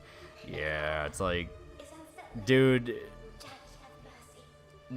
once again, when you look at the pictures of women that Hamas have raped, that they themselves are parading around and admitting they did to, everyone involved here looks like a fucking idiot.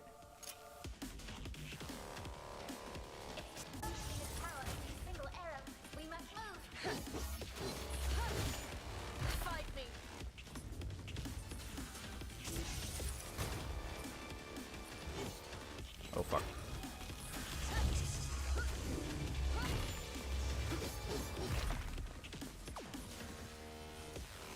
Last time, yeah.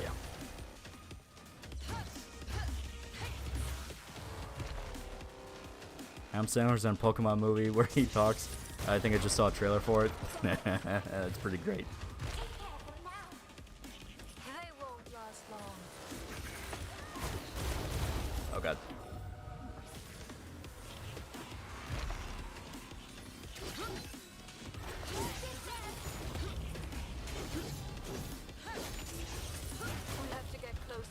Oh, fuck. Man, that killed me immediately. Shit.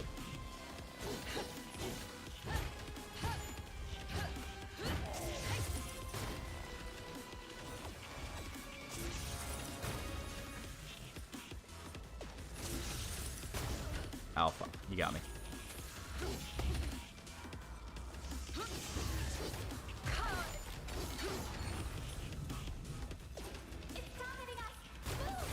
Oh, God.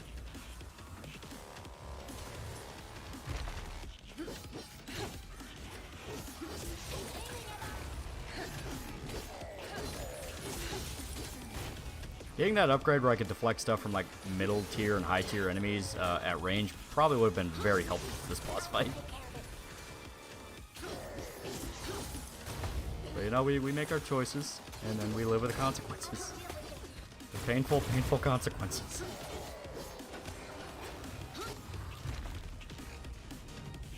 See a recent trailer for the new Dragon Ball series in the works? Yeah, it's like Dragon Ball Daiba or something. People are theorizing it's going to be more in line with like actual OG Dragon Ball or something similar to that, which could be interesting. You know, get the Zoomers to actually realize that there was a series before Z.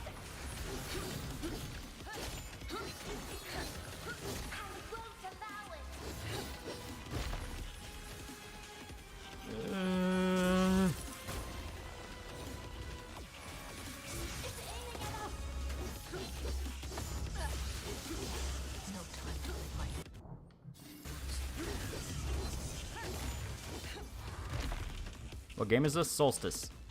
It's GT2. Yeah, I've also heard stuff like that where it's going to be more in line with like GT because they're turning Goku back into a kid. It's like, could be weird, could be interesting, we don't know. Oh, fuck.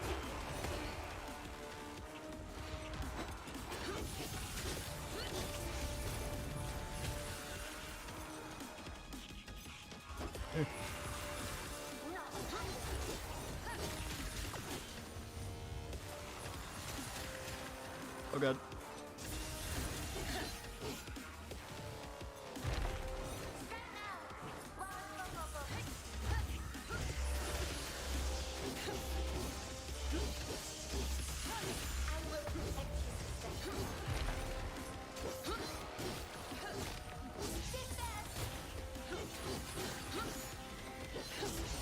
Oh, God.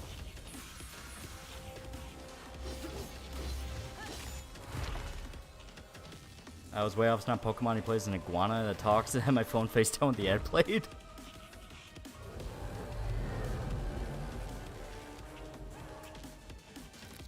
I'm literally adding you like you said I should if I want to grab your attention. Dude, I'm playing the game. I wasn't looking at the screen. I'm digging the boss theme. It is very good. Thoughts on Sandland getting a game adaptation? What is Sandland? I've never heard of that. Oh, fuck. Ow.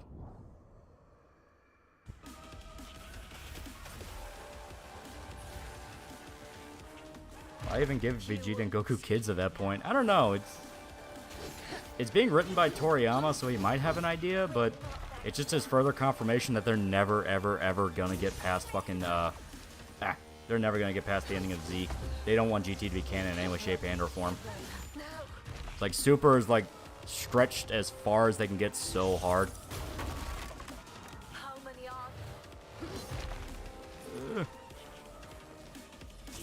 Oh, fuck.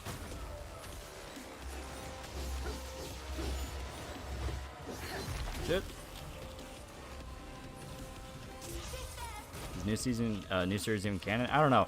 I know there's aspects of Super that's canon, where like the manga's not canon until it reaches material in the anime, or material from the manga reaches the anime.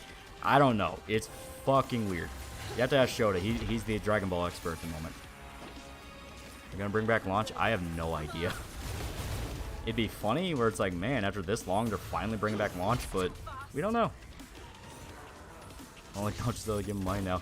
I'm looking at the screen. I have to play video game. It's hard to look at video game and screen.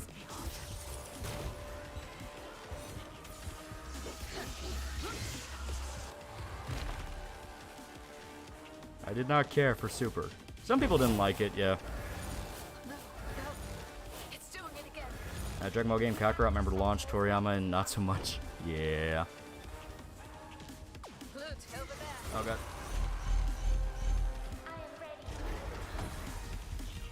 Immediately got fucked up.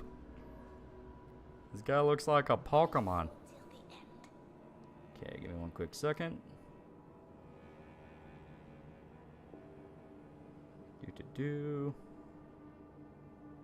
Gotta get back to Streamlabs on my phone to make sure we're caught up there. Is launched the Sneeze Girl? Yeah. She's the one where, Ah, damn it, now I gotta get back to where I was. On the fucking, app here. I can get to it, it's just... Yeah. But yeah, she was the one where whenever she sneezed, she would become like a bank robber or something like that, and she would go blonde. It was fun. Launch was a fun character. A lot of people liked her. Spartan Color 456 for $1. All the virtue signaling about Hamas got me quoting George Carlin. You don't want to get your head cut off. Stay the fuck in Oklahoma. Stay the fuck in Oklahoma. They ain't cutting people's heads off in Oklahoma, as far as I know. Alright. Got any tips for Persona 3 Portable? Don't be afraid to look up a guide that just tells you how to maximize every social link. Super's made Toriyama because Dragon Ball Evolution was so bad. Didn't want to be the last thing people saw Dragon Ball. Yeah. Kind of a hilarious story about that. Oh god.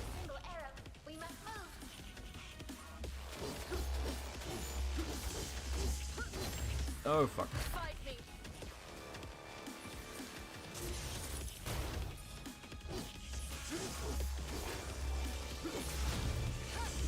Come on. Gotta whittle him down. Launches 1 in 13 for 26 counts of armed robbery. Yeah. And I didn't realize I have to redo the entire fight. Yeah. Oh, fuck. Because theoretically, you can get this fight over pretty quick.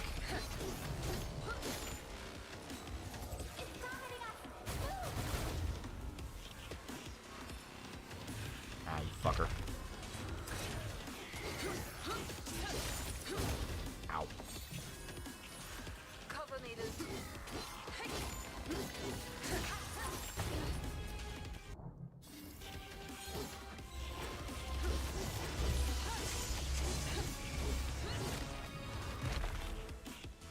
No, allow him to suffer the consequences like the Reddit battalion that got blown to hell. Yeah. Biggest issue with this fight is you don't have a lot of good ways to clear the distance. Yeah, I mean, you have the fucking, lunge, kind of like the DMC Stinger. But it's a little fucky to use that. Because you don't really have a dedicated lock-on. You have to basically spam the dodge and the attack at the same time, which is a little fucked. Little fucked, like, it's not completely awful, but it is one of those where it doesn't feel quite as like, okay, then I just lock on and use the stinger, you know?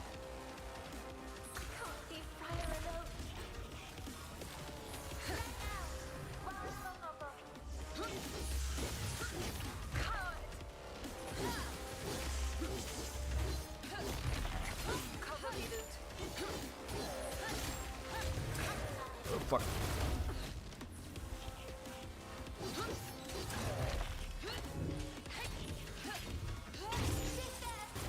Oh, fuck.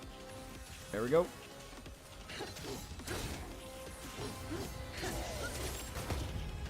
Ah. Upside, it lets me keep my revives. That's pretty useful. I'm just warming up. Have you played Orcs Must Die series? No. I always saw them, but I never got around to playing them because they kind of look cheap to me. Some people apparently love them, though. So I'm kind of thinking, like, oh, did I fuck myself out of something fun?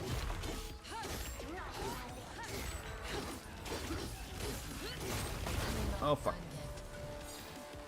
That's another thing about this boss. He hurt really hard.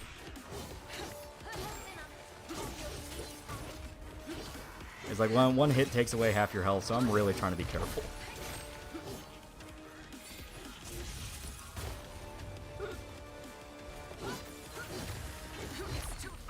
Royal Guard! There's no Royal Guard to save me now.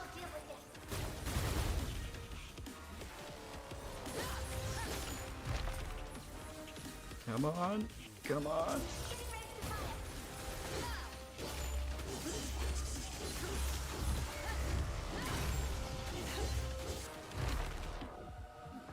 Send DT, do it now. Orcs Must Die was decent. Needs Friends be great, though. Ah, so it's one of those. Devs wasted 5 years on Orcs Must Die Unchained only to kill it after launch. Oof. When Luke gets upgraded more, she can really get it a fight. Yeah, we are still really early. You don't get DT until you beat the game.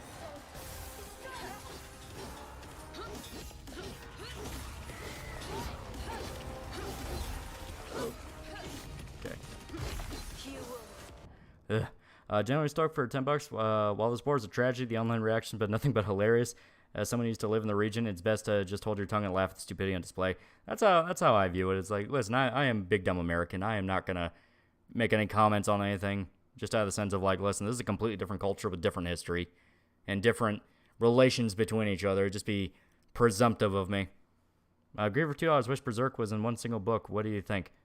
I mean, you can get omnibuses and all that. That's not really how Japanese manga works. I mean, I'm sure once it's all said and done, they might make one big compendium, but yeah.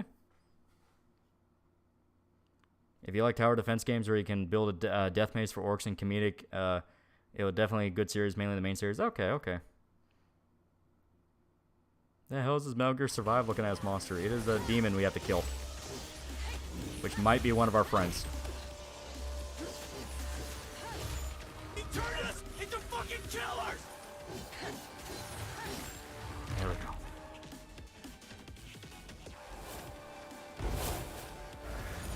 No, it's doing it again.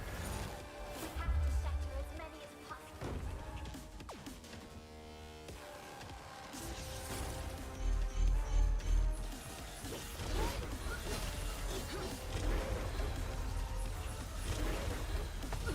Ow.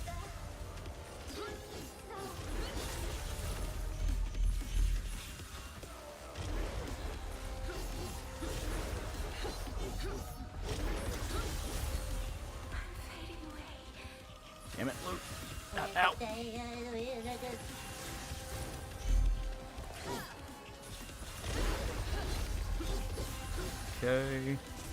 And now one more. Fuck it up. There we go. And if we can just survive a little bit more, it'll be done.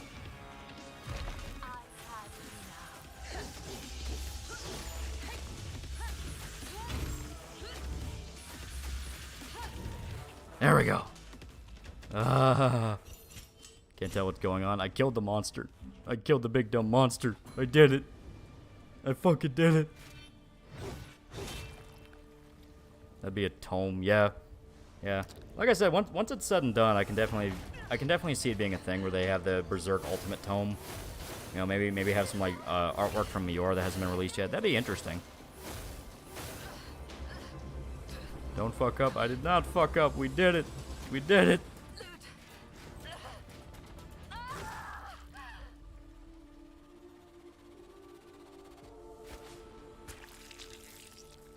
Monster design seems generic. It's all right for what it is. You know, AA dark fantasy. They do get some crazier ones later. I do know that. I've seen some of them. It looks like we did. It hurt.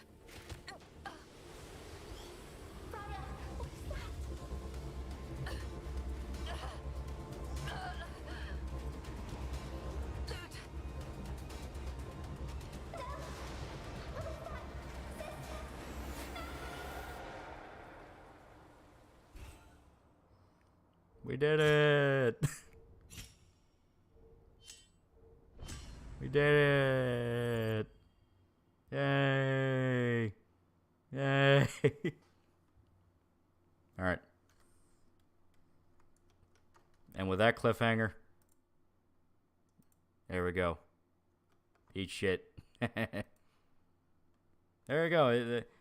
Up to the first boss in SOULstice. Genuinely fun game. I cannot promise that this game is a masterpiece. I fully admit it has some problems. Combat's a little basic. Enemies are kind of just there. They can also be a little hit spongy, and you're not really encouraged to get too crazy with their combos. But if you like Berserk, if you like Claymore, it is a game that you would enjoy a lot.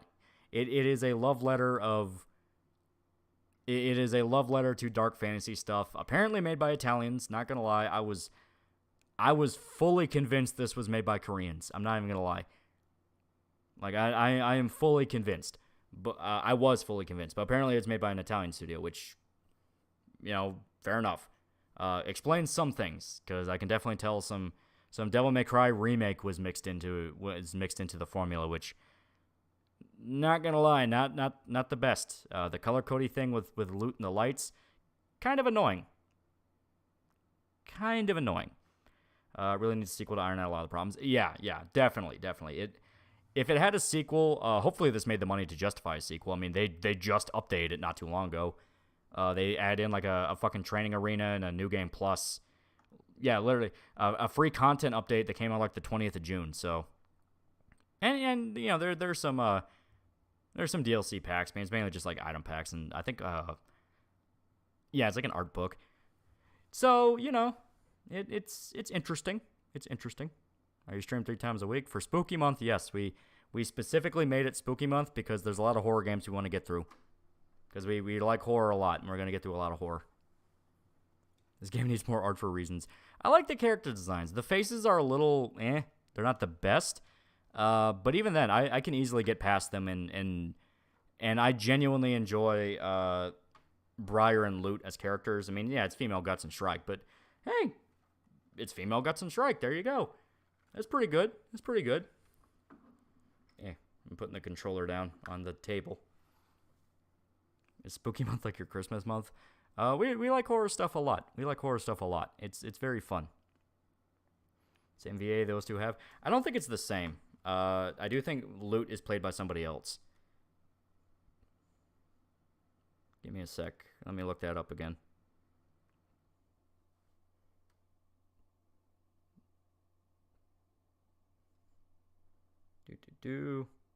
Oh, no, okay, stand corrected. Yeah, Stephanie Houston does play Briar and Lute. Okay. I did not know that. I could have sworn she was played by I could have sworn Lute was somebody else. Okay. To her credit, didn't notice it. There's no Thanksgiving. No one cares about Thanksgiving. Rats.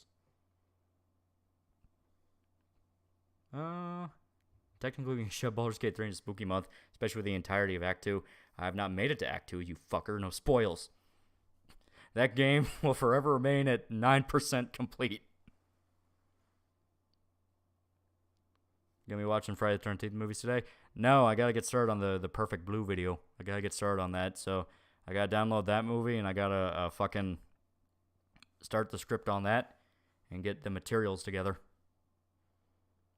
Because Garrett Range, and they did edit the voice with some filter. Yeah, I mean, they're trying to make her sound ethereal and like a ghost, which makes sense. I mean, she's literally a ghost in the story. What's your favorite tank? I mean, I don't know. Probably like an Abrams. I just think they look cool. Is that the bear fucker part? Bear fucker, do you need assistance? Download entirely legitimately, I mean, yeah, Perfect Blue, yeah. Is there a reason why you're doing a remake of the Perfect Blue video?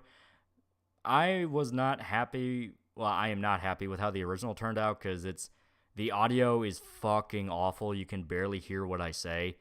And I genuinely want to talk about the movie again. And now that it's been so long since that video, I do want to like see if I still agree with points of it. And it's like, well, is there like new shit that I've noticed since I've watched it? You know, that kind of thing. I still agree with most of the thesis. I still remember the basic thesis where I'm like, yeah, I definitely think Perfect Blue has themes calling out kind of sexual exploitation in the media. I definitely still agree with that and exacts like that. Plus, it'll you know, give a new chance to introduce people to Perfect Blue again. Remastered video. Yeah, something like that. I don't have the original project files for that video. It is long fucking gone. Remember, I went through... I lost a fucking hard drive bad when my old PC exploded, so... You know, I may as well just say fuck it and remake it.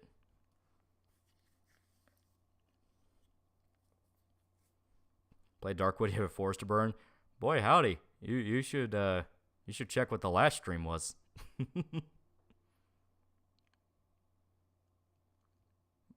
you hear those guys fucked a bear? Just the ginger fucked the bear.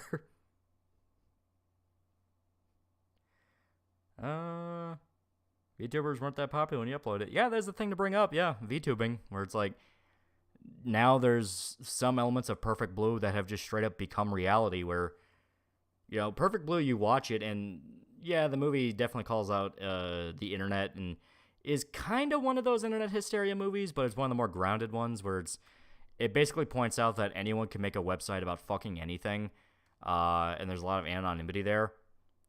How the hell did your PC explode? It was just old. I mean, it was like 10-year-old parts barely running together, and when it started dying bad.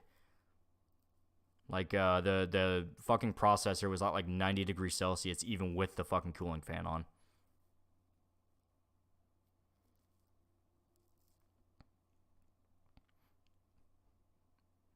Grounded early in internet history. Exactly. Like, it's able to make it grounded enough to where you can see how the internet can be scary while not directly going, fuck the internet, it's bad. It's like, no, it's just pointing out, hey, this is something that could potentially happen from it. And it's not even the whole point of the movie. There's a lot more of it.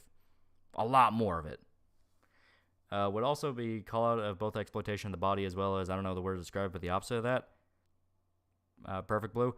I'm not sure what you mean by the opposite of exploitation of the body, because, like, you have sexual exploitation with Mima, where, I can barely hear you in any of your old videos, even at 100% volume. That's what I mean. Yeah, that's what I mean. I want to go back and fix stuff like that now that I know how to do it. Obsessive idol purity culture. Yeah. That is also an element talked about in it.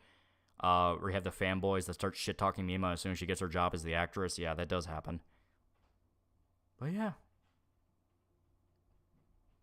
Do you have any thermal paste? Was the inside of the case cluttered? It was not cluttered, and it had thermal paste. That's my point. That's how bad it was.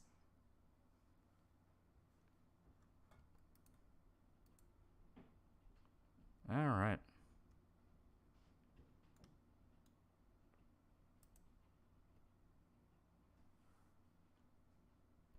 Remember that idol shaved her head because she got caught dating someone? Yeah, that's something I want to bring up, yeah. Yep. Like showing two extremes. It's not really showing the two extremes. It addresses it, but it's mainly in the sense of Mima's insecurity. Once again, that's something I have to like flesh out more, but it's more the fact of Mima herself, at least the idol Mima, held her to the very high puritanical standards where, like, she starts calling her a dirty woman and that she's tainted and no one will love her, stuff like that. And it really fucks with her. And that's after the rape scene and the photo shoot, that kind of thing. It addresses it, but it's not really the main point. Was Mima actually raped, or could she not tell the difference between fantasy and reality? I think in the logic of the movie, because it is very open, I believe that she was not, and it was a shoot. But you have to remember, Mima was a very innocent girl who just came out of being an idol and immediately had to do a rape scene. I think it is something to where she just mentally couldn't handle it. And I have my own theories about exactly where her manager come into play and why her manager lost her shit the way she does. Practically gaslit herself. Yeah, there's definitely an aspect of it. Because, like, there's a lot of small details in that scene where, like, they're constantly interrupting the scene to, like, move the camera around and, like, change the blocking of the scene and all that. Yeah, even the actor who is supposed to rape her outright apologizes for her and is uncomfortable doing it. It's not just him. Everyone in that scene is uncomfortable. Her manager's uncomfortable. The fat chick, I can't remember her name, but yeah, she's uncomfortable with it. She's especially uncomfortable with it. I just watched this movie last night. Why can I not remember the main villain's fucking name? Rumi. Yeah. Rumi. Rumi is... I got my own theories on what exactly fucked with Rumi the most in that. Because I do think it plays into some of the aspects of the film. I don't want to push it as a canon thing, but it is something to where it definitely made me think about it. They couldn't hire someone who would? Who would what? Are you talking about, like, handle the rape scene? No, I mean, as far as they were aware, they could handle it. They just were not comfortable doing it. Like, no one involved was.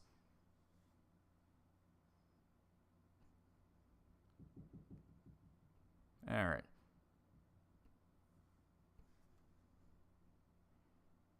All right, I'm gonna call it here. I am sleepy. Would you do Tokyo Godfathers for Christmas? We already did. We already did. It is very, very good. Manager couldn't even look at the scene. It gets degrading to Mima. Yeah.